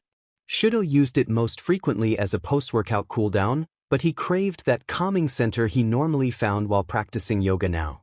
The locker room was empty, and no one should disturb him here since the competitors had waiting rooms to prepare for their matches, so Shudo felt he would be safe to go through a few stretches here. He started with deep, steady breaths, focusing his tumultuous thoughts into something calm enough to drain away while he counted each inhale and exhale. Talking about his past with Midoriya had been necessary, Shudo still firmly believed that. Doing so, however, had knocked loose a few memories that Shudo would have preferred to keep buried, and exposing himself had left the wound raw and open. When he ran into Endeavor in the hallway, his reaction had been more than he usually allowed himself. The anger, the hate, the frustration, the pain. It was all so much more, and he'd unfairly taken that out on Zero in the match. It was a competition, but that didn't mean he could be reckless. The USJ had been an unmitigated disaster, but before it had gone to hell there was one lesson 13 had managed to impart to the class. Their quirks could be used to kill if they weren't careful. It shouldn't have been something he needed a reminder of. The ruthless training he received from Endeavor was all the proof Shudo needed to know how easily quirks could inflict damage on others. His fight with Zero had been a staggering reminder, however. He was lucky no one in the stands had been hurt. He couldn't afford to be that careless again. Everything should be done with purpose. Shudo had a goal, his actions should be reflective of that goal. It was illogical to allow anything to stand in his way, even, on occasion, himself. There was not an abundance of free space in the locker room, but he made do. The routine served its purpose. Shudo felt much calmer, balanced, and steady once more after an hour of yoga. Listening intently to the announcements just barely audible from his temporary sanctuary, Shudo discerned that the ice from his attack had been removed and the games had proceeded. From the sound of it, Bakugo and Uraraka's match had already started. He'd missed most of the first round, but that was all right. He had his suspicions about who would come out on top in each of the other matches, but it didn't particularly matter.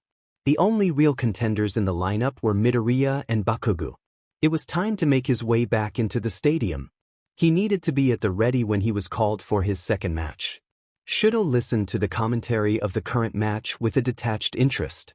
Bakugo won, but Uraraka's strategy was clever. She was more formidable than he'd originally given her credit for. Midoriya had strong allies. The arena needed to be repaired before the next round could commence, but that was all right. It gave Shudo more time to formulate his plan. Midoriya was a far more dangerous opponent than Zero. Even if he did launch another glacial barrage, there was a chance that wouldn't slow him down, and if he did break free that would place a sturdy wall between Midoriya and the edge of the arena. It would be a better strategy to focus on precision attacks, quick and efficient. If Midoriya got the chance to use his powerful quirk, Shudo would have a real fight on his hands. Of course, the more Midoriya used his quirk, the more bones he broke. Injuries like that would slow him down. Shudo frowned. He'd only seen Midoriya use his quirk 3 times, so he wasn't completely sure of its limitations. If it really was the same as All Might's, it may not have limitations beyond how much Midoriya's own body could handle. That was a problem, but it wasn't his only challenge. Midoriya's mind was likely as dangerous as his quirk. The way he dissected and analyzed his opponents put Midoriya on par with Shudo's own abilities, and he'd proven capable of strategic thinking in the heat of battle. Considering all of that, it would be in his best interest to end it quickly. When it was finally time to step into the arena, Shudo could already see the resolute determination on Midoriya's face. Any uncertainty or nervousness was either gone or well hidden. At the call to start, Shudo didn't hesitate. Ice raced down the arena from his right foot, growing larger and sharper with every centimeter as it reached for Midoriya. The cry of "smash" from the other end of the arena preceded a tremendous wave of air, shattering his ice attack and sending chunks of it right back at him. Thankfully, Shudo planned for this and had his ice barrier at his back to keep him from being pushed out of bounds. Once the wind finally died down, Shudo looked for the injury. There, his finger was definitely broken. It was as he expected. Midoriya was willing to injure himself to stop Shudo's attacks. Very well. Every broken bone only worked to Shudo's advantage, after all. Shudo sent another barrage of ice at Midoriya and braced for the inevitable windstorm that would follow. Even though he knew it was coming, it was still frustrating how easily Midoriya countered his attack. That couldn't be his only strategy, though. Looking at the green-haired boy, Shudo could practically see his mind race. He was thinking, planning, which Shudo couldn't allow. Let's continue, Shudo challenged, sending another wave of ice at his opponent. Sacrificing yet another finger, Midoriya broke through the attack again. Shudo could see the slight grimace, heard the cries of pain that Midoriya uttered with every counter. Shudo knew what it was like to fight past the agony, but he doubted Midoriya had as much practice at it as Shudo did. He'd wear himself out at this rate. Unfortunately, Shudo could already feel the cold seeping into his limbs. Midoriya wasn't the only one operating on a time limit. You want an endurance match, but I'll end this quickly. Shudo came up with a plan. He had to end this before the cold claimed him. He sent another ice barrage at Midoriya and waited for the boy to smash it before moving. As his right foot hit the ground, he created a ramp and sprinted up to get in. There was just enough time between when Midoriya prepared to counter and when he actually released his attack that Shudo could use to his advantage. As Midoriya aimed to take out the ramp under Shudo's feet, he readied himself and jumped just as the air pressure shattered the ice, hoping to catch Midoriya off guard with an attack from above. The boy dodged, jumping away from Shudo's fist, but that was fine too. As Shudo hit the ground with his right hand, he sent ice chasing after Midoriya, capturing his foot mid-air. It likely wouldn't hold Midoriya for long, though, so Shudo prepared a strong barrier behind himself. The last thing he wanted was to lose what ground he'd gained by being pushed back.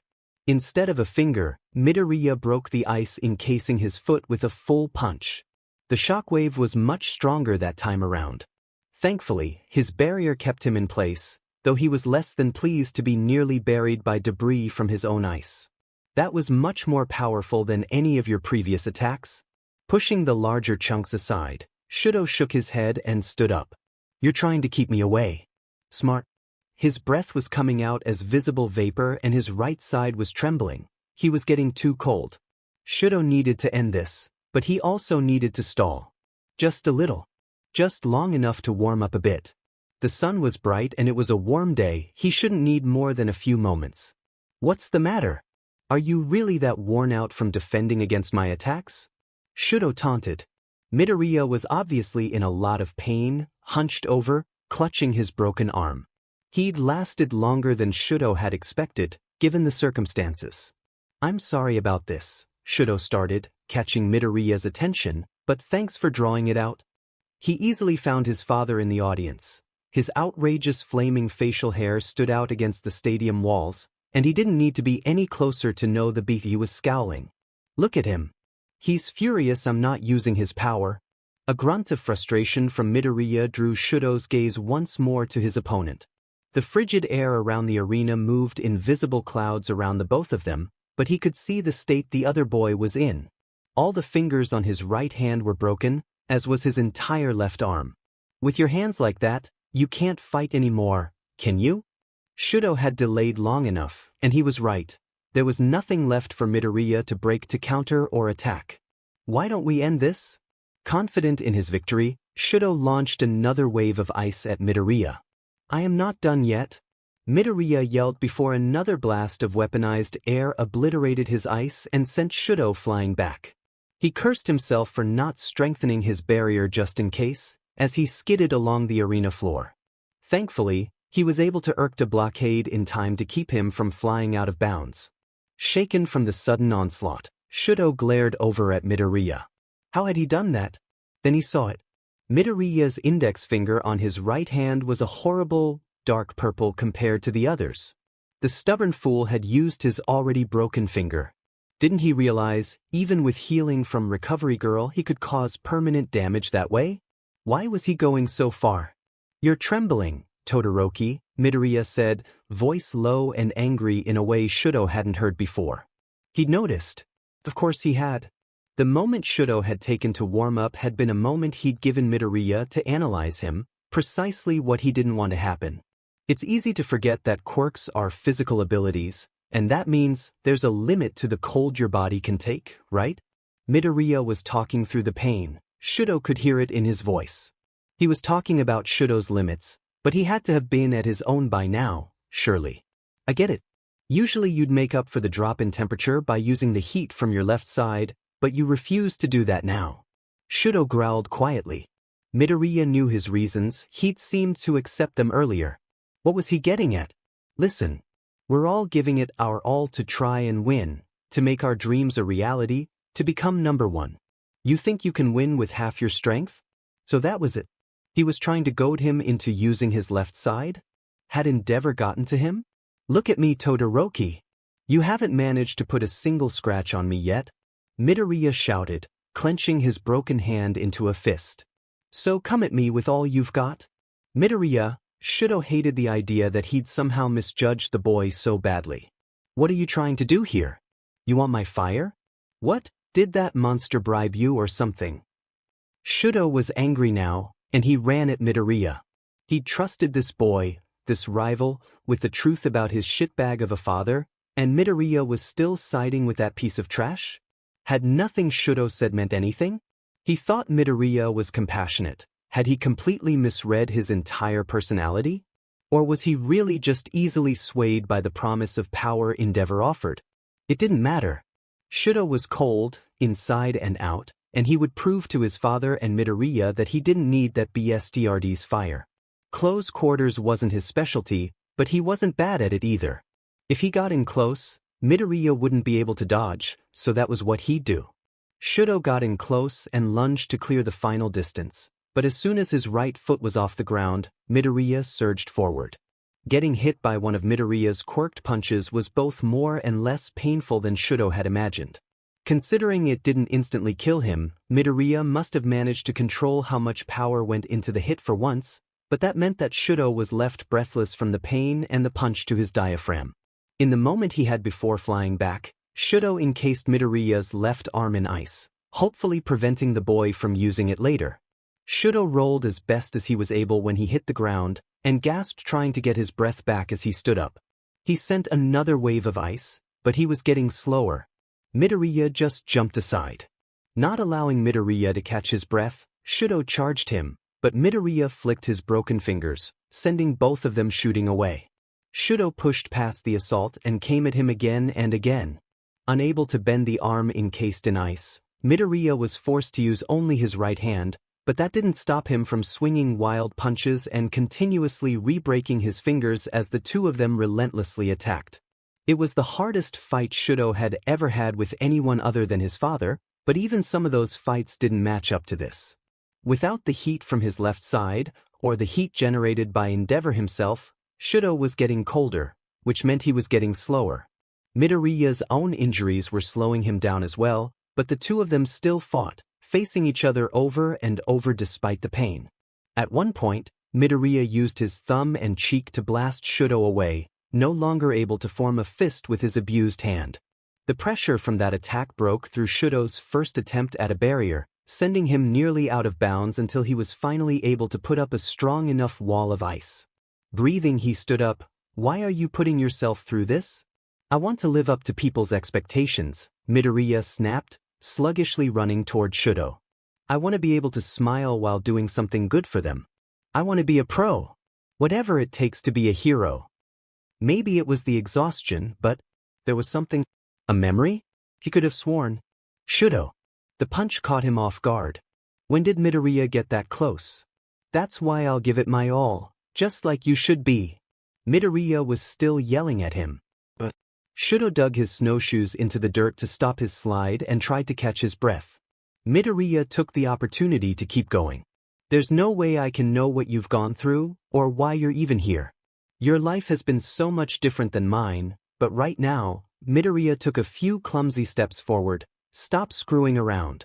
If you want to reject your father, fine, but you don't have the right to be the number one if you aren't going to use your full power. He said it so dismissively. Like he could just use the BSTRD's quirk and still be a hero. Didn't he get it? All the pain, all the abuse disguised as training, all the torment his mother went through.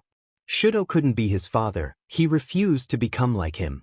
He didn't reject his father out of pointless rebellion. It mattered. Shut up. Shudo couldn't listen to this. There was nothing Shudo feared so much as the thought of being like his father. He didn't want to be like him. He didn't want to be someone who hurt people, who hurt his mother. But honey, you do still want to be a hero, don't you? The voice of his mother as she smiled at him. He'd forgotten that smile.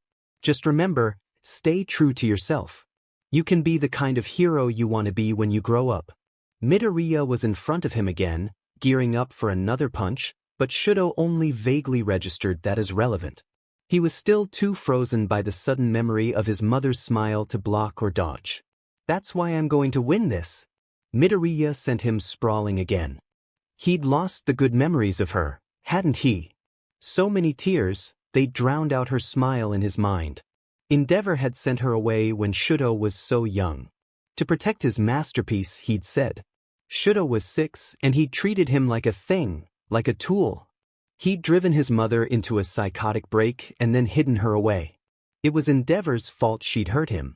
Driving a wedge between him and his siblings, driving his mother insane, driving Shudo to the breaking point again and again. It was all his fault. Shaking from the cold, from anger, from everything, Shudo pushed himself up. He wouldn't do it. He wouldn't use his father's quirk.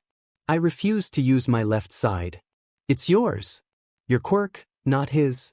Midoriya screamed at the top of his lungs from across the arena, and Shudo felt like he'd just been hit with another punch to the solar plexus. You are not a prisoner of your lineage. That moment, on the futon with his mother as she comforted him and encouraged him to be a hero. He remembered now. She'd told him then, hadn't she? Told him that he could be a hero and not be like Endeavor. That it was his choice how he used his power. It was his choice. It was his quirk. The ragged, heaving breaths of air filled his lungs, and he looked up at Midoriya with a clarity Shudo hadn't known he'd lost.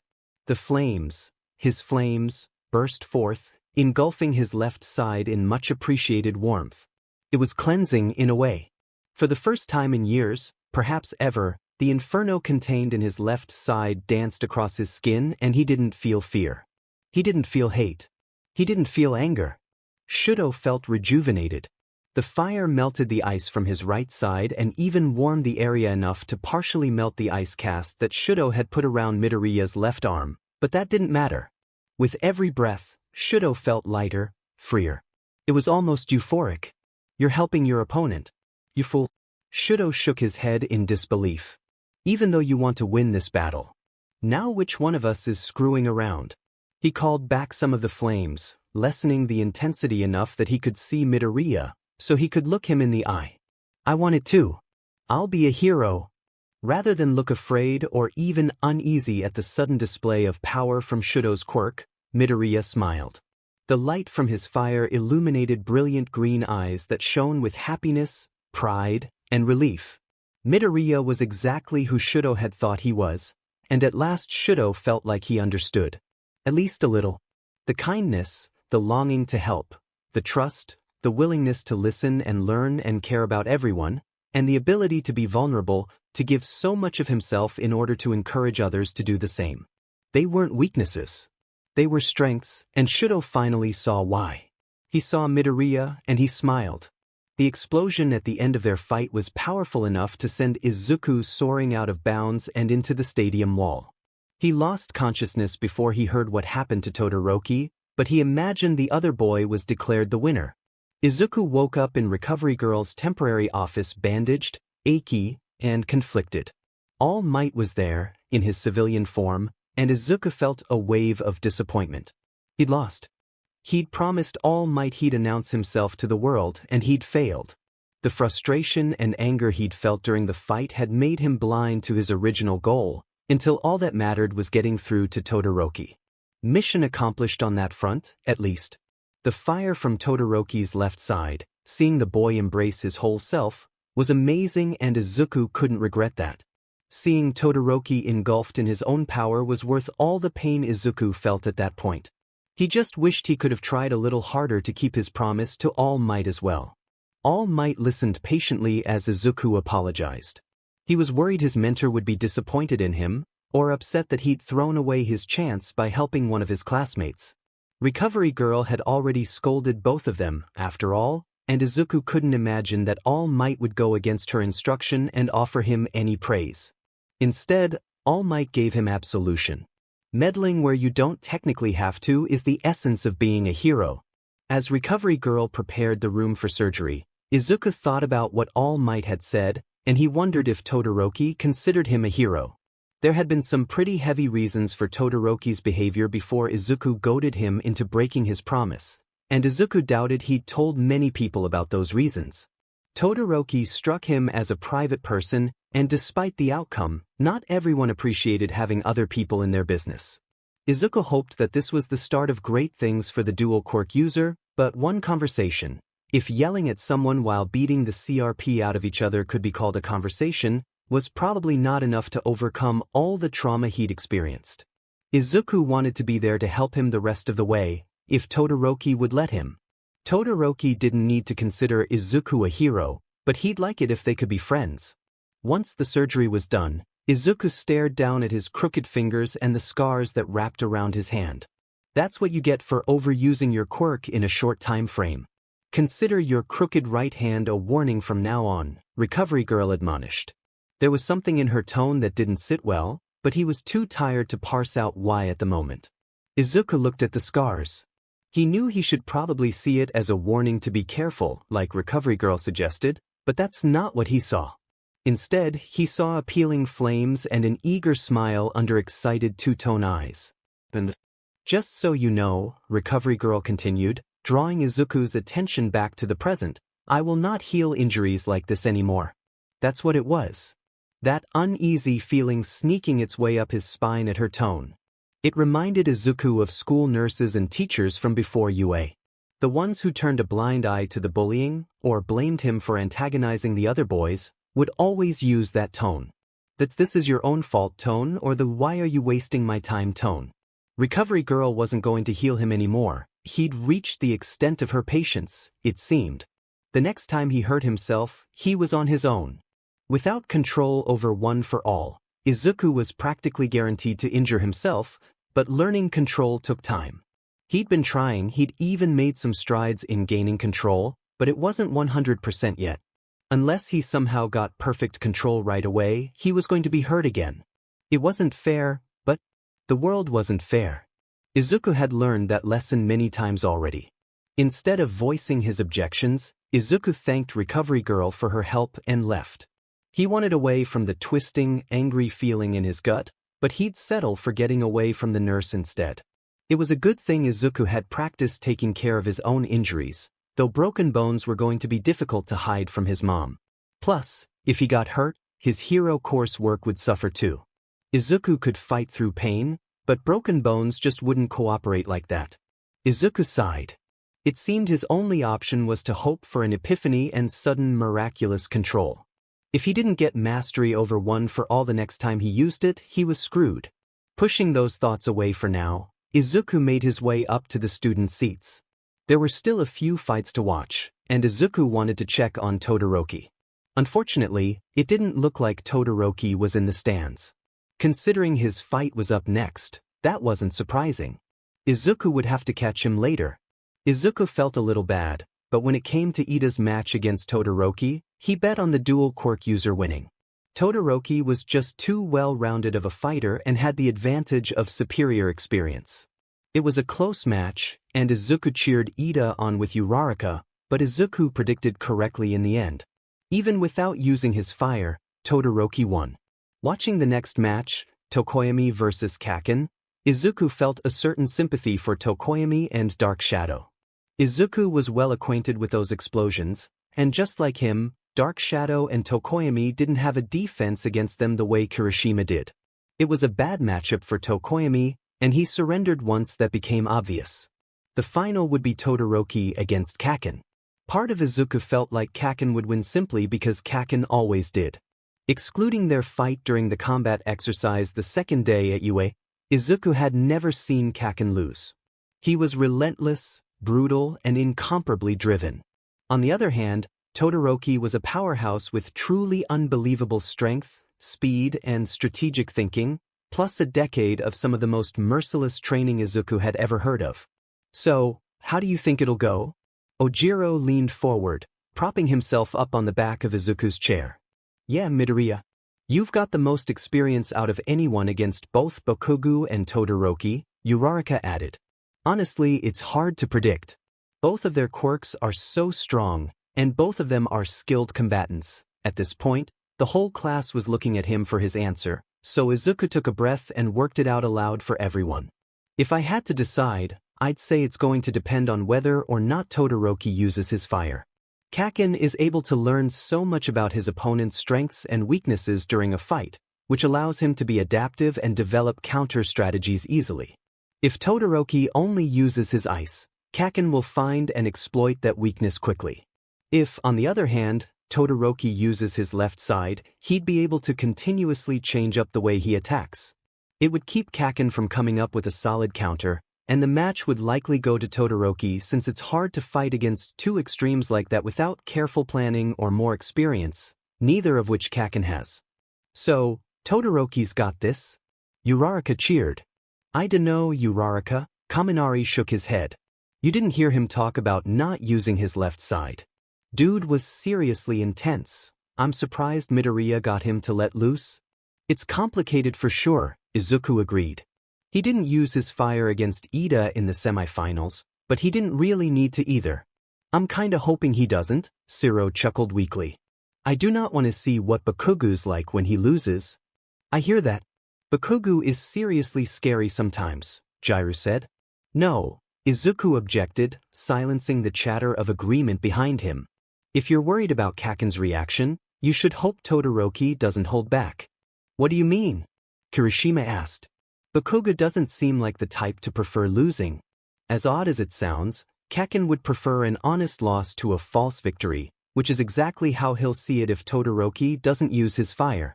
As Todoroki and Kaken stepped out onto the arena, everyone in 1A contemplated Izuku's analysis. The tension surrounding the stadium mounted as Present Mike announced the fighters, and the class was on the edge of their seats. The final battle of the sports festival was as fierce as the lead-up promised it would be, but it became apparent that Todoroki wouldn't use his fire. He hesitated, despite Kaken's taunts and accusations, which only served to make the blonde furious. Being on the receiving end of that anger many times before, Izuku flinched on Todoroki's behalf. More than Kaken's reaction though, Izuku worried about why Todoroki was holding back and why he shouldn't. Seeing Todoroki hesitate again, Izuku sprang up from his seat and leaned as far over the stadium railing as he dared without losing his balance, ignoring the worried exclamations and grasping hands from his friends sitting nearby. Taking a deep breath, he shouted and hoped his voice would carry to the dual quirk user far below. Come on, Todoroki. Don't give up. Do your best. In the relative silence of the moment, as silent as a stadium of thousands can really be, Todoroki heard him. Izuku saw Todoroki turn to briefly glance at him before adjusting his stance and igniting his left side to meet Kaken's next advance. Izuku was ready to cheer and scream his throat raw in support, but as Kaken launched himself at Todoroki like a missile, Todoroki's fire fizzled out and his braced stance relaxed. Oh, don't let him win, Izuku murmured, decidedly not talking about Kaken. Worry and disappointment kept his voice below a whisper, however, and Todoroki couldn't hear his pleas. If nothing else, Izuku wished Todoroki would at least throw another wall of ice up to intercept the hit coming his way, but all he did was stand there and surrender to the inevitable. The explosion from Kaken's finishing move rocked the stadium, and Izuku prayed that Todoroki would be alright as they waited for the dust to settle. Todoroki was unconscious and out of bounds, but that didn't stop Kaken from screaming at him. As Izuku predicted, the explosive teen was not pleased with the outcome of the fight. Despite his shouting and threatening posture, though, Izuku knew that Kaken wouldn't actually attack Todoroki. There would be no point in beating on an unconscious opponent, no matter how angry he was over the match.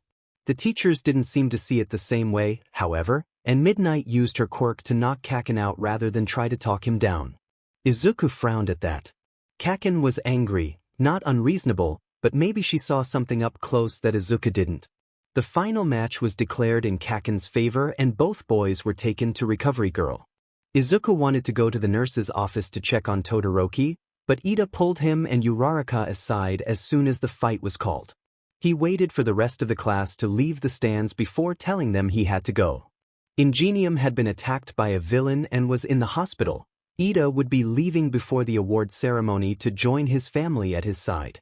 Unfortunately, he didn't have details, didn't even know if his brother would be alright, but he wanted to let Izuku and Uraraka know so they wouldn't worry about him being unreachable for a few days. Subdued, both Izuku and Uraraka wished his brother a speedy recovery before letting Ida depart. The awards ceremony was outrageous. Seeing Kaken chained and muzzled to the podium made Izuku sick. Surely people saw how atrocious that was.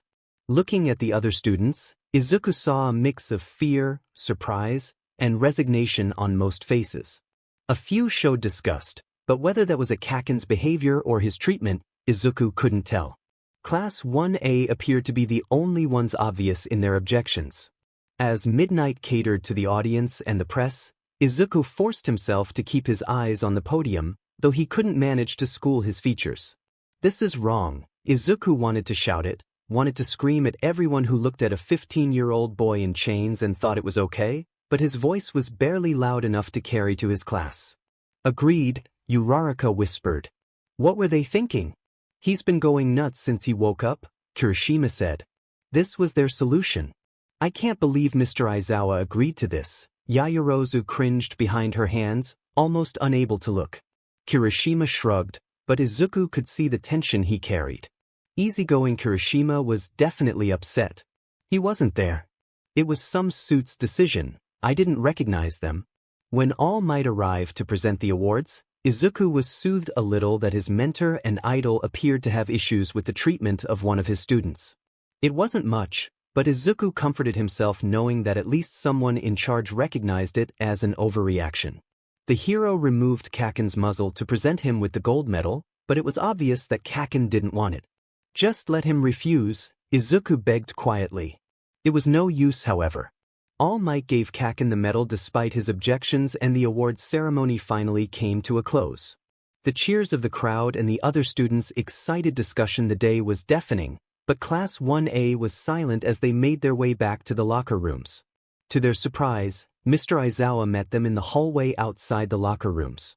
Their teacher never looked pleased from their experience, and it was particularly difficult to read his moods covered in bandages as he was, but right now he practically radiated disapproval and contempt. Mr. Aizawa? Yaoyorozu stepped up as vice rep with Ida's absence. There was a suspended silence, the anticipation and collective held breath from the students faced with their angry teacher stretched for an endless moment until the man finally addressed the class. What we just witnessed was unacceptable, Aizawa stated. I don't want to see anyone in this class lay blame on Bakugo. His anger and frustration did not warrant that response. We know, sir, Kirishima said. When Mr. Aizawa didn't scold Kirishima for interrupting, Uraraka added, yeah, that was super disgusting. Why does Yue even have a muzzle? Kaminari complained. There was a general agreement from the others as well, and Izuku felt a little better knowing his class was on the same page. Even the ones who didn't get along with Bakugo were sticking up for him. Aizawa also seemed to relax a little as the others offered their support. Alright, get changed and meet in the classroom. There are a few announcements before you're released for the day, Mr. Aizawa dismissed. As Izuku passed, his teacher caught his attention. Can you manage with your arms, Midoriya? It would probably be a struggle. Normally he would have asked Ida for assistance, but Ida wasn't available. He had the use of one of his hands, though, so Izuku told Aizawa he could manage. He'd be slower, but he'd manage. Izuku was able to open his locker and pull out his gym bag and backpack with only one hand. His arm was sore, but it wasn't broken. Getting out of his gym uniform was easy. He wasn't really wearing the jacket, so he was able to shrug it off without issue, stuffing it in his gym bag to be washed at home as he toed out of his shoes. Tugging at the drawstring on his breathes didn't prove complicated either, and he was able to slip out of them with only a little extra wriggling before shoving them into the gym bag as well. Kaken, Todoroki, and Tokoyami joined the class at that point, and the guys welcomed them with cheers of congratulations. Kaken ignored them all and stormed to his locker, yanked his bag free, and changed into his school uniform before leaving the locker room as quickly as he'd arrived. Did he still have the medal in his teeth? Zero asked. Leave him be, man, Kirishima sighed. Izuku silently agreed. Kaken would work out his anger eventually, but considering what just happened, he had a right to still be fuming. Getting into his uniform slacks with one arm was not as easy as getting out of his gym clothes. Sitting on the bench next to the lockers helped, but he still struggled. Once they were up around his hips, Izuku grabbed his shirt and then paused. With his left arm in a sling, getting it into the gym jacket had been more trouble than it was worth, which was why he'd simply draped it across his shoulders, but this was his school uniform. He'd need to get his arm in the sleeves. Midoriya.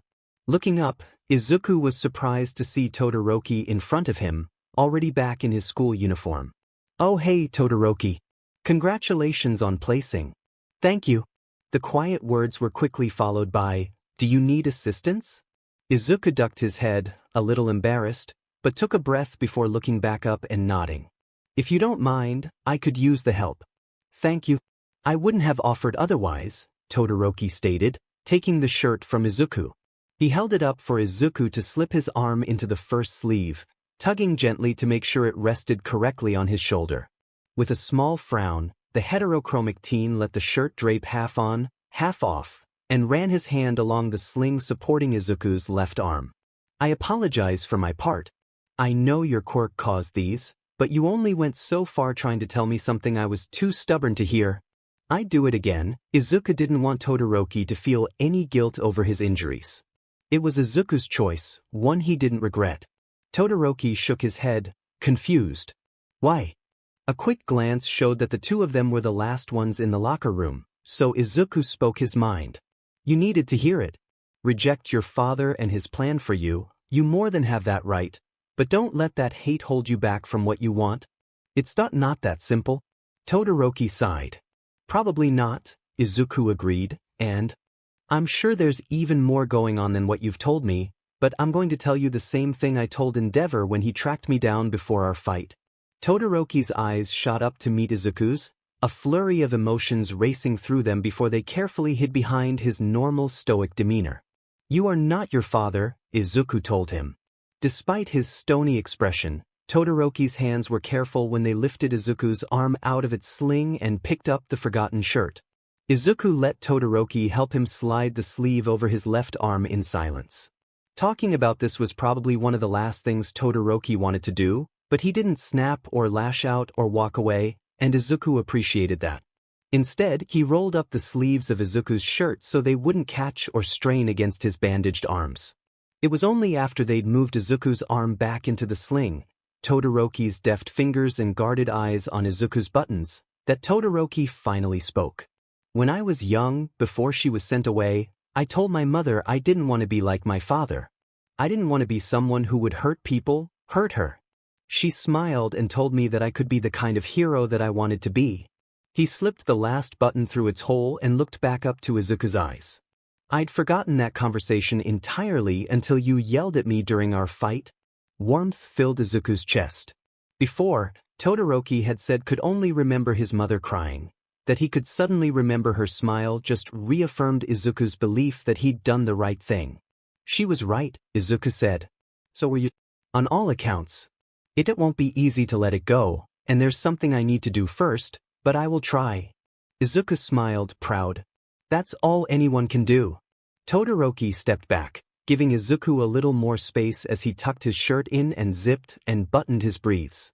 Izuku shoved his feet into his shoes and grabbed his bags, wrapping the undone tie around his neck. It wasn't regulation to leave it loose, but he didn't feel the need to mangle the knot one-handed. Once he was ready to leave, the two of them made their way out of the stadium and back toward the school. Izuku managed to get Todoroki's contact information as they hurried across campus, but otherwise said nothing more, saving his breath for running. They'd already taken longer than they should have, but hopefully Mr. Aizawa would be lenient given the circumstances. Izuku and Todoroki were the last two to find their seats, but thankfully Mr. Aizawa didn't comment on their tardiness. Izuku listened intently as their teacher praised everyone's performance in his gruff manner, and told them they'd have the next few days off to recuperate. Even with Mr. Aizawa's assurance that there would no doubt be pros looking to recruit them, Izuku couldn't muster enthusiasm. Seeing Ida's empty chair reminded Izuku that his friend was hurting, worried about his brother who had been injured in the line of duty. While they were all competing in a festival, real heroes were risking their lives against real villains. That was the world they were all trying to join, and it was likely that all of them would be injured at some point in their careers, just like Ingenium. It was a sobering thought, and it didn't make the weight of worry for Ida any lighter. The class was dismissed shortly after Mr. Aizawa's announcements, and Izuku made his way home, lost in thought. His mother was a crying wreck when he got there, fussing over his injuries, but she'd made katsudon for dinner. It didn't matter that he hadn't won or even placed, he'd done well, and she was proud of him. "How are your arms?" his mom asked during dinner after she'd calmed down. "Sore, but I should be okay in a couple days. Recovery girl wants to see me tomorrow to finish healing what's left." Izuku schooled his face to hide the anger threatening to drag his lips down. He appreciated that the nurse was willing to finish the rest of the recovery process, but he still didn't feel right about her refusal to heal future injuries. "That's good. I was so worried. That Todoroki boy went too far, I think." His mom frowned. Reminded of Todoroki, Izuku actually smiled, which his mom noticed. She raised an eyebrow in question. "We got a little carried away, but it was worth it." "Look at you, Izuku. I think it went a little more than a little carried away." "Maybe, but you don't understand. I wish you could have seen it up close, Mom." He set his elbow on the table and propped his head up on his hand as he recalled that moment. He's usually so quiet and reserved, like he has to hide behind this cold mask because of how he was raised, but then he finally used his fire and it was the first time he'd looked so free. He was incredible. "Oh, is that how it is?" His mom smirked, amusement laced heavily in her tone. Izuku sat up quickly and shot his mom an accusatory look. "How what is?" His mom said nothing, just kept smirking as she ate a few more bites of her dinner. Izuku. He wasn't buying her innocent look. She had that smirk, like she knew something, and now she wasn't sharing. He stared at her suspiciously as she continued to eat, continued to smirk, but she refused to divulge her secrets. "Are you done with dinner, dear?" She reached for his empty bowl and Izuku pushed it toward her. "You're not going to tell me, are you? Call it a hunch. I'll let you know if I'm right." His mom stood with both bowls and made her way to the kitchen, calling over her shoulder, "You should go rest, Izuku. Try to relax." As much as Izuku would like to get the answer out of his mother, he was tired. The whole day had been long and exceedingly draining. It was a little early to go to sleep, but Izuku retreated to his room after bidding his mom a good night anyway. Izuku thought about texting Ida to check on him, but he'd told Izuku and Uraraka that he'd be unreachable for at least a day. Rather than bother Ida when he would be focused on his family, Izuku scrolled through his other contacts. Still upset over the awards ceremony, Izuku didn't particularly want to reach out to All Might tonight. He'd be too tempted to express his displeasure over what happened, and All Might didn't really deserve his anger. A very brief impulse to text Kaken was quickly dismissed. There was nothing that Izuku could say that Kaken would want to hear, particularly not from him. He was about to text Uraraka when he saw the newest entry in his contacts, Todoroki. Considering everything he'd learned about Todoroki recently, Izuku felt a sinking sense of worry for his new friend. They were friends now, right? And how Endeavor might react to Todoroki's performance at the festival. He was typing before he'd fully processed the idea to do so. "Hey, just checking in since I forgot to ask before. You healed up okay? I know from experience how hard Kaken can hit." The response came faster than Izuku expected. "Todoroki, I'm fine. You're the one still in bandages." "With how often I'll be in bandages, I should just make them part of my aesthetic." Izuku grimaced in the safety of his own room, reminded once again that he needed to find some way to control one for all before he had to use it again. "Todoroki, you've used it without breaking anything before. The cavalry battle, for instance. I'm having issues with control. When I used it in the cavalry battle, and directly against you during our fight, I was able to limit how much power I used because I didn't want to kill you. Without a living target. Though, I haven't been able to hold back." Izuku was sure Todoroki thought he was incompetent after that admission. Unable to control something he should have had for a decade. Some rival he was. It was a shame he couldn't tell Todoroki the truth. "Todoroki, you're very intelligent, Midoriya. What's keeping you from solving this control problem?" Todoroki thought Izuku was intelligent? The way he'd assessed the situation at the USJ, that he'd made his way through however many villains to join the group in the courtyard, not to mention the way he'd breezed through the obstacle course today, the strategic way he'd built his cavalry team. Todoroki was brilliant, and he thought Izuku was intelligent. Fighting the blush on his cheeks, Izuku sent a response. "Experience. I haven't used it against someone else much. Todoroki, we could spar if you'd like. The opportunity to practice his control was desperately needed. Izuku was inclined to accept. Not only would he get the chance to practice, but it would give him the chance to see Todoroki. After what happened at the sports festival, Izuku was eager to talk to him again. I'd like that. Todoroki, you'll probably be too tired after seeing Recovery Girl tomorrow, and I have plans anyway. Tuesday? We'd have to go to UA if we want to use our quirks. I can submit a request to reserve one of the gyms while I'm there tomorrow. Time? Todoroki. See you then. Izuku set his phone aside with a pleased smile.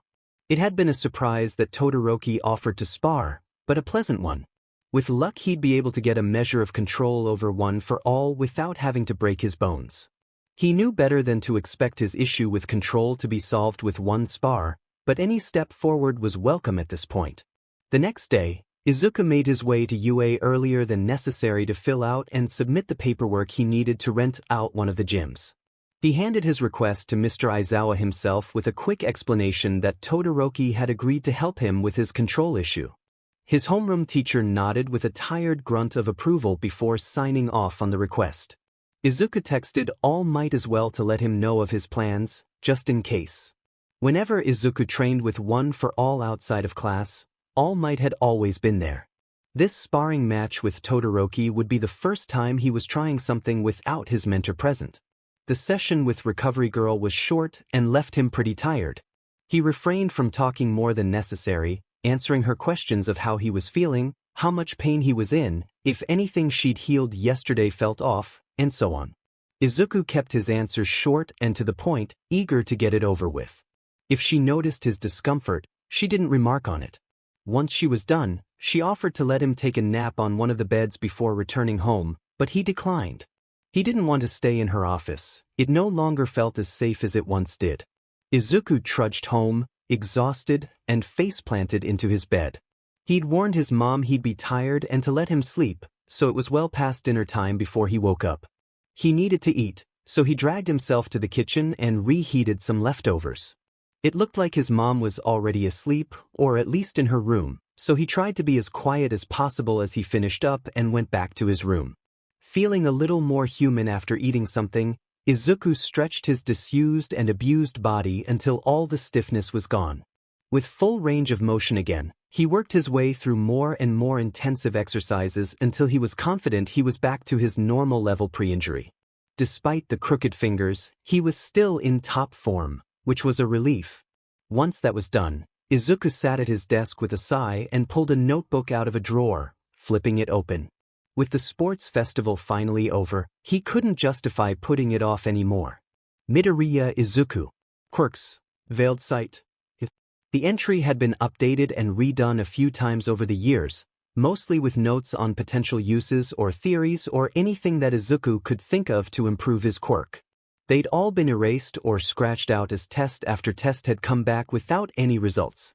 This version was relatively clean, however, since it was newer, and it was the only entry in the notebook. He'd been so distracted with getting into UA, the USJ attack, and preparing for the sports festival that he hadn't updated with the changes he'd noticed in either quirk. Mr. Aizawa wanted Izuku to apply his analysis to himself, and that was what he was going to do. The first paragraph simply detailed what he knew of how his quirk and One for All worked at the time he'd written it, which wasn't long after receiving All Might's quirk. So Izuku finally updated the information to include the new information regarding both quirks. The ability to see through objects and barriers placed directly against his skin was something he had tested when he was younger, without success. However, that no longer appeared to be the case, so Izuku ran himself through the same tests he'd done as a little kid trying to find the limits of his quirk. He started small, even though he'd already successfully seen through a stone wall several centimeters thick, until he found roughly where the new limit was. When making direct contact with the skin around the eyes, Veiled Sight will still activate and perceive through obstructions up to 30 centimeters thick. No variation found in type of material yet, but without access to more materials, the current limits regarding obstruction type is unknown. It was a potentially useful enhancement. Izuku could reliably see through any standard wall. Unfortunately, he was still limited by the current restraints of his own eyesight. He couldn't see anything without some sort of light source, so the contents of a lightless box would remain a mystery. One for All could further enhance his own quirk later, but Izuku didn't know what that would look like. Moving on to One for All itself, Izuku wrote down what he knew. All Might had guessed Izuku could only handle about 5% of One for All's power without hurting himself. It was disheartening, but it also made sense. He'd had One for All for a little over a month. That wasn't a lot of time to get used to that much power.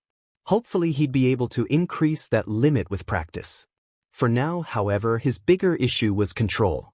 Knowing how much of One for All he could safely use was meaningless if he couldn't control how much he used at once. Sparring with Todoroki on Tuesday would give him the opportunity to use One for All against a living target over and over again until he could understand how he subconsciously put a leash on his output. Once he had that, he should be able to do it reliably without a living target in front of him. If he could manage that, he could avoid breaking bones. Easier said than done, Izuku sighed, setting his pencil down. He considered the consequences briefly before deciding it was probably safe enough and tucked his notebook into his gym bag. He'd take it with him. He was able to process and order his thoughts a little clearer by writing them down, and Todoroki wouldn't pry too deeply if Izuku explained it was to help him analyze. Looking at the time, Izuku winced. It was pretty late, but he wasn't tired. He'd completely ruin his sleep schedule if he didn't go to sleep soon, though. Resigned, Izuku got ready for bed and slipped beneath the covers. It took him another hour, but he fell into a dreamless sleep at last. Noon on Tuesday crept up on Izuku. He'd woken up with his alarm at 6 and struggled through his morning routine and spent the rest of his available time in a blur of news articles and texts with Uraraka about what happened to Ida's brother.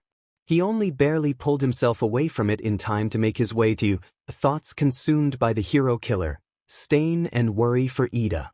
Izuku grabbed his gym bag and a bento for lunch as he left his apartment. As upsetting as the recent news had been, Izuku forced himself to set it aside for now. He couldn't be distracted during his training or he'd risk his concentration slipping and injuring Todoroki severely. Todoroki was already at the gym on campus when Izuku arrived at noon going through a few warm-ups. Izuku waved and called out to him as he entered. Todoroki paused long enough to nod in acknowledgement before continuing his warm-ups as Izuku made his way to the locker room to change. Following Todoroki's example, Izuku changed into his UA gym uniform before heading back out. Todoroki was on the mats waiting for him. "Did you want to warm up first?" Todoroki asked. Izuku shook his head as he joined his classmate on the sparring mat. "I ran here from the station. I'm good. How should we do this?" "This is your training, Midoriya." Todoroki shed his jacket and tossed it aside. "If you need a living punching bag, I can do that. If you want me to fight back, I can do that too. It's up to you. I'm not just going to hit you over and over again." Izuku objected. Todoroki shrugged. "It's up to you, as I said." Izuku shook his head at Todoroki's offer. "Even at only 5% power, a direct hit sent you across the field during our match. Doing that repeatedly is going to hurt you." 5%? "Yeah, that's about how much my bones can safely handle right now. It's not a lot, but I can't afford to keep breaking myself." Todoroki was silent for a moment before his lips twitched in what Izuku thought might be amusement if the slight wrinkling around his eyes was anything to go by. "Are you sure you're not All Might's secret love child? I'm probably the biggest All Might fanboy you're ever going to meet. Do you really think I'd be able to keep that a secret if it were true?" Izuku tried to keep the amused smirk off his face, but Todoroki's warm amusement, something Izuku had never heard before, but wanted to hear more of, was too infectious. "I suppose not," Todoroki conceded. "So," Izuku continued, determined to get back on track, "I'd like to avoid hitting you directly as much as possible. If you need to." "Oh, I have an idea." Izuku jumped off the mats briefly and jogged over to a storage closet labeled safety equipment, purposefully ignoring Todoroki's offer. Thankfully, it wasn't locked when Izuku tried the handle, and he found what he was looking for easily. Looking closer, he noticed that they were reinforced and thicker than standard boxing pads. Probably designed with strength quirks in mind. He brought the pads over to Todoroki and smiled as he held up his find. Understanding, Todoroki took the pads from Izuku and slipped them onto his hands. Good idea. Stepping back onto the mats, Izuku adopted a fighting stance across from Todoroki as he held up the pads. They're meant for strength-enhanced hits, but I don't know how much they'll compensate for. Tell me if you need a break. You hit harder than Endeavor, but not as relentlessly. I will be fine. Izuku dropped out of his fighting stance. Learning about Endeavor's training methods and what he'd done to Todoroki had completely destroyed all respect Izuku had had for the pro. Witnessing it firsthand when Endeavor had sought him out at the sports festival had poured accelerant on the smoldering coals of dislike, feeding them into a fire of rage that almost surprised Izuku with its intensity. He wasn't sure he'd ever felt something like that before, he wasn't sure what to do with it either. Part of Izuku wanted to call off their training, he didn't want to hurt Todoroki, but that wasn't fair of him. Todoroki had offered to help, it had been his idea. It wasn't Izuku's job or right to say what Todoroki could or couldn't handle. Being a hero meant getting hurt, part of the job, and it was Todoroki's choice to pursue his dream to be a hero. He wasn't a delicate flower. In fact, given the muscle definition on display from Todoroki's bare arms, it was clear the opposite was true. Izuku respected him and his strength. Midoriya? Izuku met heterochromic eyes. Sorry, got lost in my head.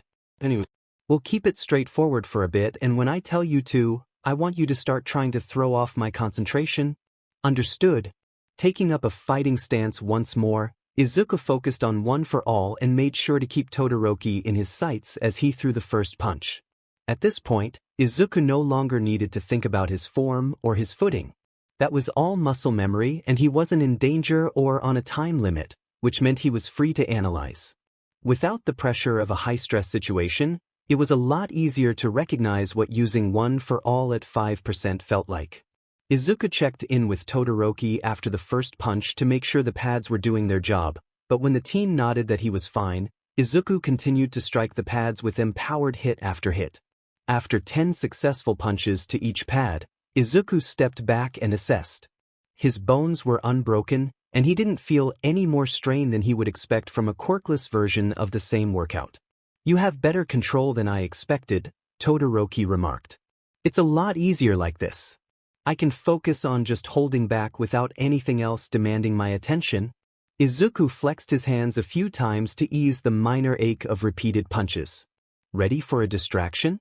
Izuku thought about it for a moment before agreeing. Don't tell me what you're going to do, and try to mix it up. As you wish. They both returned to their ready stances, and Todoroki let Izuku get in a couple undisturbed hits before suddenly swatting at his head with a quick swipe of his hand.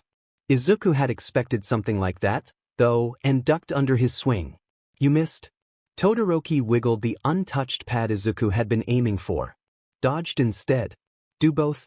Izuku agreed with a determined noise and tried again. Aiming for the same pad that he'd missed last time, Izuku wasn't expecting that same pad to be the one to move. This time Izuku managed to block the swing rather than dodge, but he'd been forced to use his other arm and hadn't had time to call up one for all.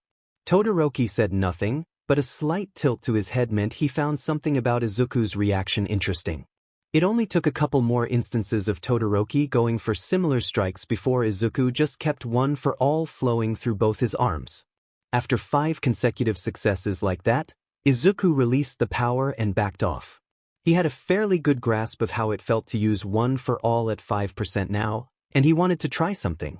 As Todoroki took the time to relax, Izuku practiced channeling only 5% through each of his limbs. He wanted to make sure he could do it on purpose, make sure he knew what it felt like, before he moved on to the next step. Let's see if I can do it without a living target, and give your hands a break. Todoroki gratefully took the boxing pads off and worked the tension in his arms and hands. Despite the extra padding, Izuku could see the strain it was causing Todoroki, but he said nothing in complaint. Punching bag. That was my thought. Izuku agreed. They moved to the nearest reinforced bag. Should I get Recovery Girl, just in case? Izuku frowned before quickly schooling his features. No, I think I have this. Todoroki nodded and stepped back out of Izuku's sight. Izuku bounced on the ball of his feet a couple times, psyching himself up. He was fairly sure he had a grasp on control, but if he was wrong, he was in for an uncomfortable next few months as his arm healed on its own. Before he threw his punch, he called up One for All and tested the feel of it in his arm, making sure it felt the same as before. Once he was sure, he drew back and punched the bag. Neither breathed for a moment while they looked at Izuku's arm. Unbroken. He'd done it. Excited, Izuku channeled One for All in both arms and began to pound the bag with rapid hits, confident in his steady control. He continued until he was a little out of breath, and then stepped away, smiling brightly at Todoroki. Well done. Thank you for your help, Todoroki. Really, I wouldn't have been able to do this on my own. Todoroki accepted his gratitude with a polite nod, and then crossed his arms. I have a theory I'd like to test, if you're willing to continue. Oh. What did you have in mind? Izuku snagged a water bottle from his gym bag and drank about half of it as he waited for Todoroki to explain. Todoroki put the pads back on as Izuku drank, and then gestured to the sparring mats. Same as before with the boxing pads. Izuku joined him on the mats, eager to see what Todoroki had come up with. They both fell into a ready stance and began. They returned to the same pattern as before, where Izuku would have to punch and counter for a little while, getting into a comfortable rhythm. Then Todoroki sent a short wave of ice forward with his foot, trapping Izuku up to his knees. You should have been able to jump out of the way, Todoroki said as he removed the left boxing pad so he could melt the ice. Wasn't able to activate it in time to jump. Izuku frowned, disappointed in himself. I noticed you only keep your quirk active in a limited area, and it takes a moment for you to activate it elsewhere, Todoroki confirmed. It slows your reaction time. Izuku nodded in understanding. He was starting to see what Todoroki must have observed right away. Turning One for All on and off like he was doing meant he would only ever be reacting, which just wasn't good enough. I won't be able to do that in a real fight, you're right.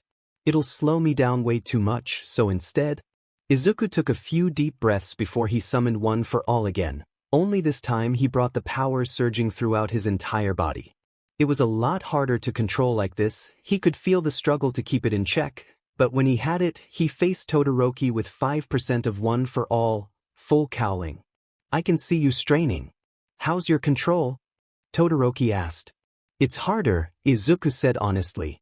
But I think I have it. Todoroki tossed both boxing pads to the side and shifted his stance. How about a real spar then? Izuku grinned. Yes, let's do it.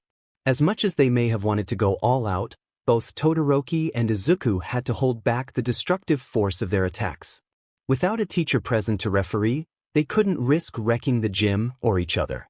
Keeping that in mind, Todoroki's first wave of ice was much smaller than what he'd used in the sports festival, but the distance between the two of them was also much shorter here, so Izuku had only barely enough time to jump up and out of the way. He used the ice as a launching point to propel himself forward faster than Todoroki could trap him, but the other teen was no slouch. Todoroki met Izuku's charge with a wall of ice, but with full cowling, Izuku didn't have to waste time. His arm was already infused with enough One for All to shatter the ice, only to be completely surprised by the blast of fire that met him on the other side. Izuku was able to scatter the flames with a sharp wave of his arm, but he lost full cowling when he landed.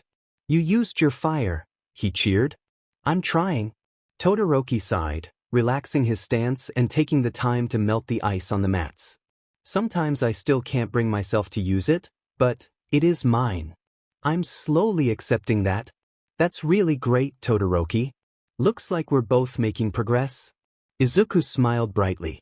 A small smile made its way onto Todoroki's face as well before he readied himself again. Keep going. Plus Ultra, Izuku agreed. This new technique was a huge step forward, but it still needed work. His grasp on it last time was a little shaky and he'd lost it at the first distraction. This time, he wanted to maintain it long enough to finish their spar no matter what Todoroki threw at him. Drawing on One for All, full cowling, Izuku took a firmer grip on his mental focus in an effort to gain better control.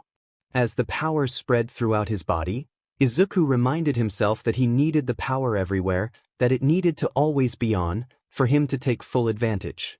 As soon as One for All reached Izuku's head, something very odd happened. 1 second, Izuku saw Todoroki standing in front of him like normal, and in the next Izuku's field of vision widened until he could see everything. The door to the locker room that had been at the edge of his periphery came into clear focus, followed by the wall that was at Izuku's back, wrapping all the way around to come full circle until Izuku could see a 360-degree view of the gym. Then came the pain. The headache that ripped through Izuku's skull drove him to his knees with a sharp cry, and he completely lost focus on One for All as he tried to breathe through the white-hot ice pick currently stabbing him in the back of the head. The intense pain caused his stomach to rebel, and he clutched at it weakly in an effort to keep the contents of his stomach where they belonged. Midoriya. Todoroki was at his side in a second. Unfortunately, the normally pleasant voice was unbearably loud as the pain made everything too much. Izuku closed his eyes to block out the light, but it didn't help. He could still see, and he could still see everything. He couldn't process it all, his mind just wasn't built for this kind of sensory input, and he felt like it was tearing his head apart. Hurts. What hurts? Try as he might, Izuku could not get his quirk to respond. What used to be as easy as breathing was impossible now, and he couldn't turn it off. Turn off FFWI won't it turn off? Izuku cried. He reached up and pressed his hands against his skull, trying to alleviate the pain, but that was a bad idea. As his hands touched the sides of his head, he could see the sides of his hands and through them as his new expanded field of vision assaulted his occipital lobe and forced it to adapt. He lost the fight with his nausea and only just managed to turn aside so he didn't vomit up water and bile directly on Todoroki. I'm getting recovery, girl. No. Izuku regretted shouting immediately, but he needed to stop Todoroki from getting the nurse. She wouldn't help him anyway, and Todoroki would only waste time asking. Taking as deep a breath as he could manage, Izuku begged, All Might. I need All Might. One for All had done something to Izuku's quirk. He needed All Might. Hopefully his mentor would be able to do something, because Izuku was starting to seriously contemplate bashing his head against the floor until he lost consciousness just to make it stop. Todoroki didn't question him, thankfully, just ran toward the exit as fast as he could. As much as he didn't want to move, didn't want to see his perspective change in this new panoramic view, he couldn't stay vertical anymore. The pain was sapping all his strength and making his limbs shake. He collapsed and whimpered as the jarring shift made everything worse. Anytime he tried to turn off his quirk or to focus enough to try to make better sense of his new field of vision, he couldn't. The pain was just too great. Shattering his bones over and over again didn't even compare to this, and if he could focus enough to use One for All, he might try to break something just to distract from the searing migraine. The only thing he could do now was wait and try to breathe through the pain. Shudo sprinted as fast as he could through the grounds towards the main UA building, ignoring the burning in his muscles and lungs that screamed for him to slow down. Tearing himself away from Midoriya had been exceedingly difficult, but leaving and fetching help would be far more beneficial for the injured teen than Shudo's continued presence. What had happened? As far as Shudo could tell, there were no injuries, and quirk exhaustion didn't look like that. One moment Midoriya was fine, and the next he was screaming on the floor. For Midoriya to be overwhelmed, the pain must have been unimaginable. Shudo's first instinct was to get Recovery Girl, but Midoriya's vehement refusal sounded a little too much like Shudo's own mistrust of authority figures. If All Might was who Midoriya wanted, then Shudo would try to find the #1 hero, but he didn't even know if the man was on campus today. If he was, the teacher's lounge seemed the most logical place to start. Ignoring all deferential statutes, Shudo didn't knock before throwing the door to the teacher's lounge open with a bang. A quick scan of the room did not reveal All Might, so Shudo turned away with a frustrated growl, ready to try the cafeteria next. Before he could leave, his arms were suddenly bound to his chest in a white cloth, and he couldn't take another step. Aizawa's capture weapon. Looking up from the scarf wrapped around his chest, Todoroki met Aizawa's glowing red eyes. It seemed he was free of his multitude of bandages at last, which meant Shudo got the full impact of his teacher's unamused glare. Todoroki. Aizawa tugged on the scarf in his hands, bringing Shudo closer. What happened? Who are you looking for? Shudo opened his mouth to explain before another thought occurred to him. He honestly didn't know what All Might could do for Midoriya, but Aizawa might be able to help. Midoriya had said he couldn't turn it off. Shudo would bet that it was Midoriya's quirk, which meant Aizawa was exactly who he needed. Something is wrong with Midoriya's quirk. He said he can't turn it off, and he collapsed from the pain. Midoriya's in too much pain? Midnight looked deeply concerned. Shudo nodded.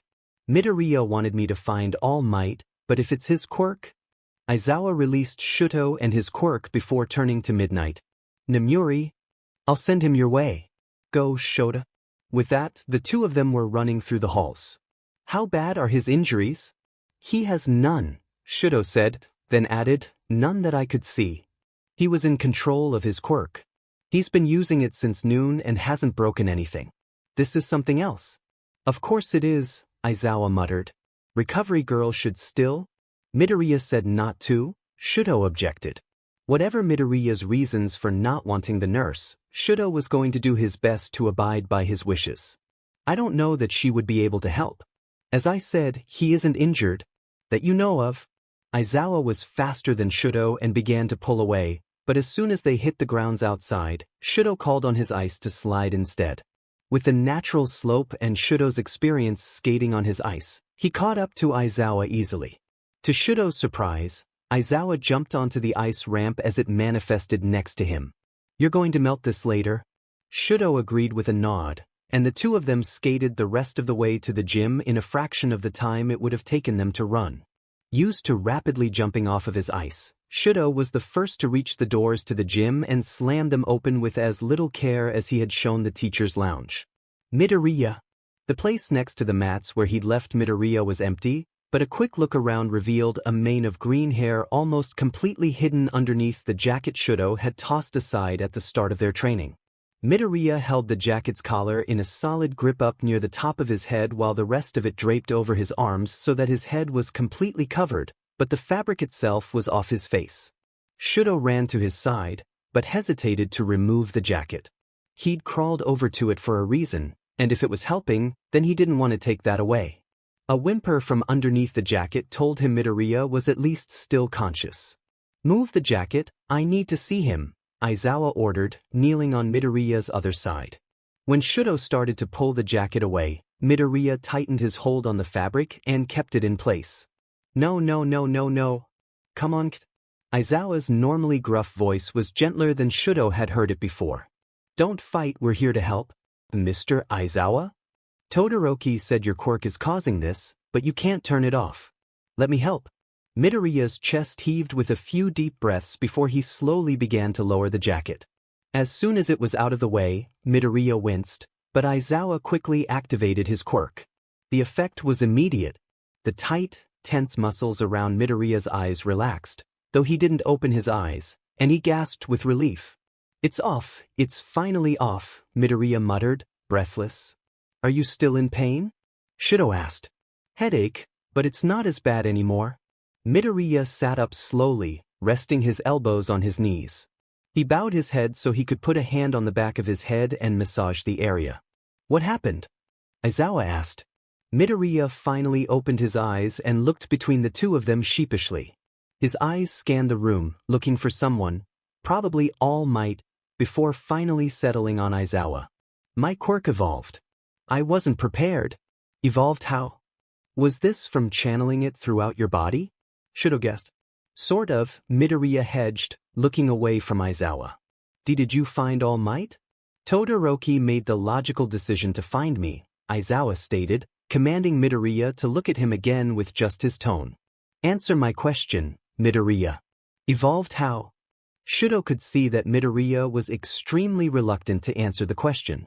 The way he curled in on himself and avoided eye contact made it look like he was trying his best to hide without anything to hide behind. Unfortunately, it was just as obvious that Midoriya knew he should answer. Despite curling inward, Midoriya had shifted slightly in how he was sitting and was turned a little more toward Aizawa than he had been before. I have to blink soon, Midoriya.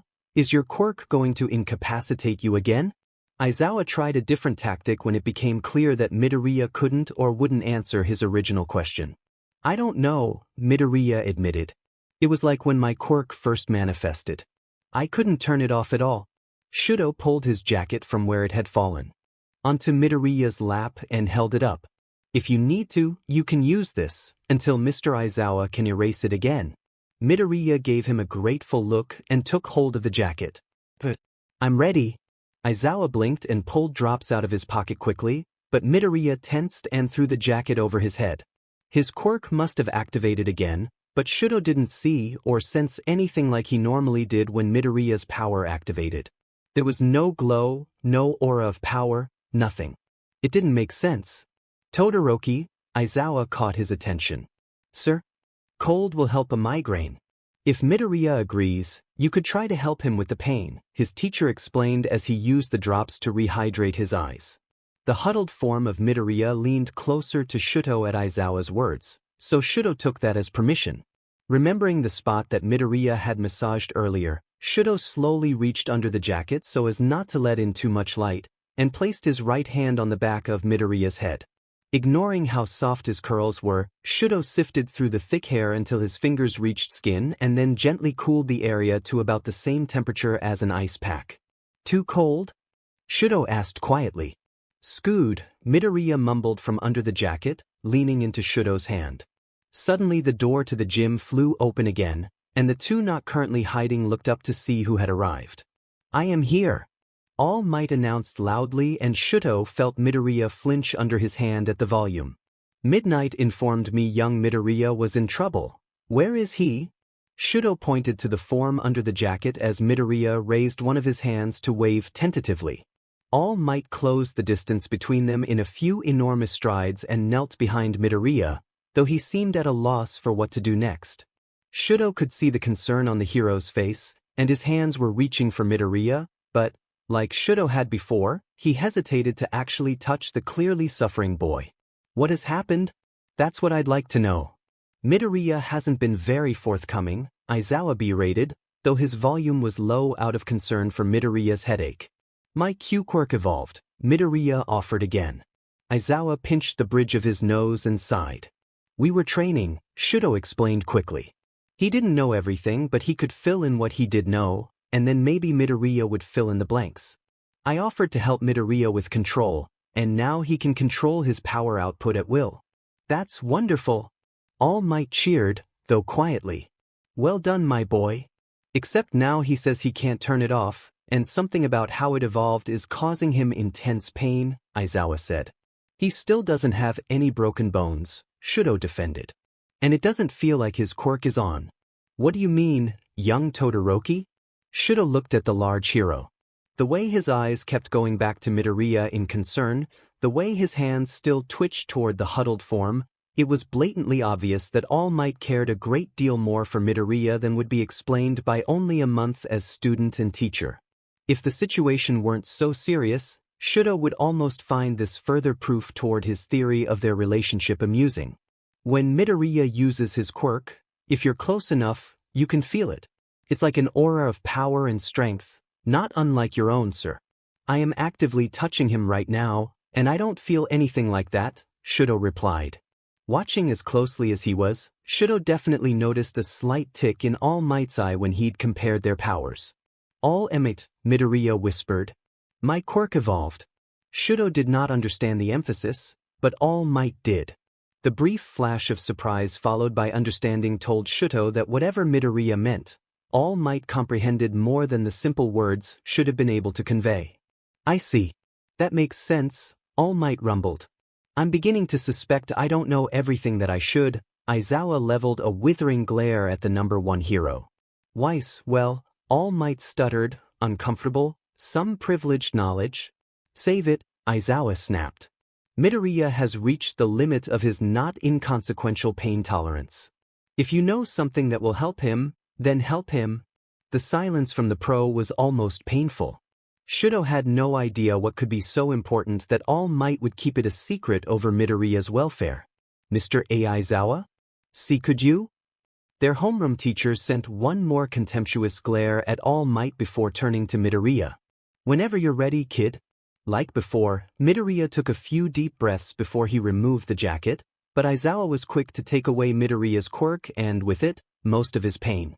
I want to tell them. Midoriya spun around hastily to face All Might, accidentally knocking Shudo's hand away in the process. All Might furrowed his brows in confusion. I understand telling Aizawa, but… Todoroki too, Midoriya interrupted. Shudo nearly jumped in surprise when Midoriya reached for his hand and put it back on his head. He's helping and I trust him. Shudo chilled his hand again, digging a little to reach Midoriya's scalp through his hair, and tried to tell himself the warmth he felt at Midoriya's statement was due to using his quirk to compensate for the cold. My boy, are you sure? Yes. Absolutely, Midoriya declared confidently, but then he began to fidget. I don't want Mr. Aizawa to have to use his quirk for too long. Could you tell them? All Might smiled down at Midoriya and placed a large hand on his shoulder before giving it a reassuring squeeze. Still focused on the needs of others before your own, I see. Very well, I can tell them, but is there anything we can do to make you more comfortable? Todoroki's helping a lot. I'll be fine. Midoriya smiled weakly and then hid under Shudo's jacket once more. Aizawa blinked, releasing his quirk, and applied more drops with a quiet groan. Get on with it, All Might. Young Midoriya has 2 quirks? Shudo blinked. Like me? Not quite, young Todoroki, All Might replied. Your quirk, or quirks, I suppose, are both yours naturally. In Midoriya's case, one is his own natural quirk, and the other is the one that I gave him. Impossible, Aizawa grumbled. My quirk is a closely guarded secret because of its unique history and qualities. Its name is One for All, and it is a sacred torch passed from one holder to the next, stockpiling power as it goes. Thus with each holder, the power grows. I passed it on to young Midoriya as it was passed on to me from my mentor, and so on through the generations. He is the 9th holder of One for All, a quirk that could be given to someone, one that accumulated power from each previous holder. No wonder All Might was so strong, he had the power of 7 other users at his disposal. Shudo almost laughed at the ridiculousness of it. Endeavor never stood a chance against someone like that. Shudo doubted he would ever be strong enough to compete with that power either. And Midoriya would be stronger still. And exactly how long ago did you pass on this quirk? Aizawa asked dangerously. All Might must not have heard the underlying tone the way Shudo did, because he answered proudly, he received the power 3 months ago, but I have been training young Midoriya for over a year now. I see. We'll come back to that, please continue. As I mentioned, One for All stockpiles power. This, of course, accounts for the enhanced strength you are accustomed to seeing from myself and young Midoriya, but One for All also affects the natural quirk of the holder. I believe this is what he meant when he told us that his quirk evolved. His natural quirk has changed somehow. What is his natural quirk? Aizawa asked. Bebeg. Midoriya stuck one of his hands out and reached for his gym bag. All Might was closest, and he pulled the bag over as requested. Midoriya reached into the bag and withdrew a notebook, handing it to Aizawa. Unlike Midoriya's other notebooks, Shudo noticed that this one did not have a number. Instead, it was labeled Hero Analysis for the Future Sigma. If this notebook was dedicated to Midoriya's own quirks, Shudo supposed the mathematical symbol for summation made for an apt descriptor. Aizawa scanned the contents quickly and then shook his head. It looks like this isn't the quirk's first evolution. Midoriya, we need you to tell us what's going on now. Think you're up for it? Shudo felt Midoriya's response. He nodded. All right. When you're ready, Aizawa coached. Once he was out of the jacket and free of his quirk, Midoriya sighed. It's getting better, I think. I still can't turn it off on my own though. I'm sorry, Mr. Aizawa. It's fine, kid. Just tell us what's going on so we can work through it. I can see everything even with my eyes closed.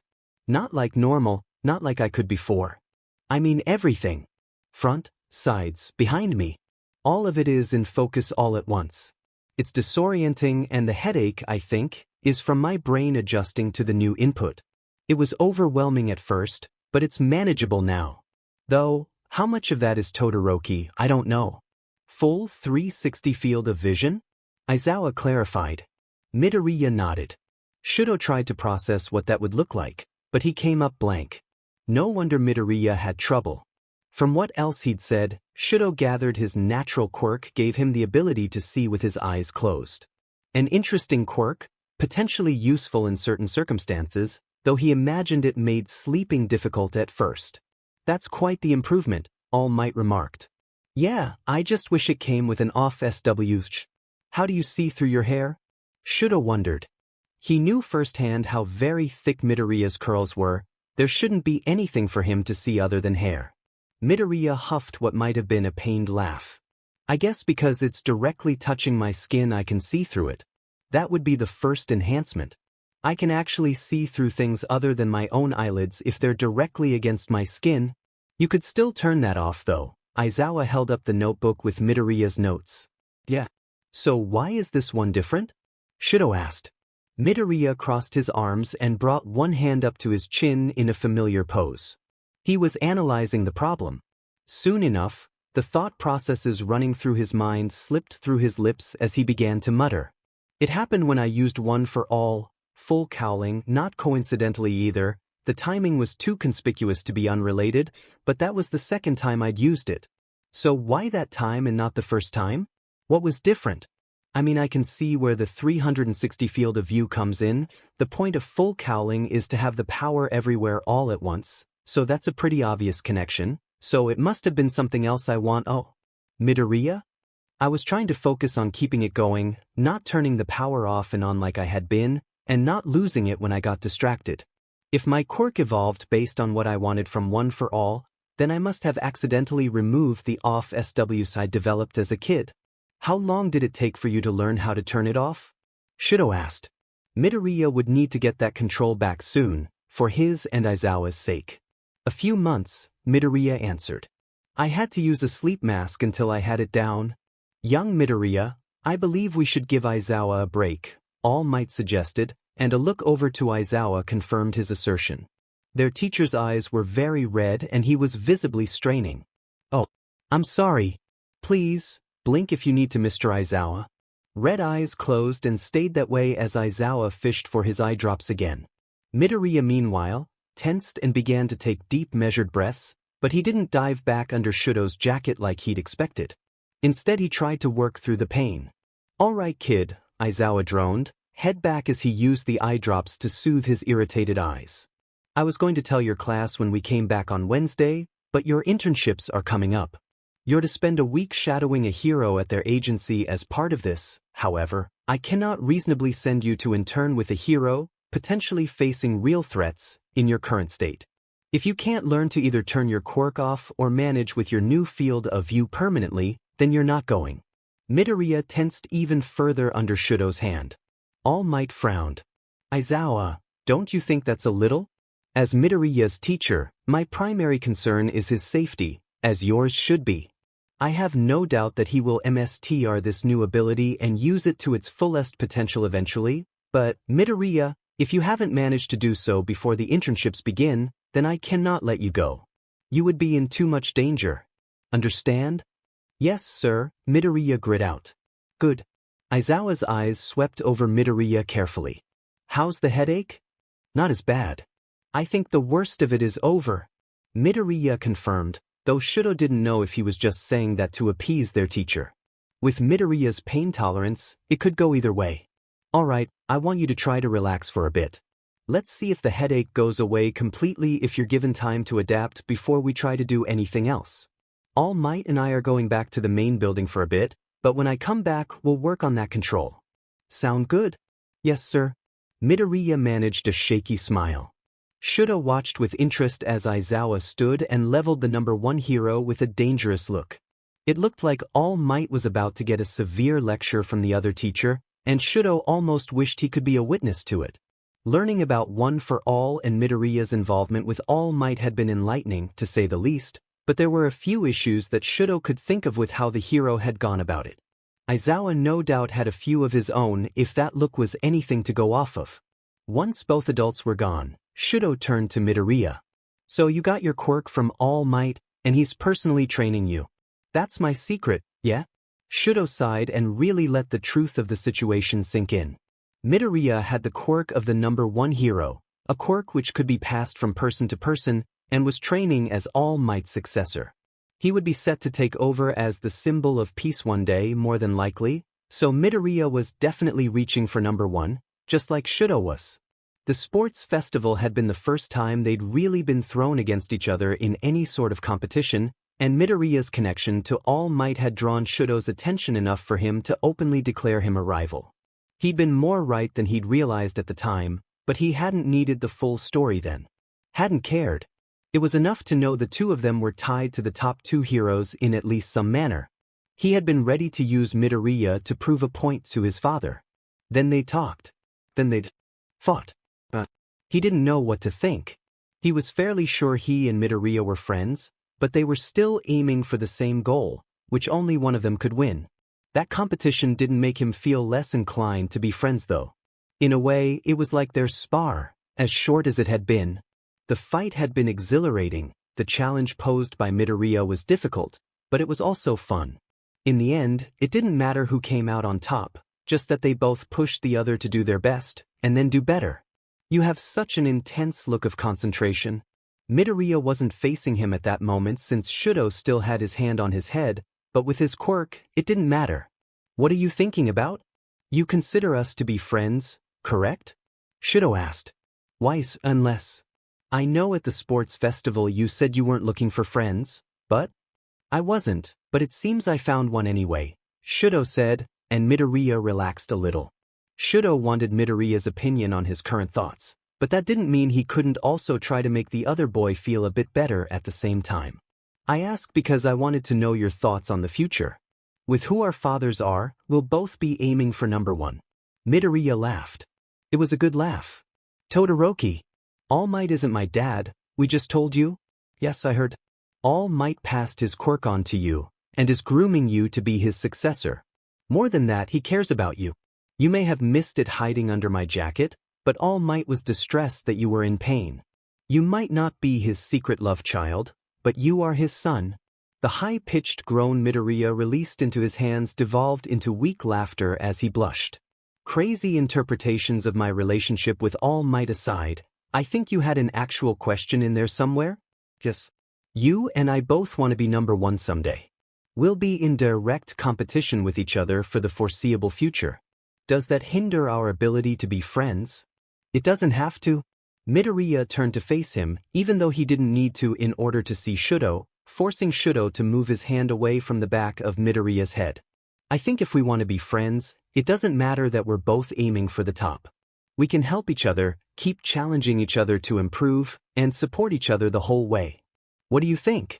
If you'd asked me before the sports festival, I would have said it sounded naive, but now I find myself agreeing with you, Shudo admitted.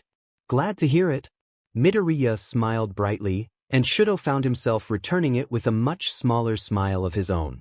Izuku wasn't sure if the chilled touch on the back of his head was the reason his headache faded, or if he was simply getting used to the new aspect of his vision.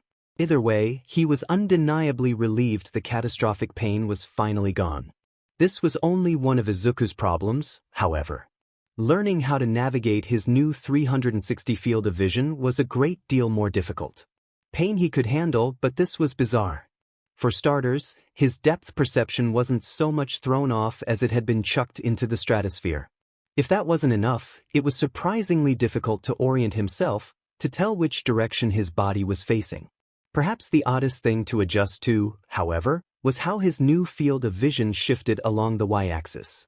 Shifting his eyes down granted him a view of the floor at his feet, but the view from behind him shifted up. The reverse was also true, of course. The seesaw tilt was dizzying to say the least. This is so weird, Izuku muttered, testing his ability to walk around the gym with Todoroki diligently at his side. He was already mentally running through all the tests he'd need to conduct to test the limits of this new ability. Must be, Todoroki agreed, his normal calm tone more soothing in the current situation that Izuku felt like sharing. Still, once I've got it down, this will be really helpful in the field. Now that the panic and pain were subsiding, Izuku could definitely see the benefits. Wish I had gotten this when I was younger, would have made it a lot harder for the bullies to sneak up on me. Bullies? Todoroki prompted. Izuku shrugged. I was an easy target. Useless quirk, weird muttering habit, hero nerd, take your pick. I stopped asking why after a while. There was a moment of silence while Todoroki absorbed his words, but eventually he seemed to come to some realization. Okugu used to bully you, didn't he? Ah, Izuku grimaced. What? I know it sounds bad, but it wasn't wholly his fault. No one ever told him not to, and he's got so much potential to become a great hero. That's not an excuse. Great heroes don't always make great people. Heaving a weary sigh, Izuku didn't try to argue that point. There was evidence enough of the truth of Todoroki's statement. I know. Yue has already done wonders for him, though. I think a few more years around people who don't treat him like the god's gift to quirks will actually turn him into a decent person. And in the meantime? Izuku shrugged. In the meantime, I stay out of his way as much as possible, and if he pushes, I'll push back.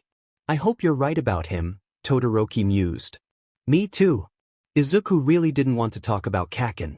Changing the subject, he asked, any other questions? I know I had several dozen after I learned about One for All. I have a few, Todoroki admitted. It's a lot to process. Don't I know it? Izuku agreed easily. Ask away. All Might said he's been training you for a while. How did you meet? Izuku shuddered at the memory of nearly dying in the sludge villain attack, but he shared the story easily. He saved my life. I was attacked by a villain on my way home from school, but All Might was nearby, already tracking the guy, and got there in time to save me. You must have made an impression for him to name you his successor. Not a good one, Izuku laughed. At Todoroki's confusion, he elaborated. I passed out actually. The villain had a sludge quirk. He tried to suffocate me so he could wear my body like an Izuku suit and get out of town, so when All Might arrived, I was nearly unconscious from lack of oxygen. He Texas smashed the villain into tiny pieces and knocked what was left of my air supply away, but he made sure I woke up, even autographed my notebook, before trying to leave. Trying? I wanted to ask him a question, so I did something pretty stupid. I held on to his leg as he jumped away. Todoroki coughed, choking back a laugh or in surprise, eyes wide. Not my finest moment, I admit, but in my defense I was recovering from oxygen deprivation and had just met my idol. So why choose you as his successor? Todoroki asked. Izuku paused, debating whether or not he should get into what happened on the rooftop.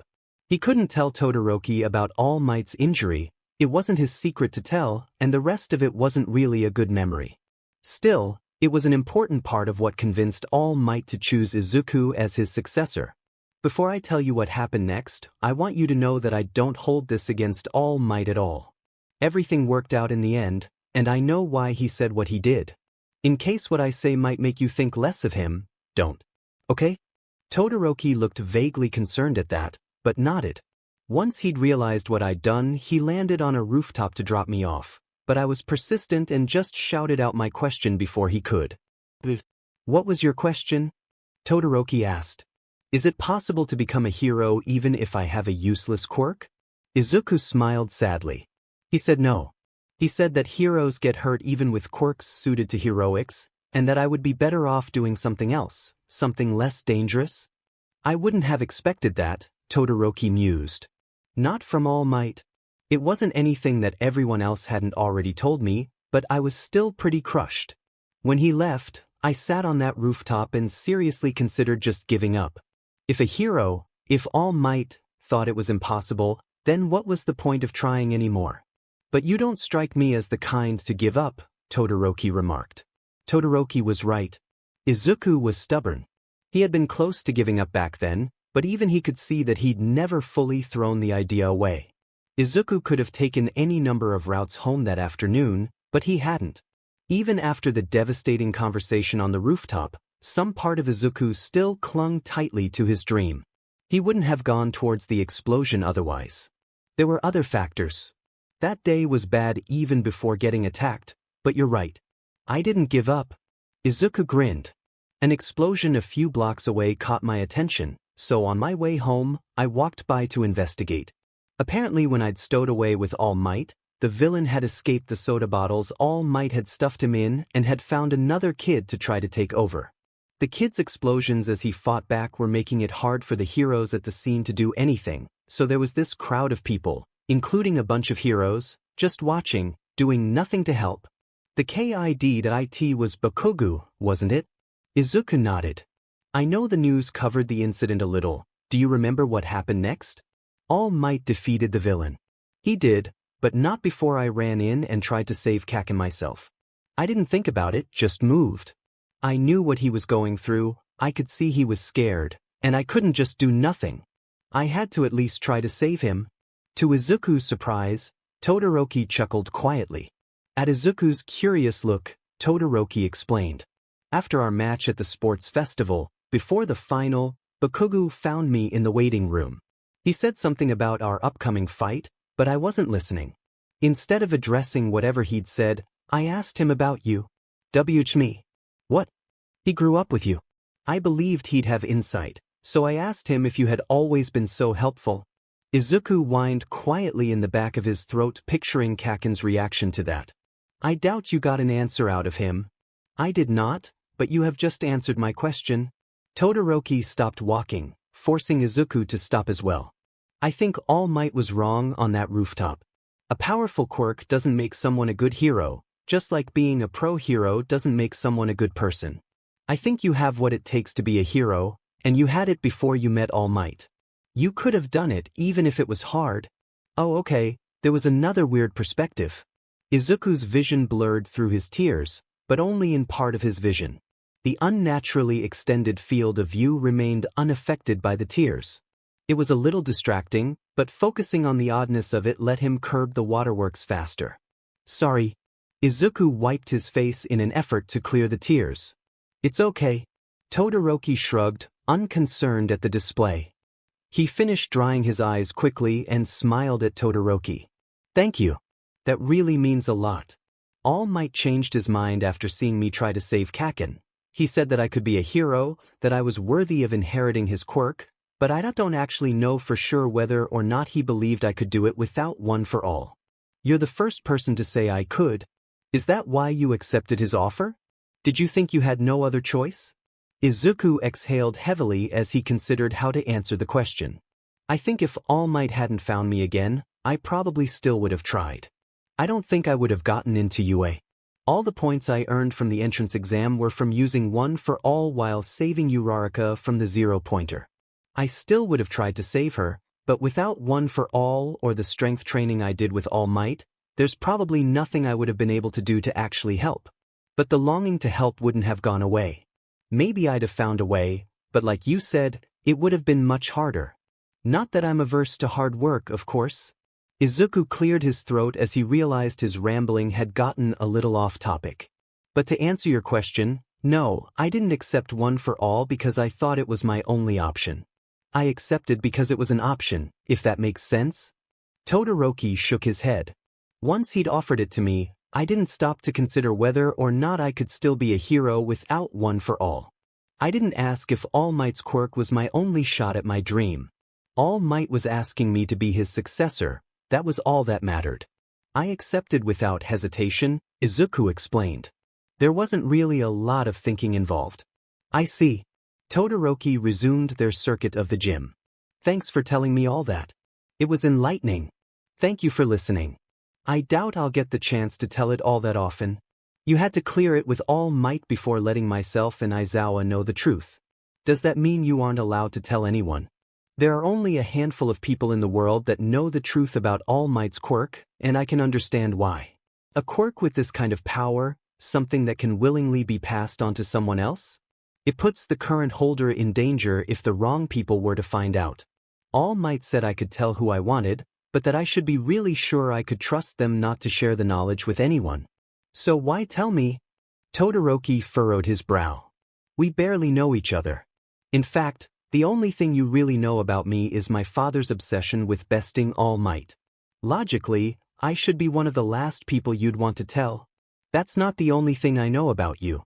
I know we didn't really talk before the sports festival, but I still notice things, Izuku refuted quickly. When Todoroki didn't look convinced, Izuku went on. You're intelligent and driven, and you're calm and composed under pressure. You offered to train with me when you didn't have to, you helped me when my quirk evolved and even when I was too injured to change my shirt, so that made me think you're kind. You teased me about All Might being my dad, so you're funny, But you also used the joke as a way to remind me that All Might cares about me, so you're compassionate. Maybe I don't know your favorite color or food or what you like to do for fun, but I don't believe for a second that you would tell Endeavor about All Might's quirk. Like I said, I trust you, Todoroki. Izuku worried he'd said too much when Todoroki didn't respond after a few moments. He watched the other boy carefully as they walked in silence, waiting for a hint of what Todoroki might be thinking, but he just looked deep in thought. Keeping a leash on his nerves, Izuku stayed silent, waiting for Todoroki to say something. When he did, it wasn't what Izuku was expecting. Why do you do that? Do what? You refer to One for All either by name or as All Might's quirk. I don't believe I've ever heard you call it yours. Todoroki did look at him then, mismatched eyes observing him carefully. Izuku stopped himself. He honestly hadn't noticed, but, thinking it over, he supposed that Todoroki wasn't wrong. One for All had been given to him by All Might, and Izuku still considered the quirk to belong to the hero despite the fact that he was the current holder. Taking a breath, Izuku tried to explain. It just seems so unbelievable that I could ever compare to All Might, you know? He's so strong, and I can barely handle 5% of that strength. I suppose I'm still not convinced I'm worthy yet. If I understand how the quirk works, it stockpiles power with each new holder. It grows and changes. Despite being directly passed to you from All Might, the One for All that is within you is a different quirk than the One for All that All Might possesses. Todoroki shook his head. You don't need to compare yourself to All Might, Midoriya. There's no threshold of ability or worth you need to reach. It's yours. Your quirk. Not his. Something inside Izuku's chest clenched tightly hearing Todoroki use his own words against him. He stumbled a little as his feet abruptly stopped moving, though thankfully he managed not to trip over nothing, and his mind raced as he tried to untangle the snarled mess of emotions suddenly flooding his system. Todoroki stopped as well, and faced Izuku as he waited. There was so much there to unpack. Todoroki had listened to his advice, that much was obvious already, and had taken it to heart. The reminder of that made Izuku happy and proud of his friend, but the advice had only been needed because of all the CRP that Todoroki had endured at the hands of his father. The hate and resentment toward Endeavor was understandable, but had created a mental block in Todoroki's mind that was holding him back from doing his best. The same couldn't be said for Izuku, right? He definitely didn't hate or resent All Might, and there was no comparing the experience of training with All Might to training with Endeavor. Even the idea that they could be similar was repulsive, and Izuku rebelled against it immediately. And yet, Todoroki was intelligent, but more than that, he was observant. He analyzed situations just like Izuku did, and his conclusions were reliably correct and insightful. If Todoroki believed there was enough of a parallel to use the same argument, then there was probably something there that Izuku shouldn't ignore. Maybe Todoroki wasn't saying their experiences were comparable, but that the results were. Todoroki actively distanced himself from Endeavor, so unwilling to be like his father or accept Endeavor's help that he had divorced himself from his own power. On the other hand, Izuku idolized All Might. No matter how much he strived to close the distance, the pedestal he'd placed All Might on, and by extension One for All, was simply too high. In doing so, Izuku had never allowed himself to see One for All as his own. Todoroki wasn't wrong, though, just as Izuku hadn't been wrong at the sports festival. It truly didn't matter where the power came from. It's mine, Izuku whispered, letting go of all his complicated thoughts and opinions regarding the quirk until all that was left was fact. One for All is my quirk. Todoroki's intent eyes watched Izuku as he assimilated this new truth, eagerly waiting behind a deceptively impassive expression. Izuku took a few deep breaths and called upon his quirk, letting Full Cowling's signature lightning dance across his skin. He hadn't tried to summon the power after the evolution of his original quirk, and he was pleased to see that it still came to him. Thank you, Todoroki. He sighed and clenched his fists, disappointed and frustrated. I'm sorry. It was pretty hypocritical of me, wasn't it? Unintentionally, but it doesn't matter. Todoroki called a small fire to his hand. It was something we both needed to learn. The door to the gym opened and closed behind them as Mr. Aizawa returned. Izuku and Todoroki both released their quirks at the noise, instinctively turning to their teacher as he approached. Mr. Aizawa, Izuku bowed. Where's All Might? All Might? Izuku wasn't sure, but he thought there might have been the slightest hint of distaste in Mr. Aizawa's tone. Won't be joining us. He's giving Nedzu a report of what happened and will be otherwise occupied for the next several hours, I'm sure. Of course, sir. Izuku supposed it made sense to update the principal that Mr. Aizawa had been read in on the secret. Todoroki, since it looks like you're no longer needed to soothe Midoriya's headache, it's time to go clean up the mess you made outside and then head home, Mr. Aizawa ordered. Izuku wasn't sure what mess Todoroki had made, but he was disappointed that he would be leaving. Yes, sir. Todoroki bowed quickly to Mr. Aizawa, and then turned to Izuku. Would it be all right if I texted you later? Of course. Izuku smiled, remembering at the last moment to actually turn his head to face Todoroki. As his new friend moved toward the locker room, Izuku turned toward Mr. Aizawa again. Where do we start? Izuku expected to jump right into training with the quirk, but his teacher surprised him. Mr. Aizawa had him sit on the sparring mat and then took a seat across from him before asking, Are you still in pain, or has the headache cleared? No, it's gone finally. Dizziness? Not really. Looking around or moving quickly can be a little disorienting still, but I'm not dizzy. Mr. Aizawa nodded. If you're feeling any ill effects, I can call Recovery Girl to take a look at you. Oh, I'm fine. Thank you. Izuku tensed at the mention of the nurse, but forced his shoulders to relax and unclenched his fists. Hopefully, if Mr. Aizawa had seen it, he'd brush it off as Izuku just popping his knuckles. Sir, shouldn't we be doing something? Training or figuring out how to turn it off? My first concern is your health, Midoriya. You were practically insensate when I first arrived. I want to make sure you're actually okay and not just pretending or forcing yourself to be. It would be counterproductive to start training when you aren't ready. Instead of working toward correcting the problem as quickly as possible, Mr. Aizawa seemed to want to make sure Izuku was okay first. Izuku didn't know what else Mr. Aizawa might have originally planned for today, but he made no indication that Izuku's problem was taking him away from anything important or that he was eager to be done with him. It wasn't at all what Izuku expected of a teacher forced to deal with this so suddenly, and it left him a little off balance. Oh. The soft exclamation escaped without conscious thought as Izuku considered Mr. Aizawa's statement. Izuku was concerned about not getting control in time for the internship, but he definitely couldn't afford to hurt himself. If he got hurt while training with Mr. Aizawa, his teacher would insist on a trip to Recovery Girl, at which point he'd learn that Izuku had worn out her patience. Izuku didn't want Mr. Aizawa to be upset with him, so the longer he could avoid that scenario, the better. With that in mind, Izuku took closer stock of his current state. The headache is gone, and I'm not dizzy. The nausea I felt at first is gone as well. As I said before, moving quickly is still disorienting, but that's all. The only other thing I can think of is some minor damage to the first layer of skin along my knuckles from the boxing pads and punching bag, but it doesn't hurt. Very well. Mr. Aizawa accepted his self-assessment.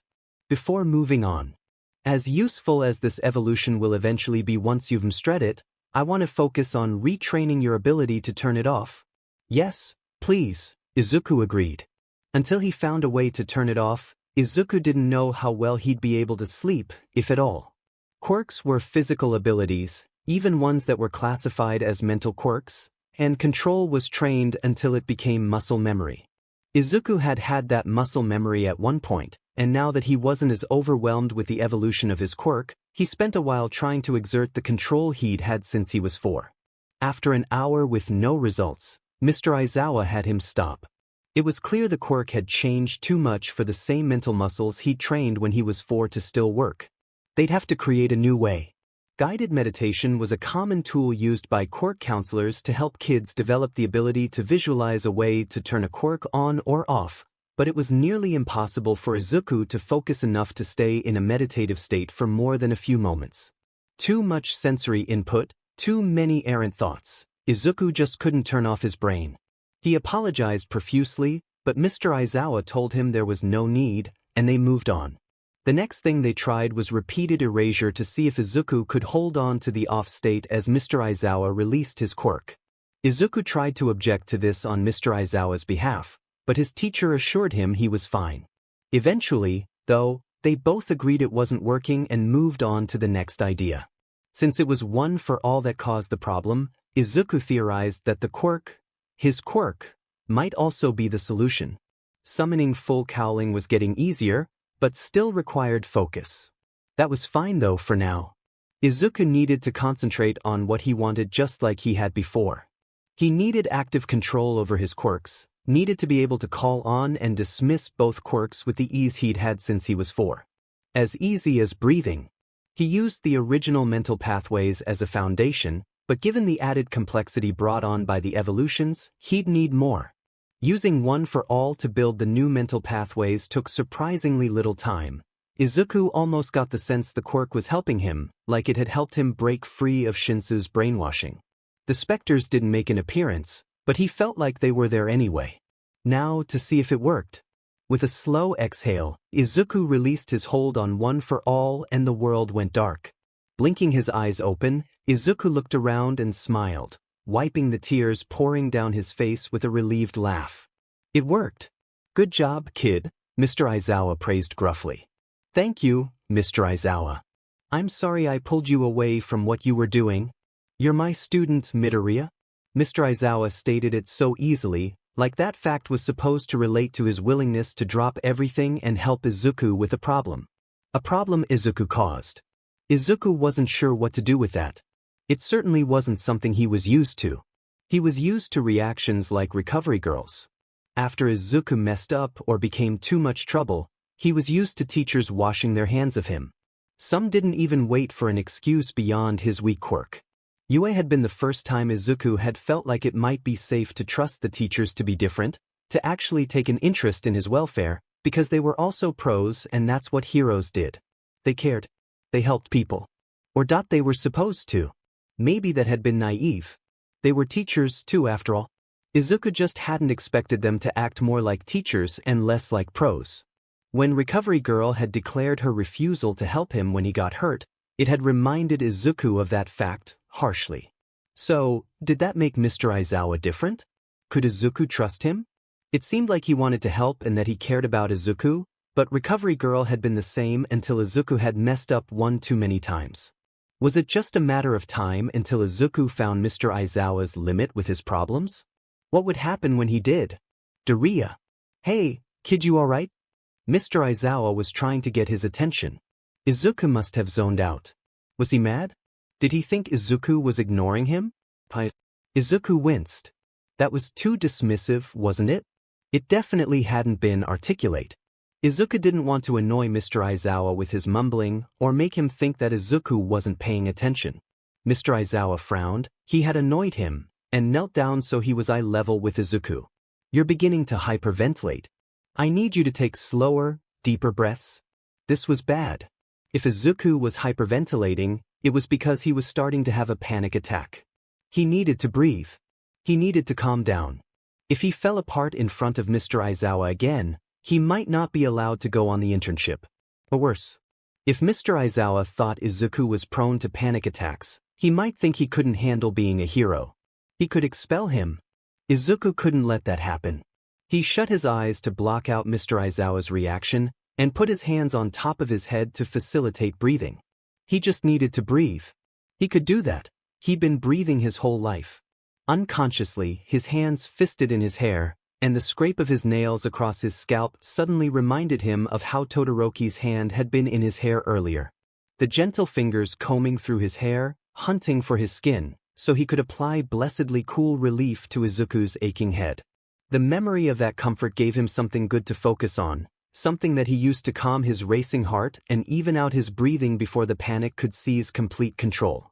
Free from the panic, Izuku lowered his arms slowly and opened his eyes. He couldn't look up, couldn't see whatever expression was on his teacher's face, so he kept his head down. I'm okay. Izuku forced his voice to be calm and steady, even though he wasn't. Sorry about that. You never need to apologize for having a panic attack, Mr. Aizawa said. Surprised, Izuku looked up. Why, you're not mad?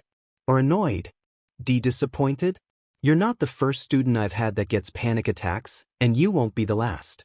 It's a hazard of the job, truth be told. Lots of pros struggle with them too. It would be illogical to blame or punish you for that, especially considering how quickly you managed to get yourself out of it. I don't understand, Izuku confessed quietly, not really intending for Mr. Aizawa to hear him. His teacher raised an eyebrow.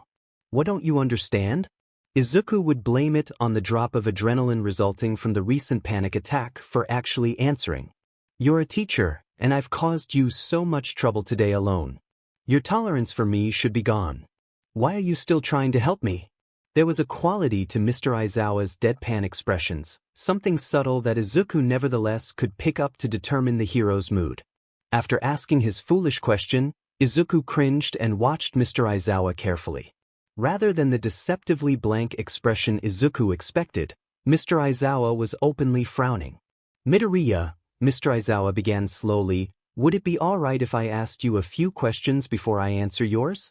Izuku wasn't really sure he had a choice, but despite the frown on his face, Mr. Aizawa didn't sound angry. His voice was calm, soothing almost. Hesitantly, Izuku nodded. Have I done something to make you believe I would refuse to help?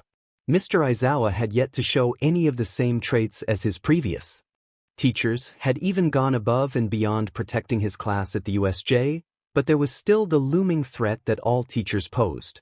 It was risky to trust, even if he really wanted to. Izuku considered explaining this, but shook his head instead. Mr. Aizawa seemed to relax a fraction, though he was still very obviously angry. Your previous experience with teachers, then. They refused to help you when you asked? And not just, Izuku cut himself off. There was no point in going into detail, and there was nothing Mr. Aizawa could do to undo what had happened. It was better to answer concisely. Yes, sir. I know this is difficult, but it is important. You said not just before simplifying your answer. What were you going to say? Why does it matter? Izuku asked quietly. He didn't want to talk about this. It's a teacher's job to help, not just inform. We're charged with the lives and growth of our students. If a teacher fails to do this, if they refuse to do this, then they are negligent. That in itself is unacceptable, but if there's more than just negligence, or if there's someone at UA who is guilty of this, then I need to know. Izuku dropped his gaze from Mr. Aizawa's. His original thought hadn't been about Recovery Girl, and Izuku still didn't know whether or not telling his teacher about her refusal to heal him was a good idea. Still, he had to answer now.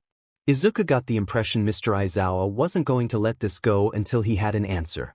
If Izuku could give him enough to satisfy whatever curiosity this was, then maybe he would leave it alone. The trick would be not giving too much away. I had a useless quirk, but it didn't stop me from wanting to be a hero. I guess that annoyed a few of my teachers. I didn't listen to them when they said I wasn't being realistic, so they would do the same. It wasn't just when I asked for help, but if they saw me struggling, if I tried to participate in class, they would ignore me, Izuku explained. He was careful not to implicate any of the students or say he was bullied. Mr. Aizawa might want more, then, or worse, would realize Kaken was a bully like Todoroki had. Did you have anyone you could trust? Some took longer than others to get to that point, but they all eventually realized I wasn't worth the effort. They were wrong, Mr. Aizawa stated firmly. He sighed quietly and slipped his hands into his pockets, relaxing his posture, making himself less rigid before continuing, gently, I understand your past experience will make this difficult to believe, but I want you to try. If you ever need or want my help, I will do whatever I can to give it to you. The same should go for any of the faculty or staff at UA. Izuku tried his best to keep his expression neutral. At the very least, Izuku believed that Mr. Aizawa believed it. Trusting the rest of the faculty and staff as a whole was too big a risk. Izuku could admit that the sports festival had done a lot to strip away his faith in the UA staff, but Mr. Aizawa could probably be trusted. Waiting for the other shoe to drop was exhausting, and Izuku wanted to trust him. To an extent, he already did. He'd told All Might to tell Mr. Aizawa about One for All after all. Of course, Izuku had trusted Recovery Girl too. From what Mr. Aizawa had said, Izuku suspected he wouldn't be the one in trouble if he told Mr. Aizawa that Recovery Girl had refused to help him further. Not that Izuku wanted the nurse to get in trouble. Not being banned from the nurse's office would be a weight off his chest, admittedly, but he was pretty sure Recovery Girl would not appreciate Izuku getting her in trouble. Hesitantly, Izuku looked up and met his teacher's eyes. Patient and sincere, Mr. Aizawa stared back as he waited for Izuku to make the next move. Those same eyes had watched over him, had helped him, when his quirk had left him a mess on the floor huddled under Todoroki's jacket. He'd said it with such confidence earlier. He trusted Mr. Aizawa enough to let him in on the secret of One for All, to share with him the truth of his quirks. It was a monumental secret, something that could be used against him and All Might both if the wrong person learned about it, but he hadn't hesitated then. He'd told All Might that he trusted Mr. Aizawa. Logically, if he trusted Mr. Aizawa with the secret of One for All, it was because he trusted him not to use the knowledge against him. Izuku trusted him not to hurt him. And that was always the worry with teachers, wasn't it? When they would use something against him. When they would hurt him. Through action or inaction, teachers would inevitably do one or both, but he'd given Mr. Aizawa the single best tool to do exactly that if he wanted to. There was no way to know that Mr. Aizawa wouldn't, but Izuku trusted him not to. I trust you, Izuku said slowly, allowing that truth to settle within himself more fully. With that admittance, he forced himself to keep talking. I'm not great at trusting teachers. I thought UA would be different. The teachers weren't just teachers. Pro heroes are supposed to help people, they care, and now I don't just have a useless quirk. I have figured all the annoying habits like the muttering, the noteb books, would be less of a problem. I guess I forgot to account for new habits. Mr. Aizawa had most of his face hidden in his capture weapon, but Izuku thought he caught a glint of red as the man activated his quirk for a moment. Someone at UA? Izuku knew if he answered, there would be no going back, but wouldn't it be better for Mr. Aizawa to hear it from Izuku now rather than have to fumble with an excuse when he got hurt later and couldn't go to the nurse? Telling Mr. Aizawa about it when Izuku wasn't in immediate need of medical assistance meant they'd have time to come up with whatever alternative to Recovery Girl Izuku would need when the time did come. Unconsciously, Izuku rubbed at the scars on his right hand, but Mr. Aizawa caught the movement.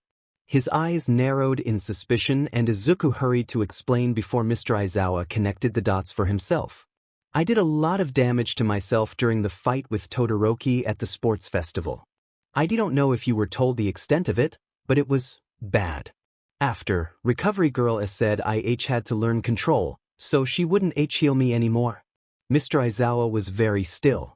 Izuku hunched in on himself a little, unsure what the fallout would be from admitting he'd made Recovery Girl so upset. He hoped what Mr. Aizawa said about teachers and neglect, though that seemed like a strong word for the situation, extended to non-teaching staff, but he didn't know for sure. When Mr. Aizawa didn't say anything, Izuku couldn't stop his mouth from spilling out more words in an effort to mitigate whatever damage he'd just caused. I didn't mean to annoy her so much. I know control is important, which is why Todoroki and I decided to train today. I think I've really got it down now, so it shouldn't be a big deal. I won't need healing every time I use my quirk now, so it doesn't really matter. Midoriya. Mr. Aizawa cut him off. Izuku flinched but looked up at his teacher. We will do all we can to teach you how to avoid injury, but it will still happen. When it does, it's important for you to trust that we will also do all we can to repair that injury. Answer honestly, do you currently trust UA to do all that it can to treat you if you're injured? Izuku was pretty sure this was a trick question, somehow. Slowly, cautiously, replied, I'm sure whatever alternative to Recovery Girl UA finds will be fine. His teacher shook his head. UA doesn't currently staff any other medical staff, and healing quirks as powerful as Recovery Girls aren't common. What will you do if there is no alternative? Izuku frowned and looked away, shifting on his feet and wringing his hands. In truth, he'd probably just avoid the whole issue by not telling anyone he'd gotten hurt if he could hide it. If he couldn't hide it or if the injury was too severe, he'd probably have to make a trip to the hospital. The medical bills would become an issue if he had to do that too often, though. Midoriya. Mr. Aizawa caught his attention again. Your health matters. Do you understand? Finding an alternative is unacceptable. Recovery Girl refusing to heal you is unacceptable. He supposed Mr. Aizawa had a point. Finding an alternative just for him was probably unreasonable. What am I supposed to do? Right now? Go home, relax, text your friend, or whatever you'd normally do on a day off. Leave recovery girl to me. Mr. Aizawa set a hand on Izuku's shoulder and squeezed once before pushing him gently toward the locker room. Izuku hesitated as he shuffled his way to his gym bag, unsure that he should really just be leaving. He'd created more work for Mr. Aizawa, again, but he didn't think the man was upset with him. No doubt he'd also caused trouble for recovery girl, and he didn't think she'd be as forgiving. Still, Mr. Aizawa said that he would handle it, which meant there wasn't anything else that Izuku could do for now. He'd have to trust Mr. Aizawa to do what was best. Oddly, that thought made Izuku more comfortable with the idea of just going home. Taking a measured breath, Izuku picked up his pace. He made sure his notebook was inside before slinging the bag over his shoulder. Thank you, Mr. Aizawa, Izuku offered, waving awkwardly before jogging the rest of the way to the locker room. Today had been a lot, and Izuku was looking forward to getting home where he could relax and, for once, trust that his teacher had everything else under control. Izuku spent the rest of Tuesday updating his analysis journal with the progress he'd made that day. Full cowling was exactly the breakthrough he'd needed to help him with One for All. He was still only using 5%, but the ability to summon it across his whole body meant that he was infinitely more adept at utilizing that power. He'd made sure to share the good news with his mom, too. No more broken bones caused by quirk backlash. She cried, but that was expected. Izuku merely hugged her through it. Todoroki did text later that night as well. Izuku filled him in on some of what happened after he'd left, primarily that he'd been able to turn off the full 360 perspective, and Todoroki helped him brainstorm what to call the new ability. After a few discarded suggestions, they finally settled on one they both liked, 360 Veil.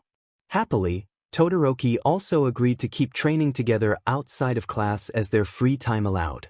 Wednesday started with a cloud burst. The deluge pounded against his window, but Izuku didn't let it dampen his spirits.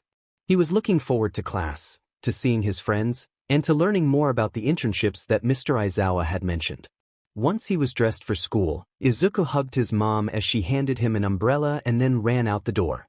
Running into Ida on the way to class, Izuku was struck with how awful the past few days must have been for his friend. Contrary to Izuku's expectation, though, Ida seemed fine. At first glance, anyway. He tried to brush away Izuku's concerns and assure him that he was well, but there was a forced quality to Ida's normal demeanor that set Izuku's instincts on edge. His friend was hurting, but he didn't want anyone to know. Izuku got that. His own impulse was usually to pretend things were fine, but Ida wasn't him. Maybe it was foolish to say Izuku really knew his friend after only a few weeks of school, but Ida had always been very earnest and direct about his thoughts and feelings. Izuku was worried, but he also had no idea how to force Ida to talk, or if he even should. Ida didn't give him the opportunity to talk, hurrying to class once he was out of his rain gear. Izuku resigned himself to just keeping a closer eye on Ida for now. Walking into homeroom, Izuku waved cheerily to Todoroki, pleased when he received a nod in return. Uraraka jumped on him in greeting, and he laughed at her enthusiasm. The whole class seemed to be riding the same high, too, getting recognized on the way to school. It had been weird for Izuku, but a good weird, despite his nerves. Mr. Aizawa's arrival sent everyone to their seats, and a few members of the class remarked on his lack of bandages. The scar under his eye was the only hint they had that he'd been injured at all. Izuku hadn't been in the best state yesterday to notice or comment, but he was glad that his teacher was doing better. "We have a big class today," Mr. Aizawa announced, "on Hero Informatics."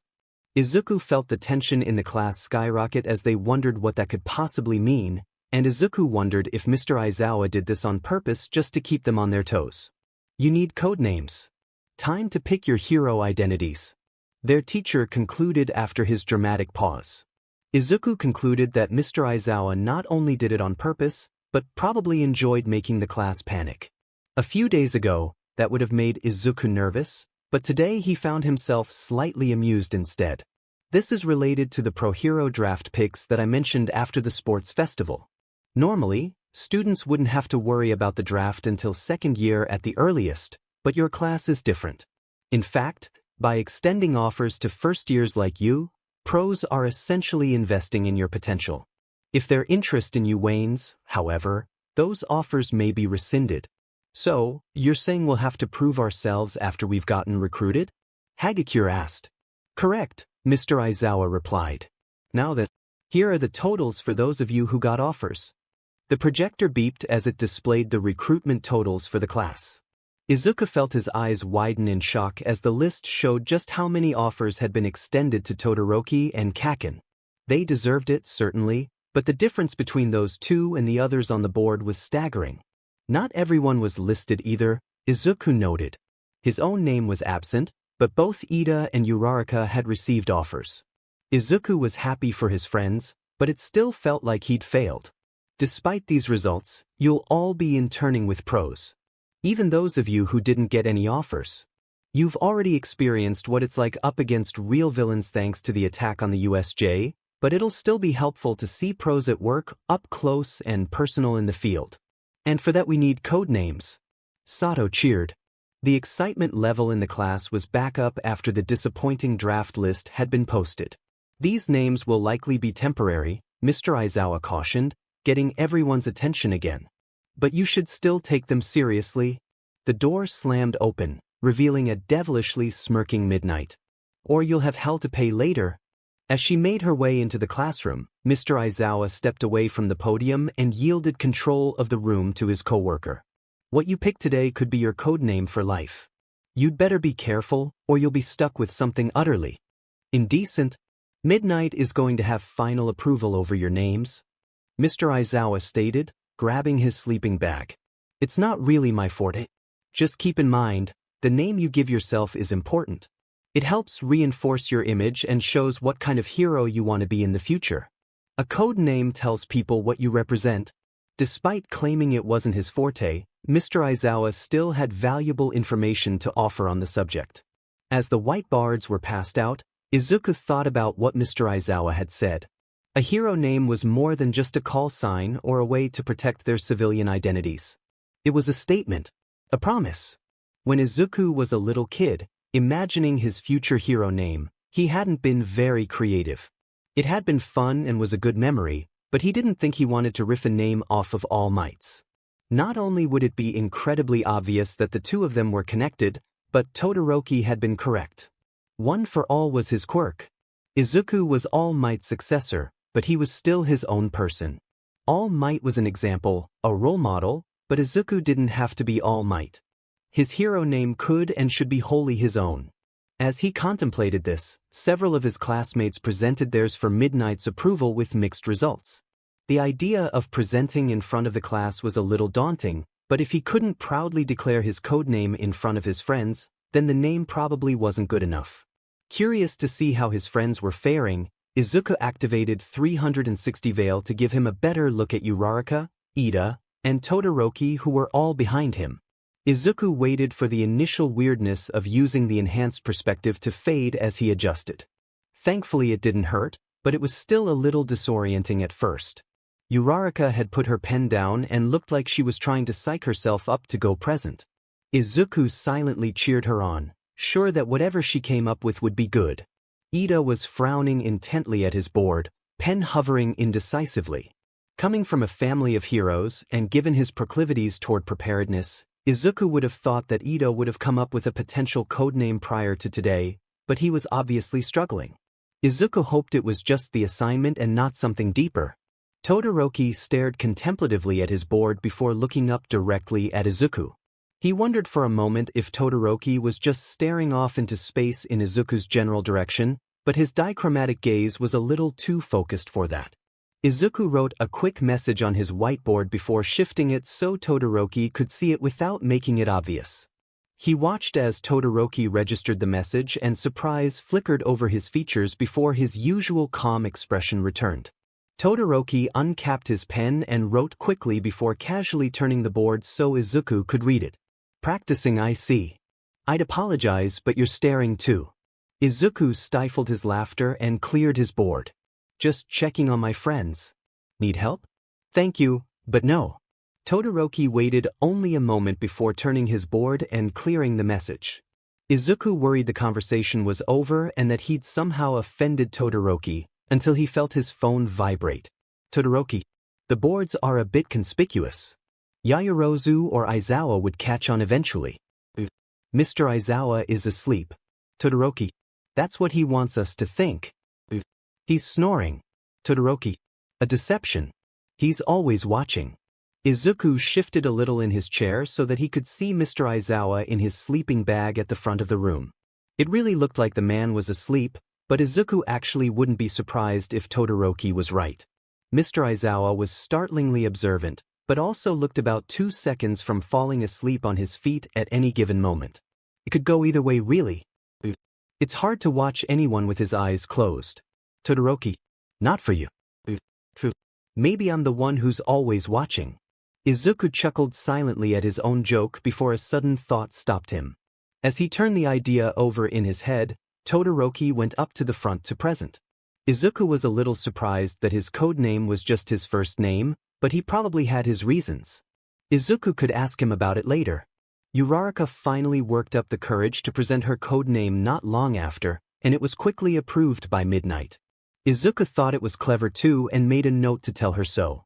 After Uraraka, there were only a few people left to present. Izuku watched as Ida started to write something, only to erase it and write something else before presenting. Just his first name, like Todoroki.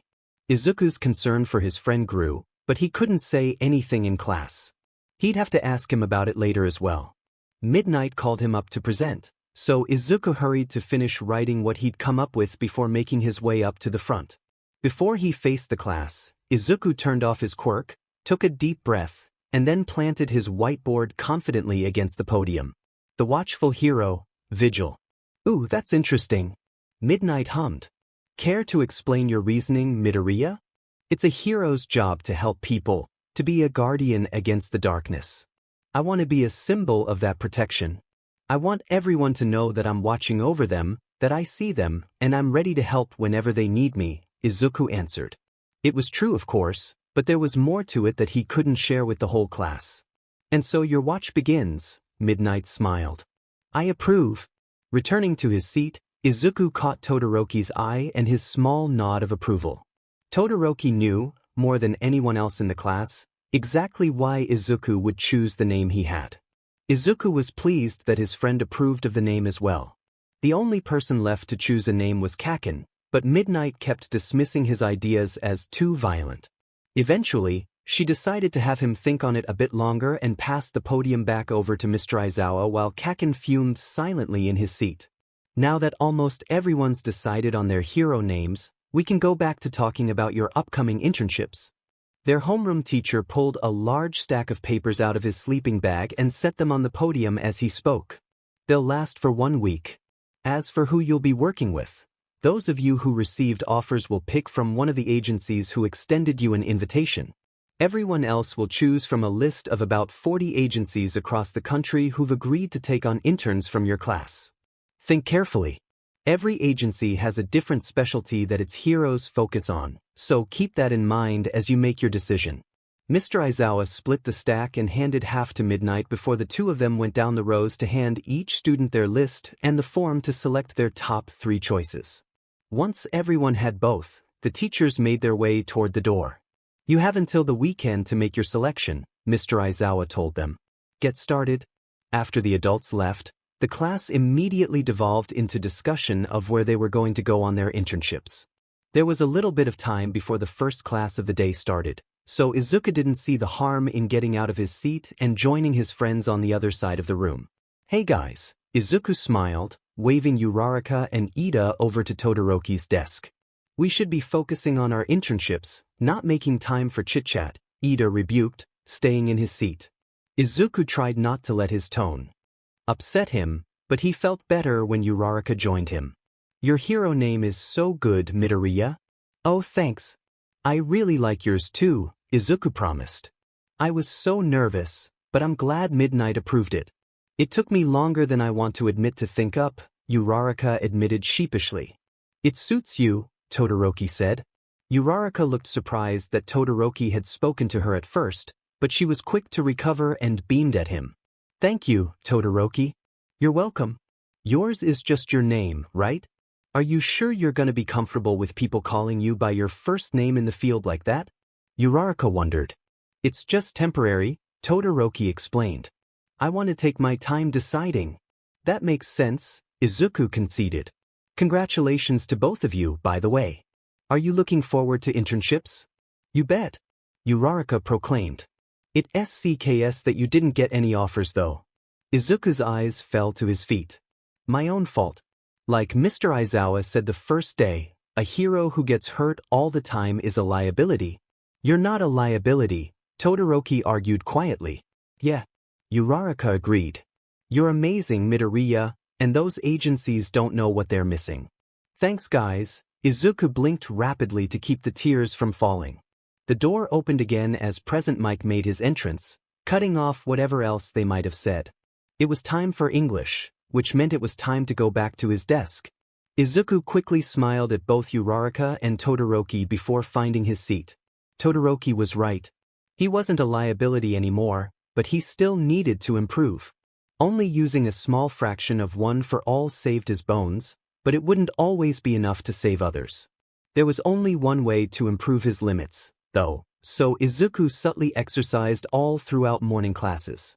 When lunch came around, the class went right back to talking about their upcoming internships. A few had settled on their top choices, including Uraraka. Izuku was surprised she'd picked the Gunhead Agency, since it wasn't rescue-focused like he thought Uraraka wanted to be, but her reasoning was solid. There was nothing wrong with getting a new perspective, and definitely nothing wrong with improving weaknesses. Izuku still hadn't chosen and probably wouldn't until he could do a thorough breakdown of the agencies available to him tonight, but that was okay. He had until the weekend. There was something else on his mind though, and he knew exactly who he needed to talk to about it. Hey Shuji.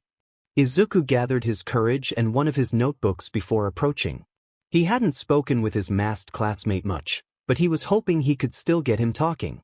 Shuji was sitting with Tokoyami, but they both turned to Izuku curiously as he gave them a small smile. Midoriya, Shuji created a mouth on one of his arms to speak. He didn't say more than Izuku's name, but it was an acknowledgement and invitation to continue, which Izuku took gratefully. If it isn't too much trouble, I was hoping I could ask you a question? About your quirk.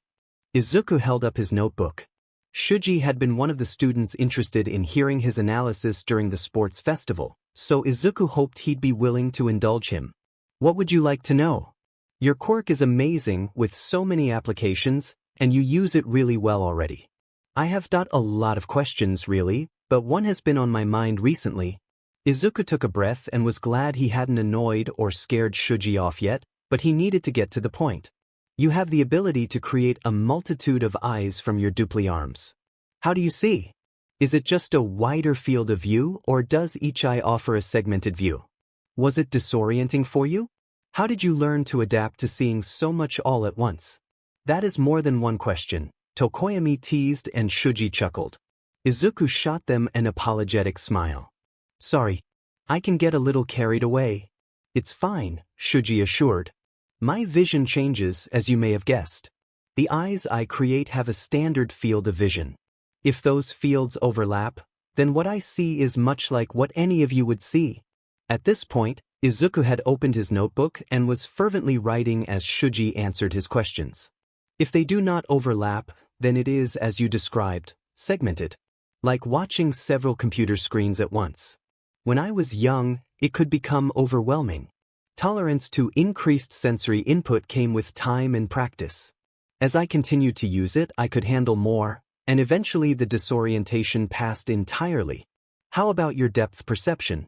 If you have overlapping fields of view, wouldn't that affect depth perception? Shuji nodded. Depending on how the fields overlap, I can improve both vertical and horizontal depth perception. Do you ever fight with additional eyes summoned, or do you only create them for reconnaissance? I will only have eyes summoned during a fight if absolutely necessary. Eyes are sensitive and easily exploited weaknesses. Injuring a dupli created eye still hurts. The potential benefits do not outweigh the drawbacks. Izuku's own enhanced vision didn't come with the same drawbacks, thankfully, but it meant Shuji probably wouldn't be able to give him advice on how to adapt to fighting with 360 Veil. He was a little disappointed about that, but it made sense. Thank you. Sorry, this had just been on my mind lately. Shuji inclined his head politely. You are welcome. Izuku left them to their previous conversation and returned to his desk. He'd hoped Shuji would have some insight into how to deal with the evolution of his quirk, but there wasn't a quick answer. Time and practice would do for him as it had for Shuji. With luck, that's exactly what he'd get at his internship. At the end of the day, Mr. Aizawa asked him to stay behind as the bell rang. A little confused, Izuku agreed and waited quietly as the classroom emptied. A few of his class shot him inquiring glances, but all Izuku could do was shrug. He didn't know what Mr. Aizawa wanted. When the last student left, the door opened one more time to admit All Might. Once it was just the three of them, Mr. Aizawa finally turned to Izuku. You're not in trouble, Midoriya, Mr. Aizawa began, and Izuku relaxed a bit. He had been worried, so it was good to hear that wasn't the case. This is about your internship. Oh. Izuku perked up a bit. I'm still allowed to go, right? I got control. Yes, you can go, Mr. Aizawa confirmed. Given your unique circumstances, I had wondered if you shouldn't be interning with a pro familiar with your situation. I don't want a repeat of the mistakes made at the beginning of the term. Mistakes? Izuku asked cautiously. Mr. Aizawa glared at All Might, and the number one hero reverted to his smaller form as he rubbed the back of his head nervously. Aizawa means the mistakes I made regarding your training and education. Young Midoriya, I really must apologize. I did you a great disservice? I don't understand. Izuku was extremely confused. All Might hadn't done anything wrong that he could think of. The first day of school, I fully intended to expel the student who came in last place during the assessment test. Mr. Aizawa crossed his arms and leaned against the podium, relaxed if not for the dark look he was shooting the number one hero. I also fully expected that student to be you. Izuku looked down at his desk and fought through the creeping panic. He hadn't been expelled. Mr. Aizawa changed his mind. He wasn't being expelled now. Izuku forced his breathing to remain steady. My reasoning for expelling you was based entirely on a very important misconception, Midoriya. Because I believed you had received your quirk, what you called superpower, on the quirk registry. At the age of 4, as the rest of the students had, your performance at the entrance exam appeared to be that of a reckless, lazy child with the power to level a building and no sense to control it. Izuku flinched. He couldn't help it. Young Midoriya, you are not in trouble, All Might reminded him gently. When Aizawa pointed this out to me yesterday, I objected. I told him that you were a brilliant young man with the heart and passion of a hero, only new to your power. All of which is true. Except I had no way of knowing that, Mr. Aizawa added. Without knowing the truth, I was holding you to an expectation a decade beyond your experience. Do you understand? As hard as it was to listen and think past the insidious voice telling him he was a failure, a fraud, a worthless Deku that had disappointed his teachers, his heroes, Izuku tried. Both All Might and Mr. Aizawa had stated he wasn't in trouble, that the mistakes they were referring to weren't his but theirs. He held on to that with as much resolve as he could and tried to parse through what Mr. Aizawa was asking him to understand. I was almost expelled, because you expected me to have a decade of practice instead of almost none. Correct. Mr. Aizawa nodded. It isn't logical to hold someone who's just received their quirk to the same standard as someone who's had theirs for years. Similarly, I wouldn't teach someone who's just received their quirk the same way I would teach someone who's had it for years. As a result, your education has suffered, for which I cannot apologize enough. All Might bowed deeply from the waist. Izuku was out of his desk in an instant, urging All Might up. No, you don't have to apologize. That's really not necessary. It is, Mr. Aizawa stated. It's a secret, though. One for all is a dangerous secret. Which is, frankly, even more reason he should have told me, Mr. Aizawa interrupted him again. Midoriya, as your teacher, I am charged with your safety, and while you don't need to be coddled, knowing that you're a potential target for villains is important for me to know. Aizawa is correct, my boy, All Might agreed. Izuku still didn't think it was necessary for All Might to apologize to him, but he could see he wasn't going to convince either of them of that. Fine, I forgive you. Now can we please talk about something else? You said something about my internship? You've shown remarkable progress gaining control of your quirks, and an internship would be highly beneficial in improving that control further, but only if the pro you intern under is aware of your unique circumstances. As I said before, the method for teaching someone relatively new to their quirk is entirely different from teaching someone with a decade of practice. Izuku frowned in thought. He supposed that made sense, but it did leave him with a problem. None of the agencies on the list know about One for All. We'd have to tell someone else, or I'd have to intern with one of you too, but your agencies aren't on the list and I didn't get an offer from you. I strongly considered extending you an offer, Mr. Aizawa admitted. I didn't for two reasons. One, I am already your teacher. The point of the internship is to gain experience you wouldn't otherwise get from UA, so interning under me would be a little redundant. Two, I won't have the time necessary to dedicate to your training as I've already agreed to take on another student looking to transfer into the hero course. Shinso? Izuku asked hopefully. If Mr. Aizawa was training him, then the boy's chances must be good to transfer. After their fight at the sports festival, Izuku thought Shinso would make a great hero and he deserved the chance to join them. Mr. Aizawa nodded. Normally, I wouldn't tell you about this, but I want you to make an informed decision. Despite both of the reasons I've just stated, there is still a chance you will intern under me. Your other option only came through a few minutes ago, but you have received an offer from a pro, All Might said. Really? Izuku felt his heart jump in excitement. An offer? Someone wanted to work with him specifically. Who is it? Wouldn't the same issue still apply? Unless, do they already know about One for All? His name is Gran Torino. He was the sworn friend of my predecessor, and he knows about One for All. I suspect that's why he extended his offer to you. In fact, All Might explained. Izuku couldn't help but notice that All Might had started to shake a little bit as he talked about the older hero.